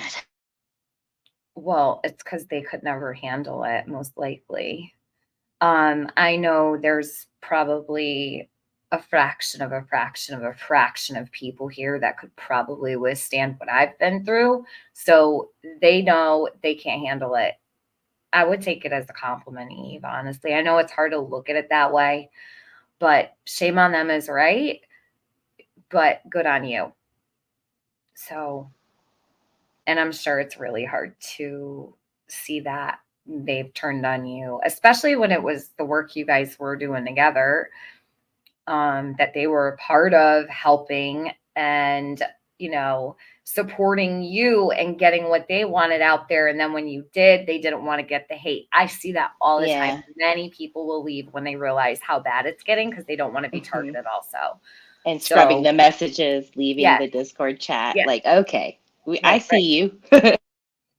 And the best thing to do is what you're doing and not saying their names and not making it a thing. Like, letting it known that it's happening, but ignoring it Yeah. for the most But part. it's not going to stop a thing. Right. Nope. It never will. Hasn't stopped for me in all the years. Never once.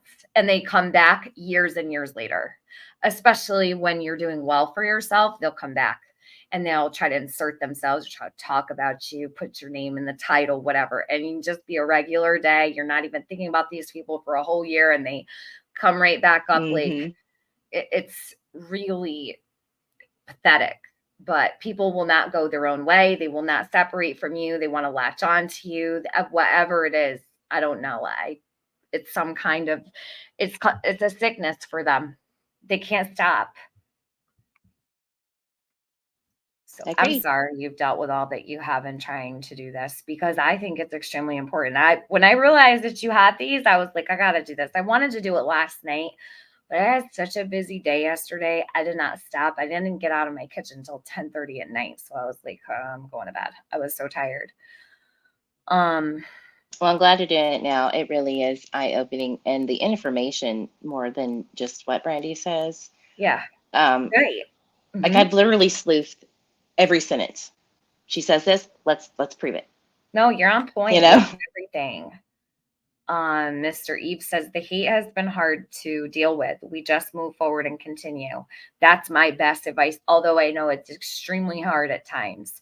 Sometimes it takes me a couple days to get like my bearings back, right? Depending on what's going on, or I'll take a couple weeks for myself and I'll be gone from here and just completely. I do the same. Yeah. You have to, for your own mental health, and don't ever let them drag you back when you're not ready.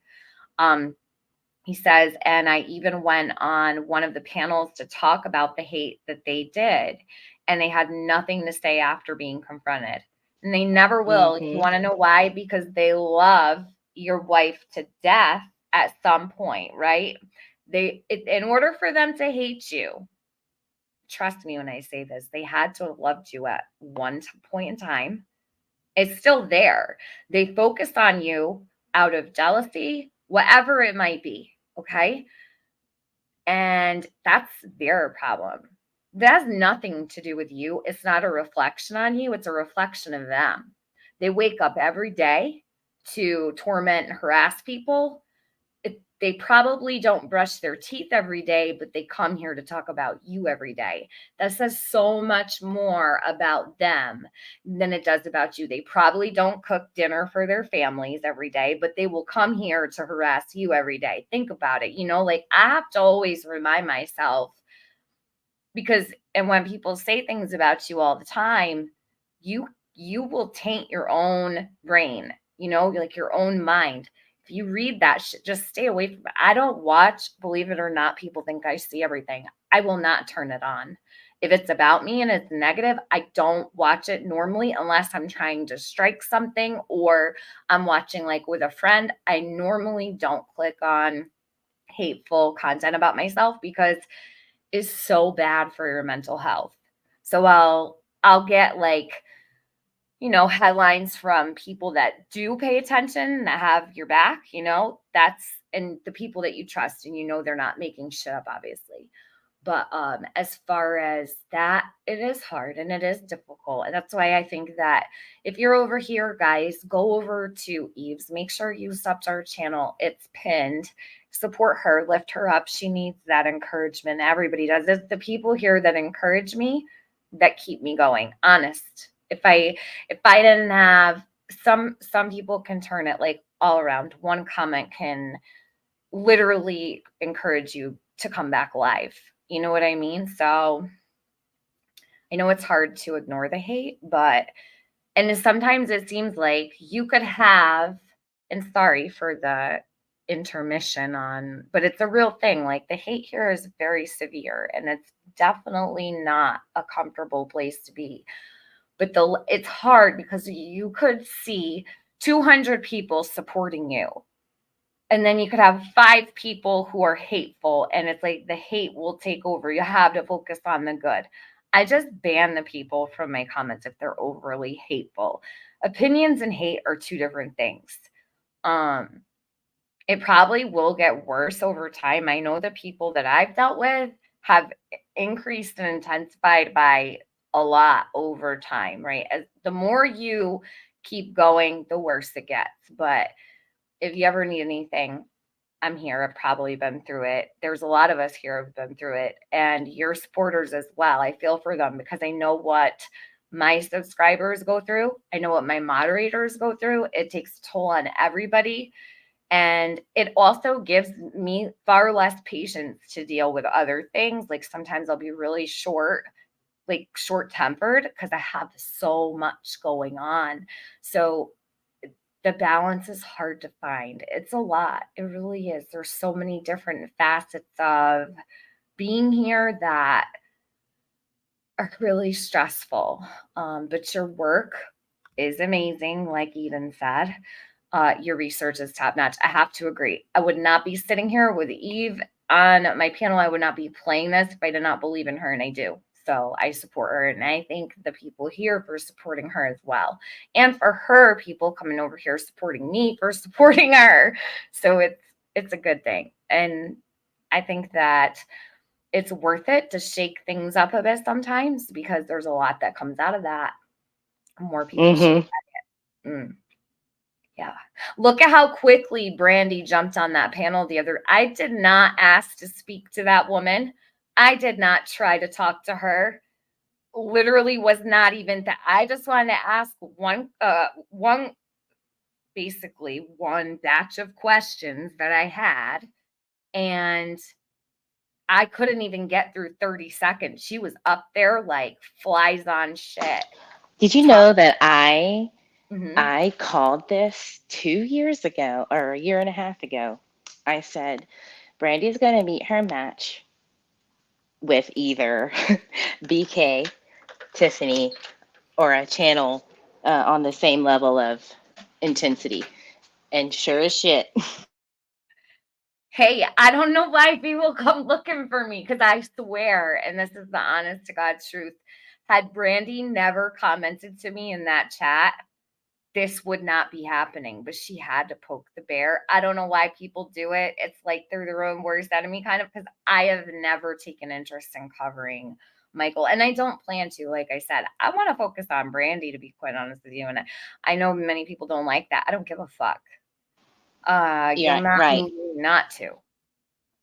I'm still going to come back tomorrow and do this again. So yeah, like, I don't know if she's met her match, but She got too big for her britches sitting over there in And Perp I land. can't say That's the facts.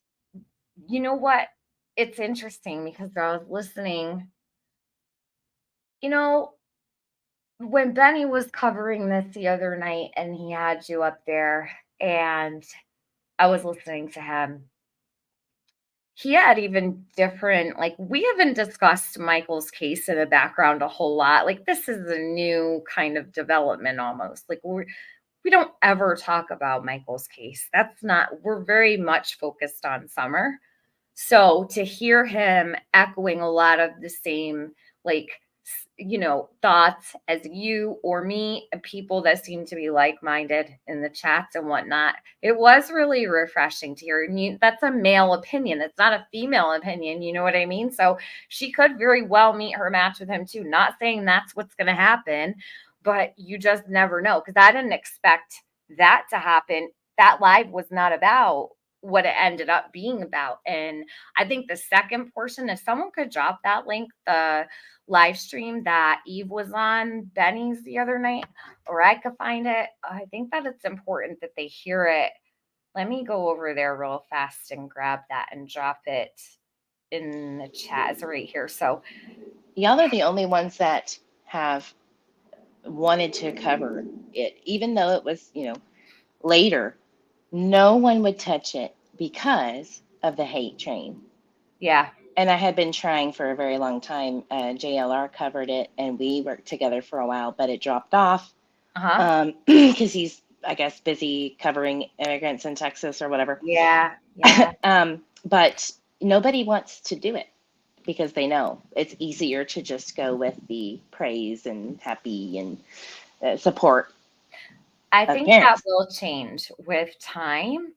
And I may not be right, maybe I'm wrong, but the more I usually see, once one person speaks out, I've seen a lot of people say, thanks for covering this because I wasn't comfortable stating my opinion. Someone earlier said, thanks for having this space so I can talk about this because I haven't felt I was able to up until now.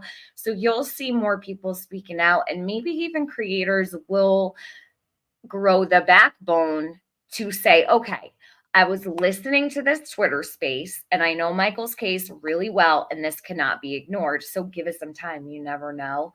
And don't be deterred because it really does take shape really quickly usually. And I think you'll see, I don't know who it'll be or where, but I think you'll see as time goes on, there are people listening to this right now that are saying, that's not what I heard her say. They may not write it in here, that they're listening, right? Or they'll hear from word of mouth and then go back to it or listen to the original itself and say, okay, I found a discrepancy here.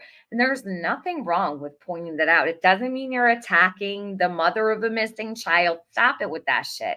No one's attacking anybody. No one's harassing anybody. These are her words from Twitter. She shouldn't have got on Twitter and talked and talked and talked as much as she did if she didn't want her words to be played. That is a public space, right? It's that simple. I say, or you say, if we say it, it's out there. I always say, like, yes, I said it, and that's how I feel. Or if I don't feel that way, I'll say so. If you said it, you said it. You had to have felt that way at one point or another. It is what it is. So, I think what you're doing is a good thing. I don't know how anyone can see it. It's been done to Dawn and Candace. It's been done to Cash Gurning case. It's been done in every other case. Yep. Yeah, it has. And Dawn and Candace have dealt with a lot of extreme hate here. And I don't think anyone could deny that either. And I'm not going to do and that. I have been involved in that on my channel a few times because, I mean, honestly, being racist is that's deserving of a lashing. But I've never continuously night by night wanted to slam Dawn all the time. It's not about that. It's about finding Summer. It's about finding Michael, using their words, you know? Mm-hmm. Paul, I deleted your comment. I don't know what comment you're speaking of. I have not heard Benny be racist. People are saying I've been racist over the last couple days as well. They want you to be everything other than what they are. If you'd like to email Benny and then take that up with him, I don't know what you heard. I didn't hear it. Then you can email him. I don't know why you're bringing something you heard someone else say to my chat while we're in the middle of this, but I think that's kind of rude. And accusing Benny of racism without giving to me what was said. All right. I don't like that. Please don't do that. Please. Like, you're a regular person here that comes in here often, and I don't like that. And I'm also not the end all be all. Do you think I control what Benny does or says or vice versa? No. Are you going to yell at him for something he said? No, I'm not. You're telling the wrong person. Maybe there's others that will make a video about it or something, but not I. It's insane that people will not listen to the context of what's being spoken on just because They they have never do. issues with you. Like, it blows my mind. I can separate my feelings for a minute to listen to what's being said, and that's what everybody should do, no matter how you actually feel about a creator. Just calm down, you know? It's unbelievable to me. It's just like unbelievable to me. Like, why you would come in at this moment in time and say, hey, did you see what Benny said? Probably. And if it was about AB, you know what? I'm going to be completely honest. How about this? If he said something racist against Indigenous people and he was meaning something toward one person, don't get it twisted for a whole population of people else. That's like snowflake behavior, right? That's what I call it anyhow. I have no care in the world for AB. He could get hit by a bus tomorrow. I'm not going to care. That's just the way I feel about it. You are coming to the wrong place. And I'm sorry, take that however you wish. People here may not like that. I don't care. So I want to make it really clear. You're telling the wrong person. Okay, he's done a lot to terrorize this community, and I don't think he holds any place here on the internet, as you can see. Okay. Yep. Moving on. Sorry about that. See, like to distract me with a comment Benny made. Well, Benny tells the truth most times, so you should probably listen when he's speaking about it. And if you don't think it's okay, I'm sorry for you. I didn't find anything wrong with anything he's done over the last several days. So again, deal with him, email him, tell him, see if he cares. He probably won't, just like I don't. All right, Paula Hour, you good? We're all done with telling on Benny. All right. Are you good, Evie? I'm going to keep pressing play. Yeah, go for it. Okay, cool. Sorry about that. Down because that canal is that one runs pretty quickly and it's pretty deep and pretty big. And she walked that entire thing and her legs, oh my God, bless that woman. Her legs were just covered in blood. And it's a steep hill. It's not, it's not a little hill. It's funny. I always get these little, it's like an air of Dawn Wells every once in a while. You guys hear it too? I feel like, does anyone feel like Brandy might have learned a little from statements Dawn or Candace have made? I hear her saying the same things, bringing up the searchers, right? So anyone who may have searched. She's talking about people being bloody. Remember Dawn saying the EquiSearch is out there. He felt so bad for them. And I'm not saying Dawn did anything wrong. I'm just saying monkey see, monkey do. No pun intended. Okay? It's weird. And we know she's very closely paid attention to other missing cases. So I take note of that. Great note of that. Correct. Do you feel the same, Eve? Well, let me just say this. It's been said by many. Okay. like close to her. All right. Paula, never will be a good time to address it. Thanks. Can you end it now or no? We're not addressing that. Ever. Okay? I don't give a fuck what he said about AB. Ever will I care what he said that you didn't like. If you think something he said was racist, maybe it was, maybe it wasn't, but it was directed toward AB. I don't give a fuck. End it. Like immediately, or I'm going to block you. Hi, Benny. Don't worry. It's just the Paula hour bitching because you made a comment about AB somewhere the other day. Who knows who really even cares? I don't. I'm perfectly fine with everything Benny said the other day. So never will be a good time to address it. Paula, go somewhere else and complain about I or Benny. I'm sure there's plenty of places you can go where that's acceptable. That's a whole community of people here that hate either I or him. You could go tell them. And then they can make all of the GIFs and memes and all of the posts on community tabs and videos about it. Moving And on. from knowing AB for 2 years in his chats, unfortunately, he doesn't like people speaking on him or his situation. So you might want to go back and talk that out. Well, he's got a lot of situations. You might just be next, is what I'm saying. Right. Yeah. Anybody. I mean, if it Speaking from experience. Yeah, and he's also fucked with Eve too, and her whole family, and her whole life, right? Because that's what he does here. I'm assuming because she's been around us, and I don't know. I'm sure it has something to do with the other over there. And you It's putting out incel. It's just incel shit. Nobody can be incel strong shit. and smart. That's a good way to Period. put it. I have an issue with the racist statement you made. All right, goodbye, Paula. Have a good flight. Okay. Hell, we're talking. Like some people just don't hear you the first 5 times. Like I can't. I'm sorry, my live stream can't be derailed by your go kiss AB's ass wherever you'd like, but it won't be here. Even over a racist comment or possible racist comment. Whatever he got, he deserved. And so much more. Paula, how dare you come in here trying to defend him ever? You're bending your knees to get up this area. Because then there's another small subdivision on top of that. And that's a completely different area. And who is this lady? Just like a neighbor? I don't even know. And she's just a community member.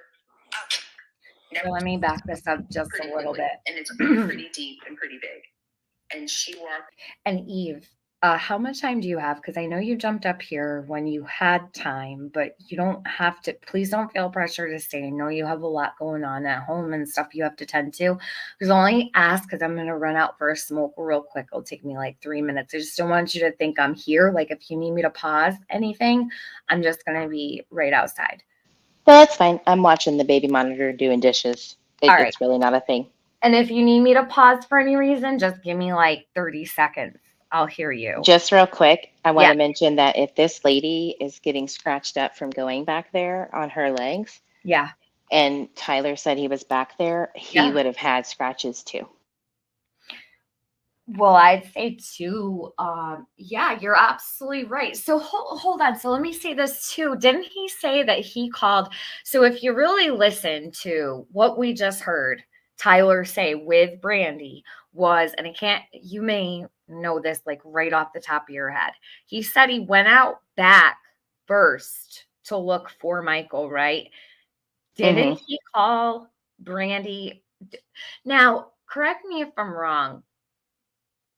Cell data has gotten really, really excise, right? From what I understand, depending on the agency, they can tell whether you're standing outside your car or inside your car. I don't know what they're doing with Michael's case in terms of, and that's like really, really probably top priority type of shit, like the president. Okay. It depends on the device and how it's being used and what's in the background, app wise or whatever. Okay. It really just depends. However, Google, Google's in everything. Right. So Google's always or Apple is always like the go-to, but Yeah. Google is squashing that shit because, ironic, people are getting falsely accused of crimes. Okay. And so they're squashing those warrants from Like I being know available. on Snapchat, if I watch myself while I have, okay, I don't have Snapchat. I might have Snapchat on my phone still, but I don't use it, okay, often at all. When I have that map open, I can watch myself moving from the front to the back of the house or the back of the house to the front of the house. It's really interesting to watch. I don't suggest anybody keep their Snap map open ever for other people to see unless you're trying to meet up with someone or it's like that. But I mean, that Snap map is very, very precise down to whether I'm in my kitchen or I'm in my living room. So iOS Health, like Apple Data Health, is honestly the most accurate. So if you have an Apple Watch on or you have your health data on, it's going to put you pretty much right where you are with a little bitty variance. It's wild. Okay. Well, I wonder if Tyler was really where he said he was when he called. I don't trust these people at all. Not even He a couldn't little. have made it back to the house for the police to be there at 7:28 or. No. Let me. Okay, Bob said when he got home at 7:25, the police, Juanita told detective, was already speaking to Tyler. In 4 minutes? He could have not got back to the house in 4 minutes on foot. Nope. Do you think the police could have gotten there in under 5 minutes? Yeah, possible. Yeah, because it's literally a minute drive down the street. Okay. So. Well, I know, like, depending on the community, sometimes the police are literally right there, right? Depending. It's like 2 blocks away. Okay. All right, good. I'm glad their response time was so prompt. I just question now, knowing that he was seen by a neighbor and brought home at 6:37, or when Brandy fucked up and said 6:47, how long was he really out there roaming before, right? And why didn't sister see him when she left?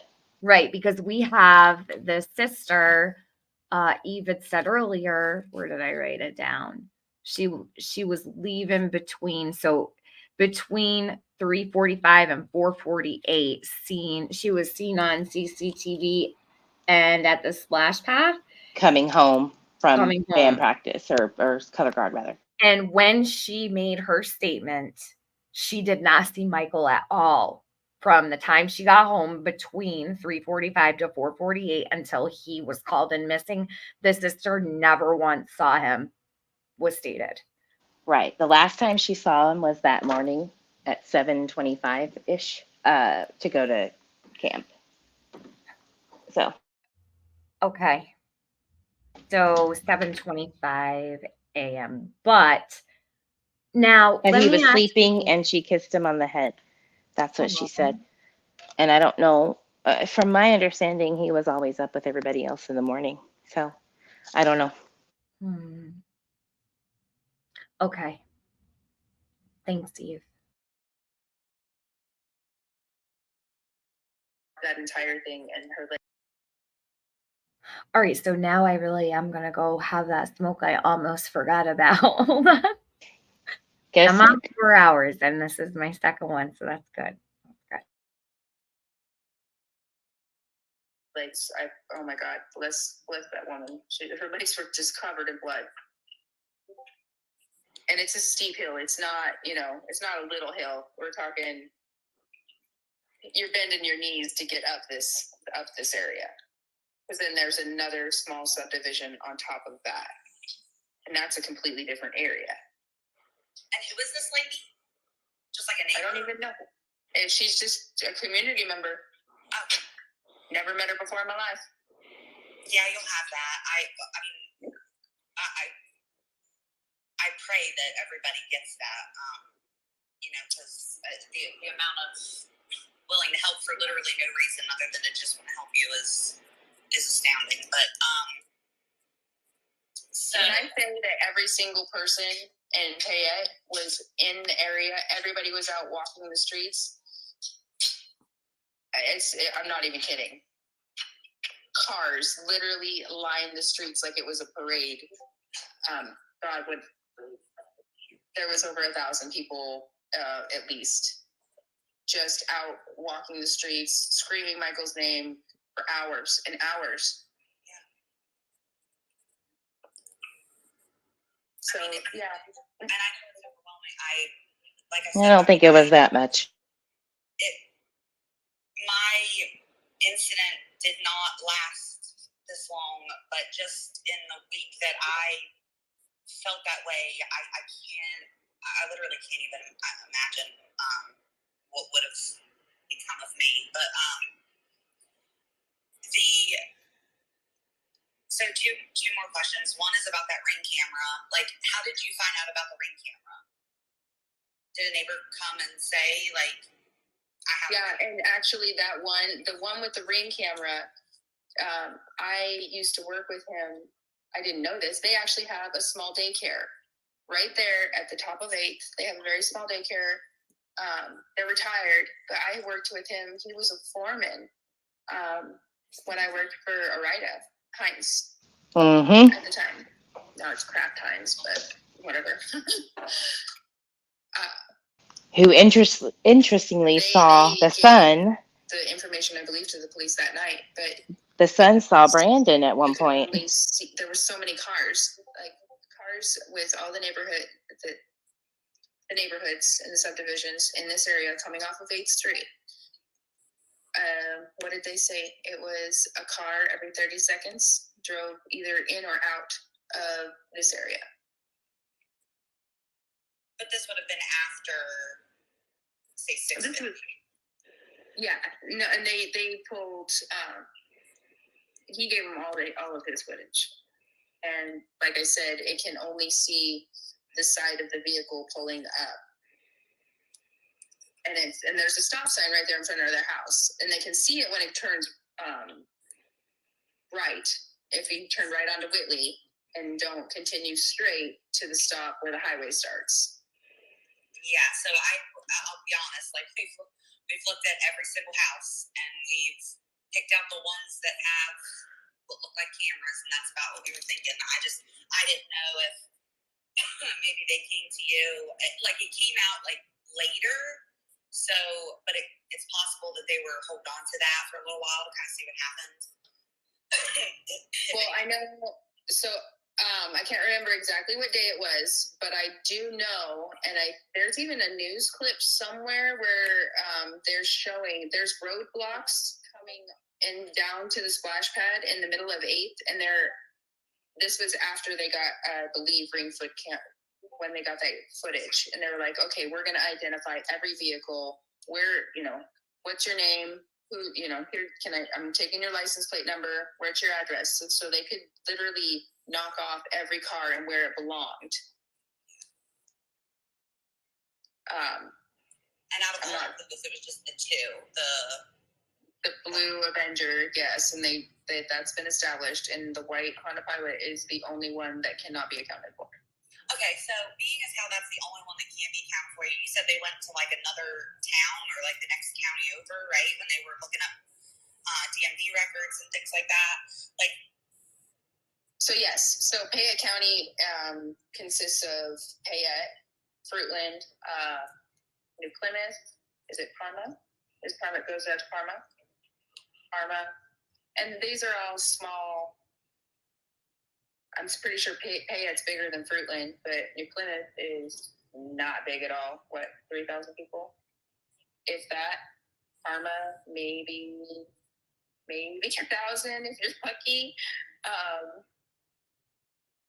So yes, the whole county.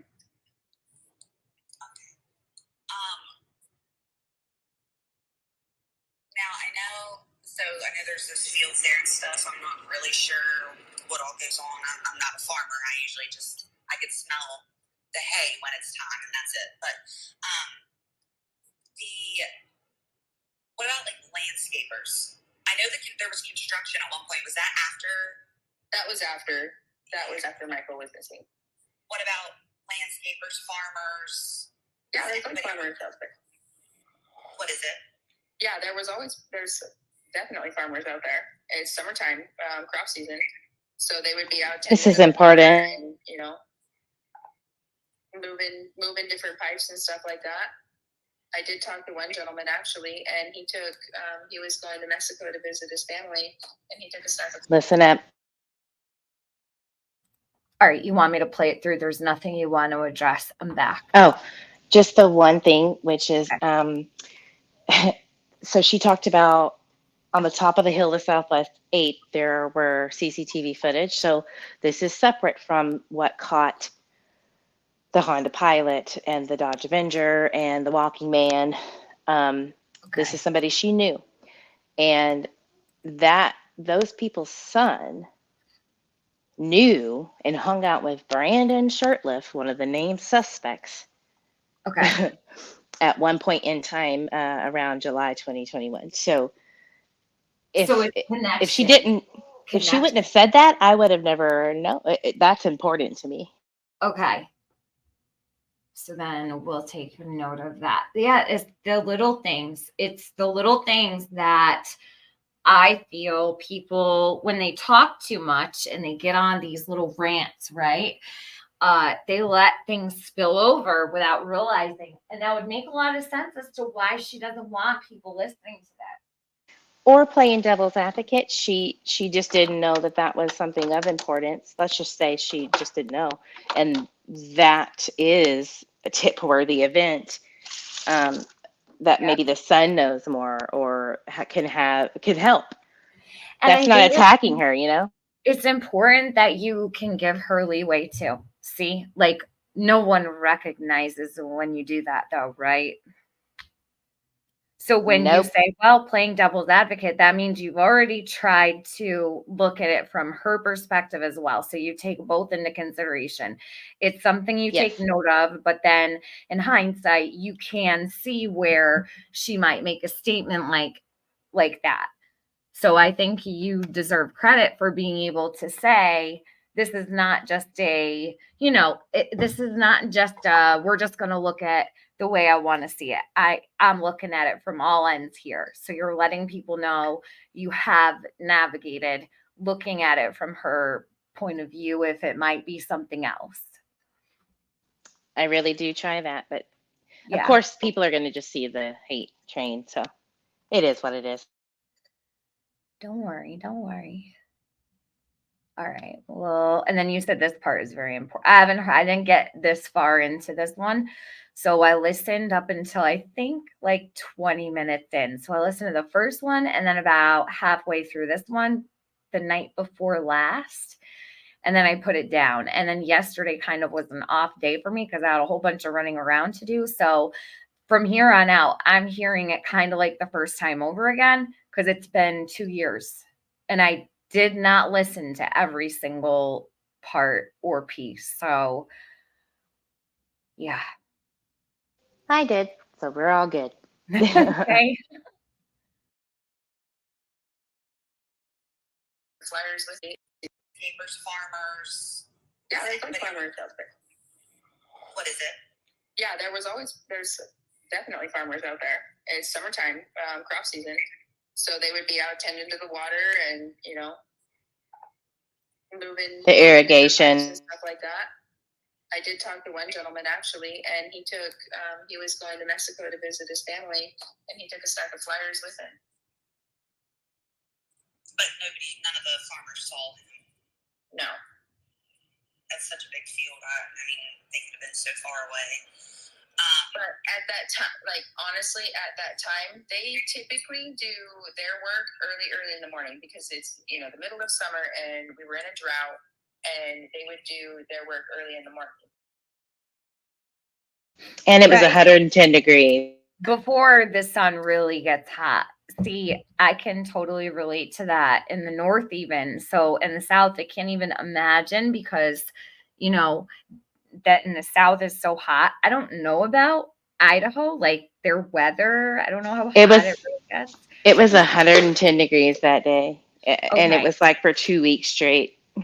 So she's telling you here, in my opinion, that she knows the movements of when people are out and about doing things, when they're most likely to be outside. Michael did not go missing, wandering around, knocking on doors in the morning when the farmers were out.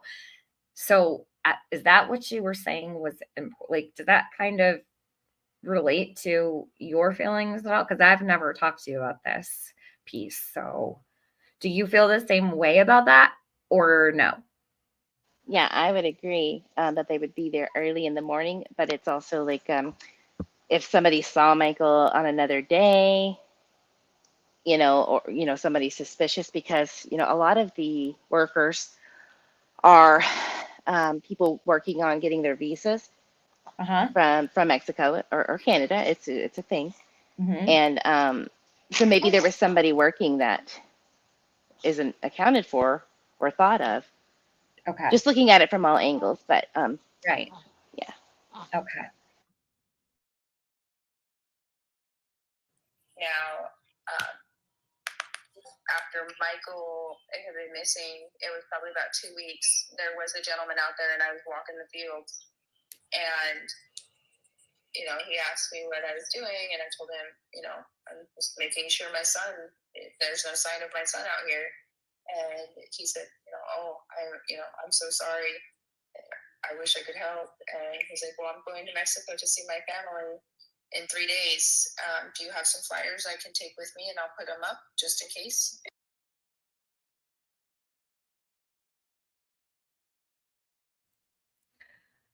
See, now here I'm getting rusty. Who took flyers to Mexico as well in Summer's case? We have heard this before. And I'm just pointing out like the parallels, right? Like, so we've got flyers in Mexico for Summer and flyers in Mexico for Michael, which is not, I mean, there's nothing wrong with that because these kids could literally be anywhere. Right. It was Robin. Okay. Thought it was, which, okay. Thank you, Carl. They don't like being compared to the Wells. I picked up on that. That's a fact. Well, I guess I came along and shook a hornet's nest with that one because Did you see what she said to Dawn? Yes, and I wanted to have that, but I can't find it. And I recorded it because the night that it happened, I was like, the nerve of her to question him like this and to prop herself up like she's above him because she's not, right? I recorded it in my phone. So when this is done, maybe I'll even come back later this evening and just play that real quick because I would like to reach out to Daisy because I know what happened on her panel and it caused a lot of strife for her. I don't know if she would be opposed to me playing that. I don't know where she stands. What I would really, really like to played play it. that. You did? Do you I have called it that on out. your channel? Yeah. You do? Yep. Oh shit! I called it out for what it was. Like that was Good. condescending. And Don, whatever you think of him, he was still respectful. He was respectful to Brandy. Absolutely. I was kind of surprised actually because Don can tip over pretty easily. And I remember thinking she's doing this just to make herself look good because it's Don. You know what I mean? That's right. And I couldn't help but say, first of all, like people were, they actually compared her to the Wells. And I'm like, yeah, but we've never heard what we just heard come out of Brandy's mouth, out of the mouths of Don or Candace ever. So, like, take several seats and think about what you're actually saying right now because they've never even done that. So, how they could put her above them, I don't even get. And especially for me to be the one saying that, I don't know what else could really like resonate with people. That was very fishy and strange. And what I know from the background chat, the truth of what was said and thought of regarding Dawn and Candace, like I was like the audacity because I know what the truth is of your thoughts, right? Brandy's Uh-huh. thoughts. So it was really, I was offended for, and this is very weird to say because I don't like that channel at all, Uh-huh. but I was offended for Critters and Dawn, and it was a See, weird and feeling. that's when you know, like, what I hate when people are like, "Oh, you're defending Don and Candace." Well, don't make me. Like, don't make me then. The truth is the truth. Facts are facts. What we know to be true, what we've heard with our own ears, what we have not heard ever, though that doesn't change until it changes. So, if you if you don't like it, I can't help that, but it is what it is. And the Yeah, fact people that bring, people I'm they sorry. won't admit it. They just won't admit that they have never heard what they heard from Brandy ever come out of, and nothing of the sort with the Wells. They have not displayed abusive or threatening behavior toward their children on live streams or phone calls or anything. And they have been blitzed out of their mind many times. They probably could have slipped up somewhere. They never have. So maybe, just maybe, their parenting may not have been the best, right? But it doesn't mean that they were okay. Their neglect may be far different, right? They're two different cases, two different families, two different parent sets, two different sets of children. Like, it doesn't mean it's one over the other, but we've just not heard that from them. For people to say Tiffany's a Don Wells supporter because I can look at things from an unbiased standpoint is absolutely absurd to me. I support Yeah, Summer. Yeah, I things support can be Summer mutually for exclusive. yes. Thank you. That's what, and that's like so narrow minded to think that way. But yeah. So is there anything else you want to say before I press play? No, go for it. Okay. And I said yes. And then they do their work between like 12 a.m. and 3 a.m. because it's sugar beets, corn, and alfalfa. And the sugar beets, it's best to do when it's very cool because if you have to pile them, and if you leave them, they don't get that sweetness to them. The sun dries them out.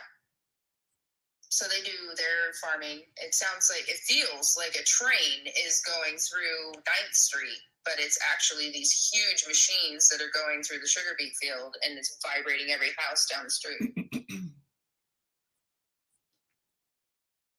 Yeah, I felt that. So is Tyler still there? Yeah. Just because okay. Because I'm just wondering, like, in terms of what was going. Tyler really knows his place. I will say, I believe Brandy wears the pants. After hearing she knocked him out because he wouldn't smoke with her, and I mean, she said it herself. She said she knocked him out cold. And when asked why, it was because he didn't want to smoke with her. So, and then he showed up with that black eye in the interview. I think Tyler's staying quiet because he knows his place in that relationship. Oftentimes you'll see like one or the other is a bit more, and that I think is normal for most relationships to have that kind of, I don't want to say like the man or the woman like owns the situation or whatever it might be, but you'll see like most times it's the men that kind of rule the roost in a way, and then moms in a different way. It's very interesting though, because we're actually seeing what looks like dominance over Tyler, and possibly, I mean, I don't know where he got that black eye. I don't know. I've only heard her say she knocked him out cold over not wanting to smoke with her. And he was watching Peppa Pig with her baby, correct? So he chose the baby over smoking with Brandy, and she knocked him out cold. That's something to take note of, I would say. How could you not? Well, actually, the knocking out Tyler cold was before that. She was talking about that happening when they were drinking heavily at one point. And then after that, it was current time. He doesn't want to come smoke with me, basically. He's fine and being a baby or something. And it's just listening to it, I would have thought that was all like in the same. Okay, so he wasn't watching Peppa Pig when she asked him to smoke with her. No, that happened in real time at that time. The fighting or punching him and knocking him out across the couch was a previous issue from the past. Well, either way, that's a ridiculous reason to knock someone out cold unless they're withholding the weed from you or whatever substance it might have been. I guess I can't understand why you would knock someone out over not smoking with you. But yeah, that's wild. So I wonder what she's done in other circumstances where, like, I don't know, maybe if he glanced at a woman in the grocery store or something, like, what would she do when they got home in that case? If she would. I mean, they were both bartenders and worked at the same place. So, I mean, you know how that. I don't know. Maybe that doesn't bother. I don't know. I'm just trying to think of like in a different situation, it might irritate her even more than him not wanting to smoke with her. I've hung out with bartenders one time, like invited back in my youth. Never again, because that group of folks are something different. I went to school to be a bartender. I actually have my bartending license, and I never even did anything with it. I never stepped foot behind a bar, not once. That's some wild lifestyles right there.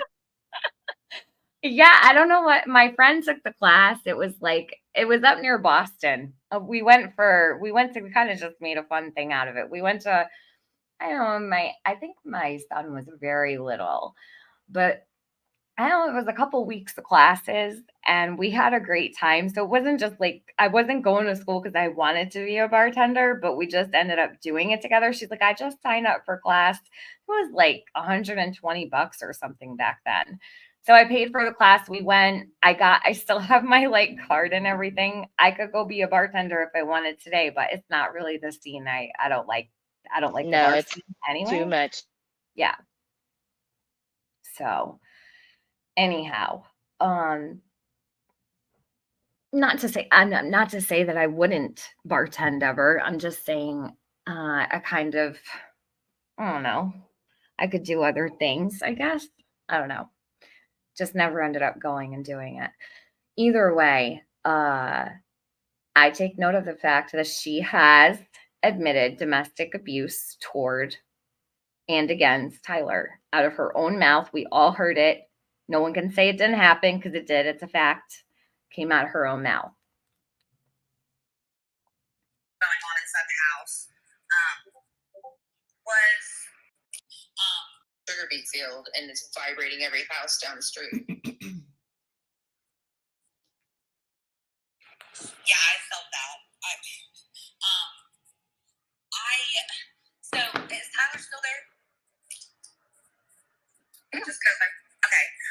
Because I'm just wondering, like, in terms of what was going on inside the house, was, I don't know how many doors there are, but were they locked? Like, do you keep me? I don't even care if I am inside the house, just because it's a habit that I've gotten into. Like, all the doors are locked. However, my 3-year-old knows how to unlock them. Was any of the doors locked whenever they left? The front door may have been locked. Yeah, but the other doors, no. We live in Fruitland, Idaho. Nobody locks their doors. Seriously. I guess it must be normal in Fruitland to hand your children over the fence to neighbors and let them roam the streets of your neighborhood wild like a, animal, allowing the neighbors to watch over your kids and rely on your kid having to walk up to their doors to knock on it for someone to notice him. So please disregard what she just said.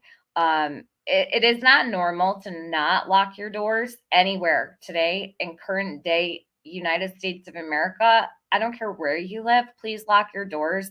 Do not leave them unlocked.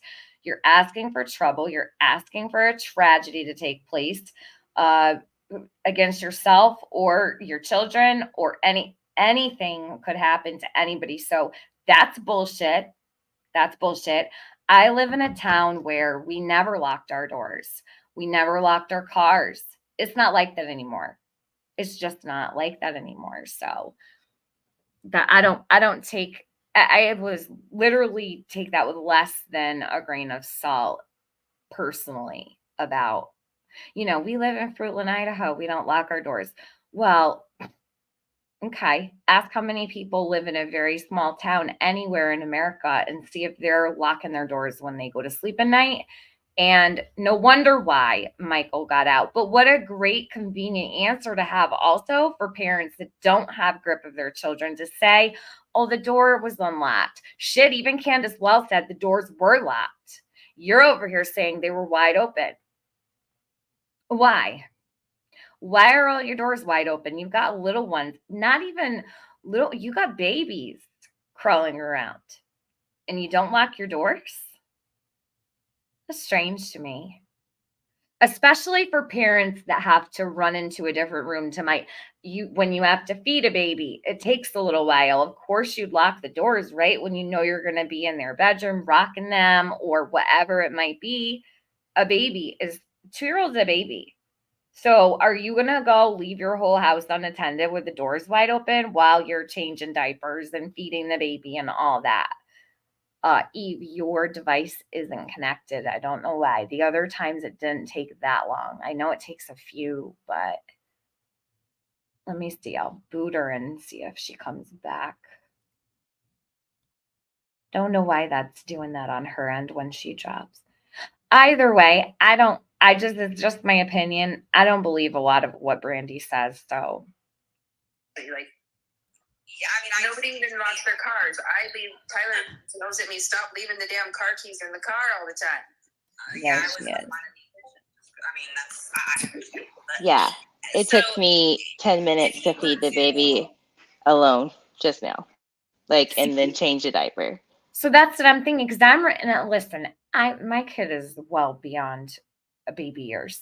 I wish I could go back, but I can't, right? So, but I'm thinking back to when having a baby, you're like leaving the whole house unattended. Many times you don't even expect to be, right?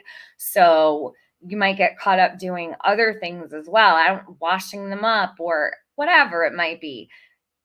I would know, and I keep my doors locked all the time, all day. I don't ever not lock the door behind me, but that's just my own thing. My kid knows to keep the doors locked. I'm very careful with doors. And now, and that's not to say, I know there are some people that don't lock the doors, whatever. I am being critical of her. I understand that, and of Tyler. And I feel like I'm not as critical of him. That may be a mistake on my part. I'm not sure. But Brandi is the focus for me because she's doing all the talking. She put herself in this position. Please understand. But I just remember back to those days where, and even then, that was 20 years ago. Just about 20 years ago, and I always locked my doors were never wide open or unlocked for anyone to walk in, especially for a parent alone with multiple children. You've got to be busy in other rooms doing whatever to turn your back, leaving the doors wide open. It's almost like, for me, I feel like this being said is out of convenience. Well, he got out. It's his fault, right? Because you left the doors unlocked. Perfect answer. It should be fucking illegal to leave your doors open when you have little kids then. If that's the case, parents should be charged for leaving their doors unlocked with little kids running around the house. That's just my opinion. What do we have to do? Make it illegal to keep your doors unlocked when you have a 5-year-old that is wandering the streets? No, this is fully, in my opinion, their fault for losing their child. I'm going to say it. I don't care who likes it and who doesn't. She's already said all the neighbors pretty much looked after her kid. Oh, he walked down to the splash pad by himself. He walked to the neighbors. He hung out with the teen kids in the neighborhood. What? He's 5. I didn't even want my kid in a high school when they changed, they changed the years, right? Way back in the day. I remember the middle schoolers used to go to 8th grade. They changed, I think, to 6th grade. right as my kid was going into high school. The grades changed. It might have been 7th grade. And I was like, "Ugh, I feel like this is too young for them to be riding the bus with these, high schoolers. So you're going to leave your 5-year-old with the neighborhood teenagers and they have to watch your kid. No, this is their fault. Period.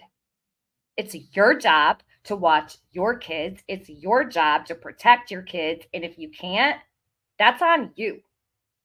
Mr. Eve gets mad at me because I double locked the front door. He just got home actually, and he always calls me like, "Unlock the top lock," with like all these things in his hands. I'm like, "Sorry, I'm by myself." It is what it is. By Well, myself I'm with the sure he kiddos. understands. He needs a key for it. Oh, Or it's is one there of those not old one? school locks. Like, Oh, you can't get through this door without me knowing, because it's gonna crack the there door. you go. So which means your baby's not getting out, right, Eve? Slide bolt. That's what it's called. We used to put up, well, I had a slider in the house before this, and I always kept a wooden piece in the sliding, like on the ground. It was like a long piece of really heavy wood. I would just stick right in there to keep it from ever opening. Even with the sliding glass door locked, it would lead out to a deck with a whole bunch of stairs. My kid wasn't ever going to fall down the stairs while I was in the bathroom or anything like that because he could never move the wood. You had to like really, shake it out. But like those are the things we do as parents to make sure that those accidents don't happen. And Right. I feel bad to say that because accidents do happen, but they should not happen on your watch. And actually, most places these days, like the fire department, will help you get the locks that you need. Yeah. Or even now, a small camera. They're starting to implement that, so Yep. that so people who don't have the money to buy one can get some kind of Help. observations of what's going on, especially in like poor neighborhoods or where minorities live. So, and I think it's a great idea. If you don't have it, get the resources, or let's promote the Well, I'm glad resources to that get they're it. offering that. Like it's good that the fire, like certain fire departments offer that. They also will replace your batteries and your smoke alarms for free. So those who have beeping smoke alarms, you can go right to the fire station and get them for free if you can't afford them.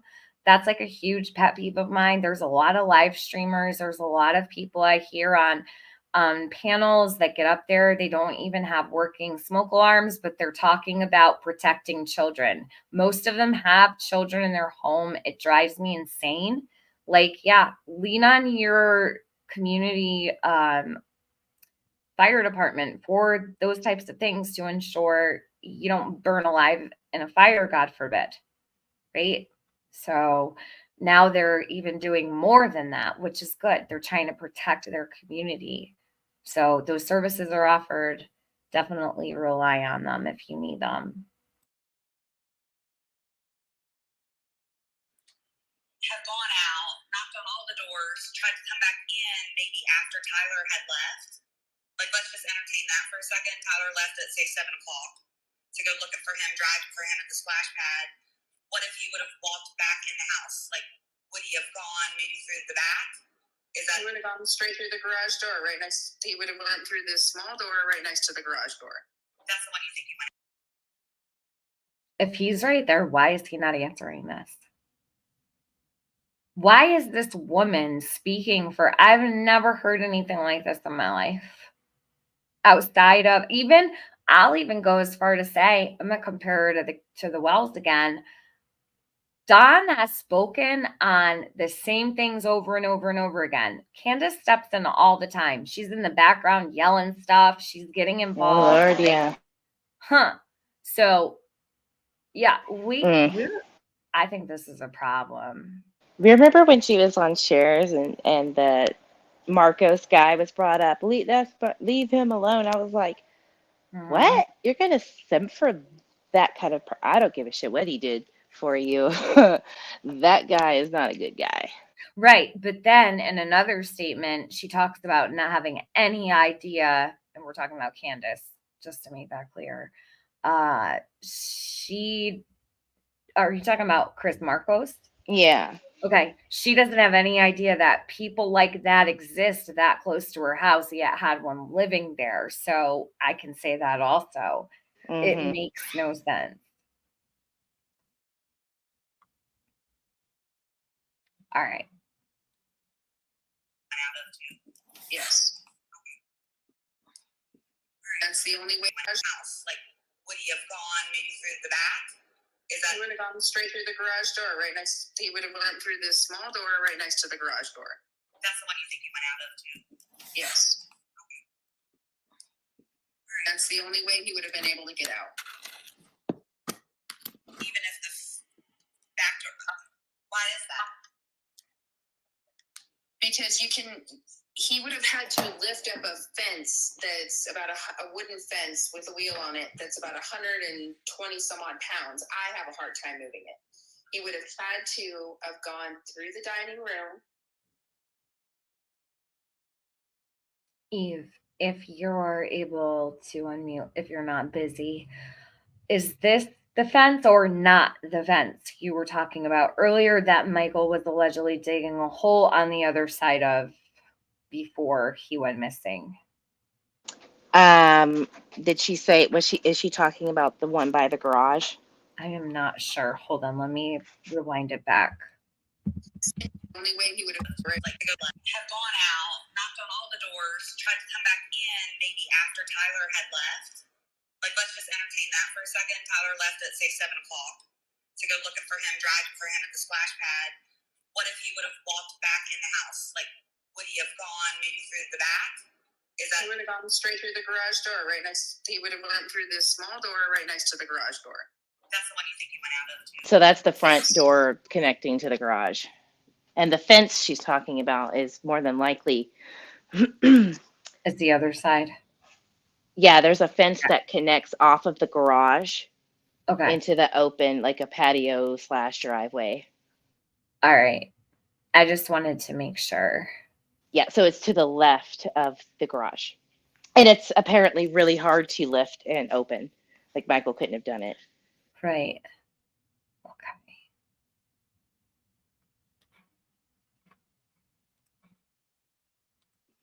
That's the only way he would have been able to get out. Even if the back door. Why is that? Because he would have had to lift up a fence that's about a wooden fence with a wheel on it that's about 120 some odd pounds. I have a hard time moving it. He would have had to have gone through the dining room. He would have had to gone through the dining room door, out into the backyard, and then through the garage door that leads to the backyard, out the front door that leads to the front yard. Okay, let me explain this a lot better. Let me explain this. Go ahead.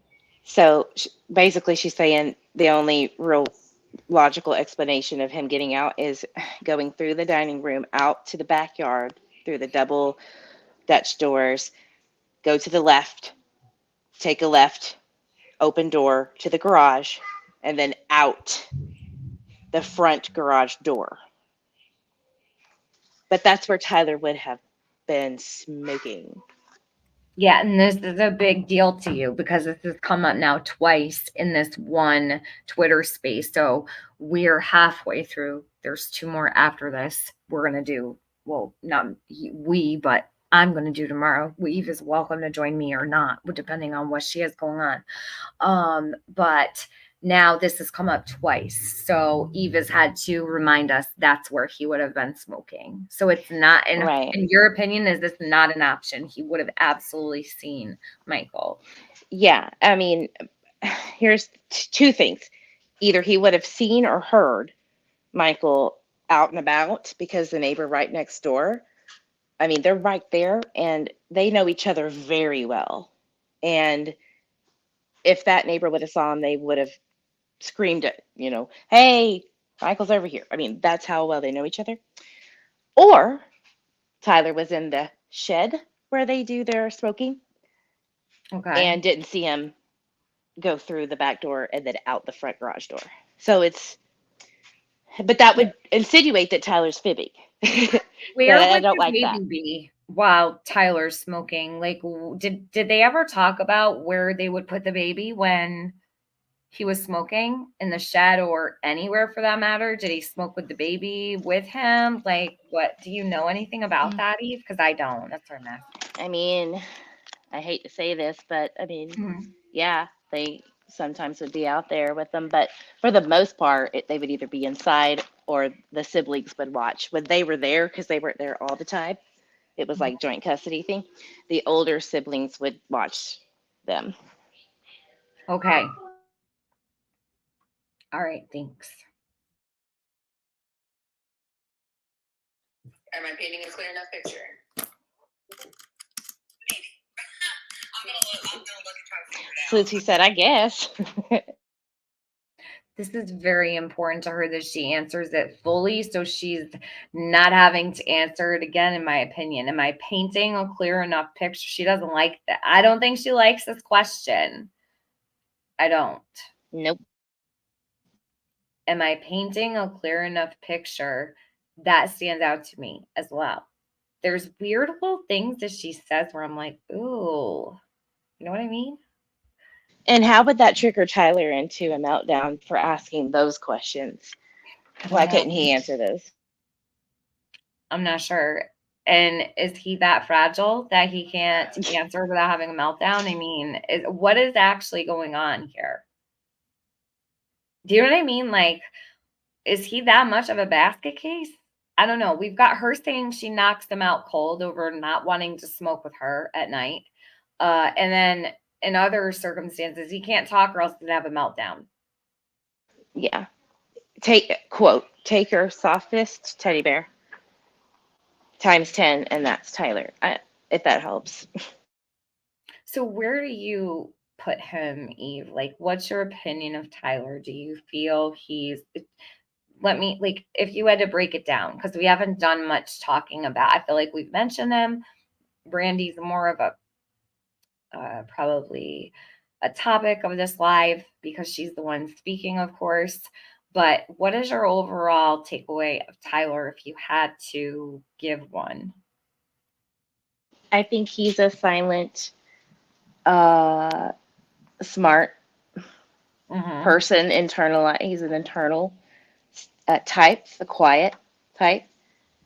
Maybe some antisocial personality. I don't know.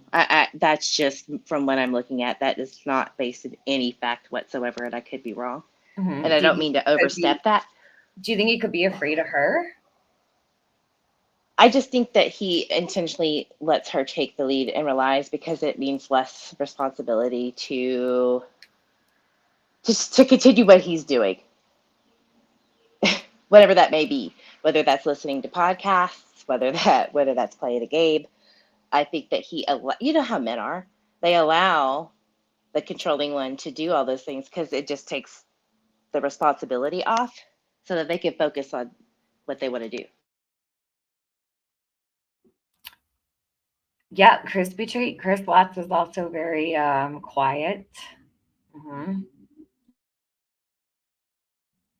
Heather Lynn says, I think he's afraid of her family. Let's see. Mr. Eve says, Julie, no, he did not. Julie, did Tyler pass a lie detector test? Right. And Brandy says she never received one.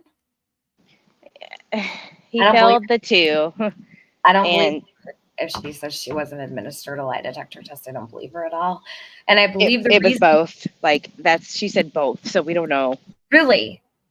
Yeah. Because the reasoning I heard her give was that she was at work that day, so she didn't need one. I don't believe her at all. I think she's lying. And he failed twice. I don't think he was changing the baby's diaper. I just don't.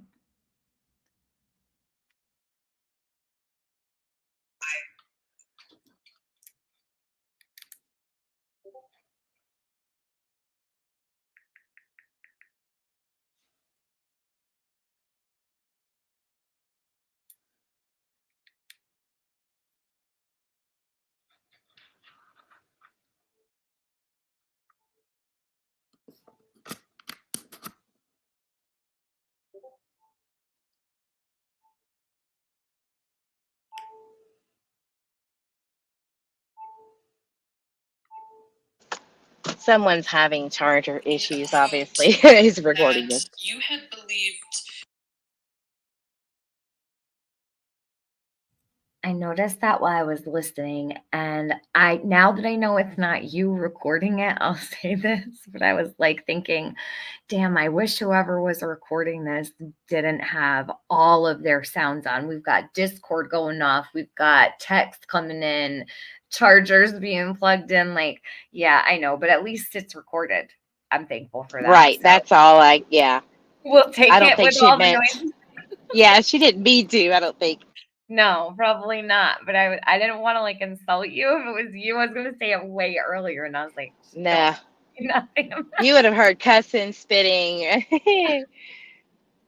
a commentary. You would have heard a commentary. I always put it on do not disturb when I'm recording because I know better. Yeah. It's always, my phone's always going off while I'm only when I'm doing a screen recording or something important, or I'm on the phone or just got on a call or something like that. So okay.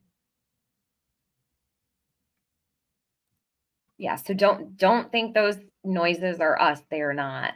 It's the recording itself. You and your family were being watched. And I just wanted to sort of hear directly from you what you kind of felt about that, how you thought maybe that was the case, just a little more elaboration, if you don't mind. And then my second question was, how did Monkey interact with people he didn't know? Was he like really also very cautious? What a great question. I like when smart people call in. The ones that ask the ones that ask the ridiculous question drive me insane. Like every question is important, obviously, but sometimes you'll get those panel people that'll pop up and they're just asking stuff that doesn't even really jive. It doesn't go with the conversation. They're talking about their life. They're going on tangents and stuff. So it's really refreshing actually to hear some of these people. They're extremely intelligent questions they're asking and valid questions. And they're about Michael, right? Whereas sometimes we'll hear people wanting to know all about the innards of someone's relationship, like Brandy and Tyler's, or Don and or Candace, the Swandras, whoever, right?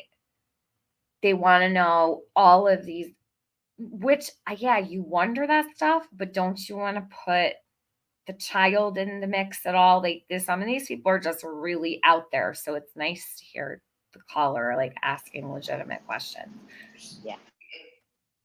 People, if I run into somebody in the grocery store that's never met Monkey, people, I used to work with 10 years ago or something like that, he'd be friendly with them. He'd be shy at first, but then he would, if I was speaking with them, then he would be, oh, okay, Mom, it's okay, Mom's talking to them. So, the feeling of somebody watching us, I tried to be detective. I went down Whitley and I sat and I stared down our block. I could see everything that was going on, all the way down to the neighbor on the very end of the street. I could see what she was doing in her yard, not very clearly. But it would have been, I was trying to think like a criminal. Like, was it a criminal? Was somebody watching us? I mean, nothing actually stands out to where I know that for a fact, but that's where my and I sat and I stared down to be, oh, okay, I am, about strangers. People, if I run into somebody in the grocery store that's never met Monkey, people, I used to work with 10 years ago or something like that, he'd be friendly with them. He'd be shy at first, but then he would, if I was speaking with them, then he would be, oh, okay, Mom, it's okay, Mom's talking to them. So, the feeling of somebody watching us. I'm just going to take note here, only my opinion. Take notice of this. She just said, pretty much as long as it was someone Mom was comfortable with. Just saying. if Michael was to talk to a stranger, it would be more so someone that he saw his mom interacting with. Just my takeaway from that might not mean what I'm thinking, but it's something I felt when I heard it just now.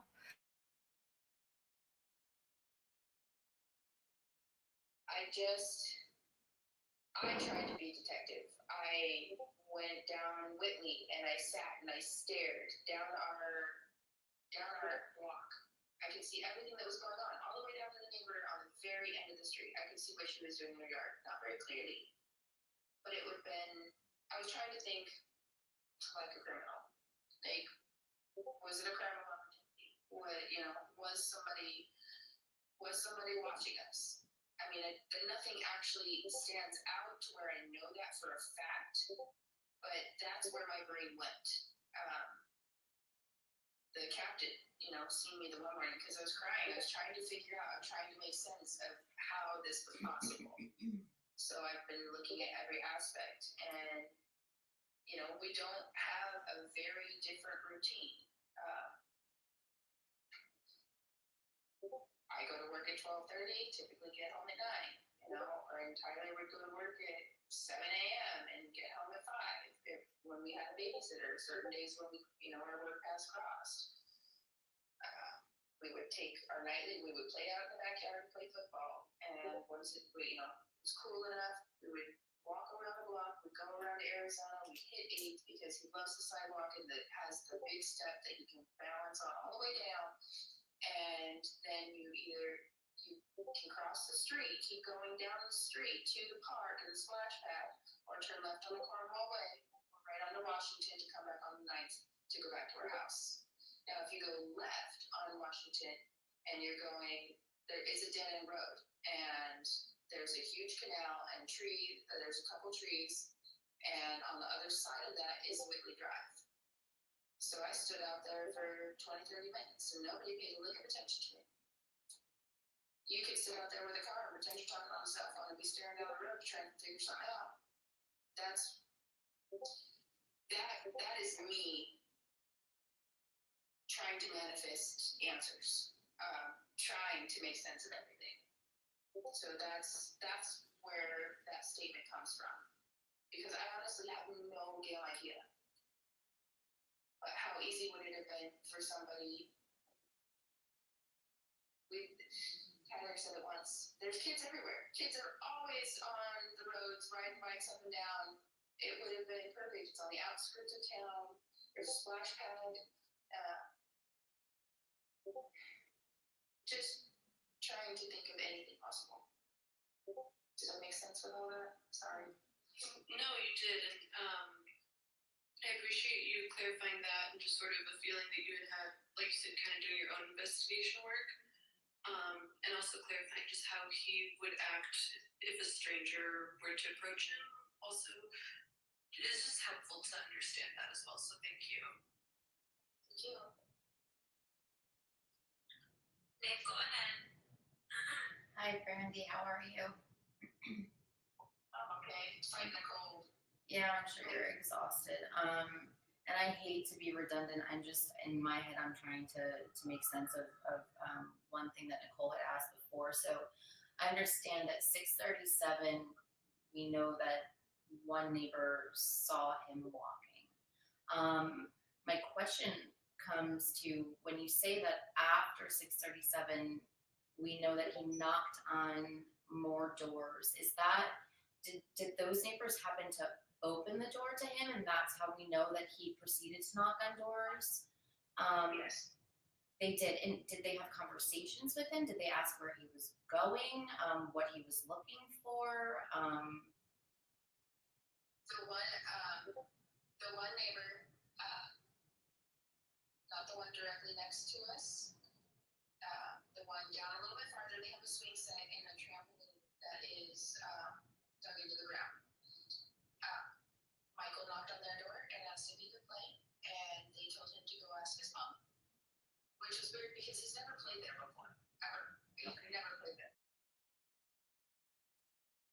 That's what a normal person would tell someone's child walking up to their house and they have no clue where their mom is. She doesn't understand that though. This gives you an inside look. Please hear me out. Whoa, Brandi Neal. That person had to tell, let me play this back so I just want to make sure I heard this right. I don't want to misspeak, so give me just a sec. This is wild. These are the things that blow my mind, okay? I'm like, you gotta be kidding me. No way in hell that this is really happening. Hold on, let me just make sure I'm right.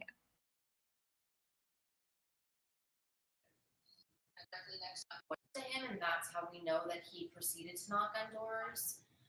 Yes. They did. And did they have conversations with him? Did they ask where he was going? What he was looking for? The one neighbor, not the one directly next to us, the one down a little bit farther, they have a swing set and a trampoline that is dug into the ground. Michael knocked on their door and asked if he could play, and they told him to go ask his mom.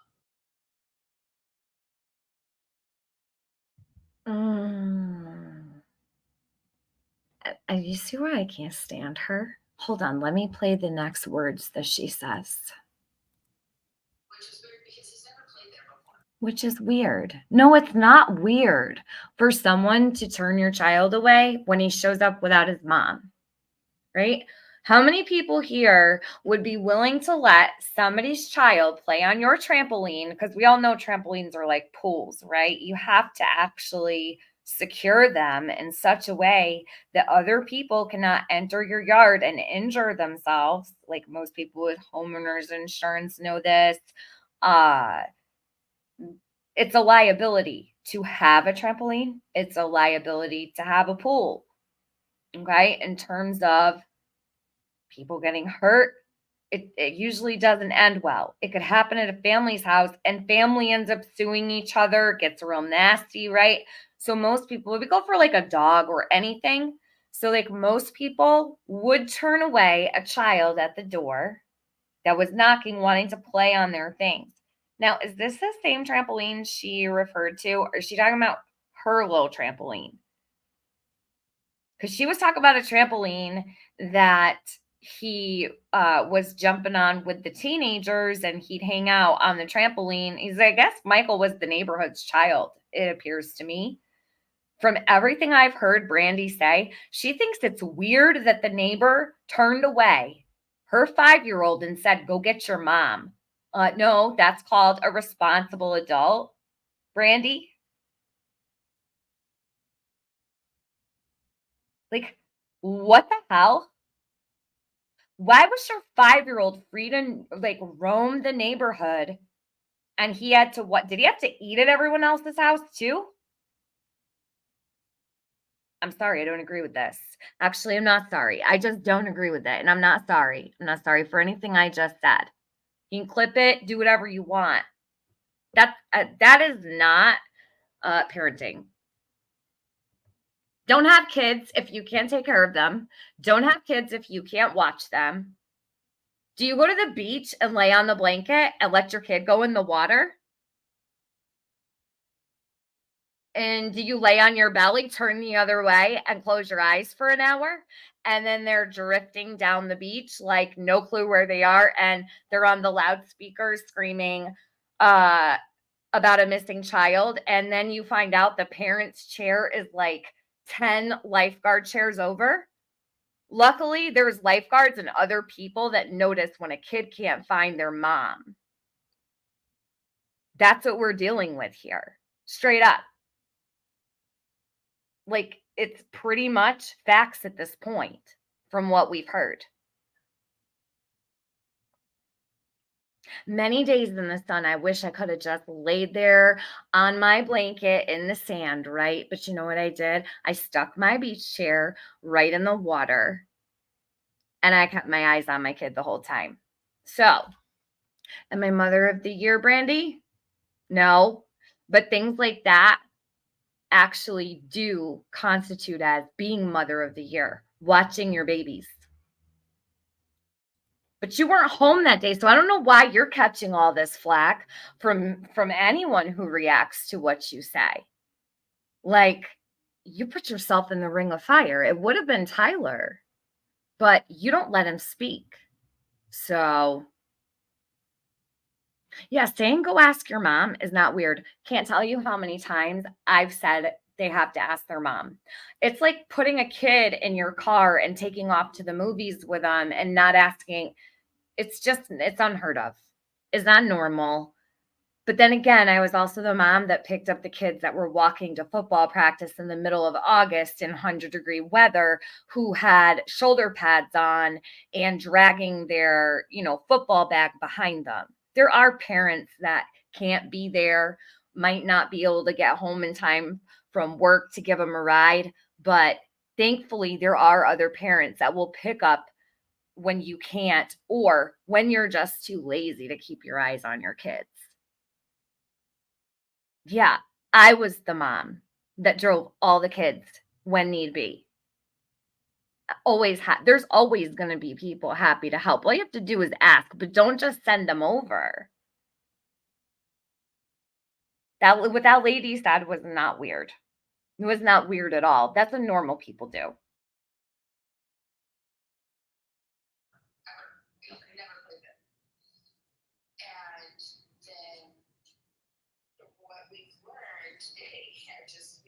He came back towards our house, knocked on the neighbor's door that's directly next door, and she said, "No, the boys aren't home. I'm sorry, go home." And she closed the door apparently. She did come talk to me. And she's like, "I'm so sorry. I watched them walk back to the yard." And that's when I guess the elderly couple must have seen him across the street. And he went down the street, like the third house, down the road on the right hand side of the road if you're going east. So he went back down the road again? Yeah. Okay. And that's the elderly couple, because that was my next question, is how do we know he was wearing sandals, and at what point was that witnessed? So this all took place after 6:37. So technically he was seen after 6:37 by three other people. Yes. Do we have a more accurate time as to when he was actually last seen? I can go knock on every neighbor's door. I'm sure they're probably sick of it, but I'm sure. they won't talk to me. Yeah. Even at night. The last person that seen him, he would. We couldn't put a timestamp on everything because nobody was really paying attention to what time it was. And I can understand that. Thank you for watching. Comment your thoughts or questions.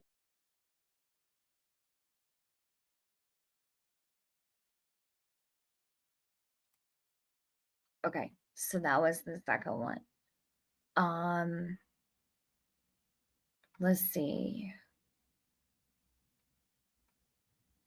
Luda said, go ask your mom is the only right answer to a child. Next should be, do you know where your parents are? Let me get you back home. I know I've told that story before where I brought that little boy home. He was going to cross the main road. He was in pajamas. He had no shoes on. He looked like a babe. Truly. He was like 3, at best 4. Okay. I did put him in my car. It was the middle of summer. I had no clue where this child belonged or who he belonged to. And that's not something I've ever done in my life, but he was so little, I didn't know what the hell to do. So I stopped and I told him, please don't cross, because he was standing on a very, very busy road. Cars were flying up both directions. So I stopped my car next to the sidewalk and I said, where's your mom? It was the first thing I asked, where's your mom? He was not even of the age he could talk to me. Like, I asked him what color house he lived in. He said it was yellow. So I knew exactly where to go. That probably had a lot to do with why I put him in the car to bring him home. And let me tell you something, and this house was only like 12 houses away. this was years ago, probably, I don't know, if I could guess, I would say maybe 7 or 8 years ago.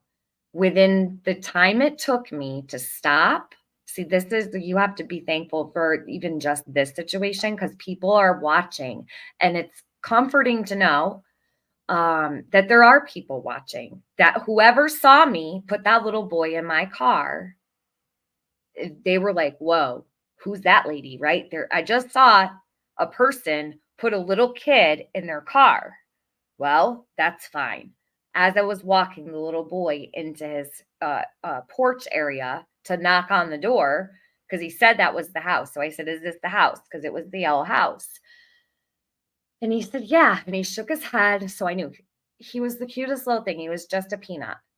So I'm walking him up to the door. I knock on the door, and there's no curtain on the window. You can see the dad come fumbling out of whatever room he was in. He's like walking down the stairs to the front door, and he's like wobbling with one eye open. He was asleep in the house. The mom was at work. The dad was asleep. He grabs the little boy inside, snatches him. As I'm standing there, there's a cop walking up behind me. The dad grabs this kid, yells at him, like, and it's just like this. It's just like this is no different. He yells at the baby. And I turned around, and the cop was like, did you just put him in your car? And I said, yes, I did, to bring him home. He was out by the main road, like literally at the crosswalk as I was turning off of the other road that leads to my house, right? So he's like, yeah, you can't do that. I said, you know what? I didn't even think of it, just only because I knew my own intentions, of course. But yeah, of course, I'm thankful that there was someone who saw me. Number one, I wasn't upset. I was a little taken back that the dad grabbed the boy. I was more upset at the way the dad was yelling at the little boy. And then I'm thinking, great, like now the kid's going to get in trouble. So I remember as I was walking toward the cop who was standing behind me, he said, please check on that little boy.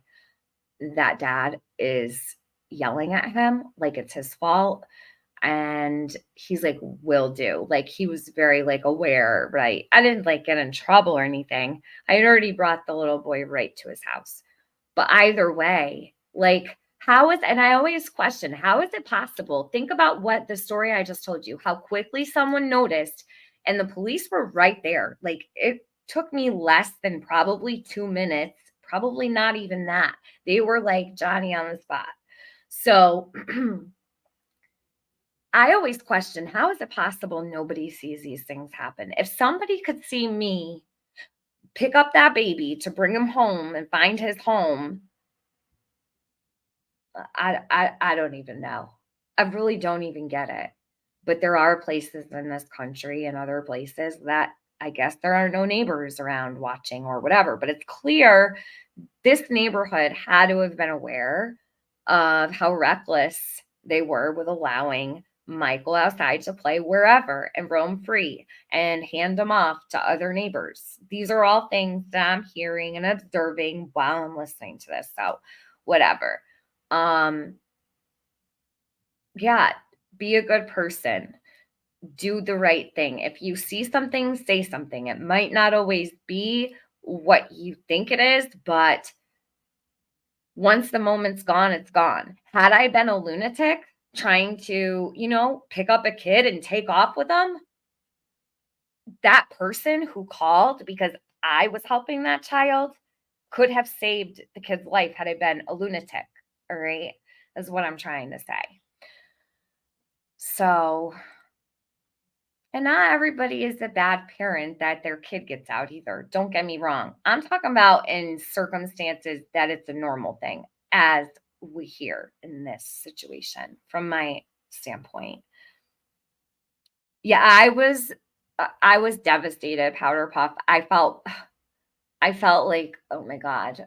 It was like, what else was there to do? You know what I mean? I just figured I didn't expect the dad to grab him like he did and yell at him, but he did it right in front of the cop because the cop was walking right up behind me. He had to have heard him. But I remember as I was walking away, like when I knew I was free to leave, obviously, that he knew, like he knew the deal. He knew what was going on. It was happening right there.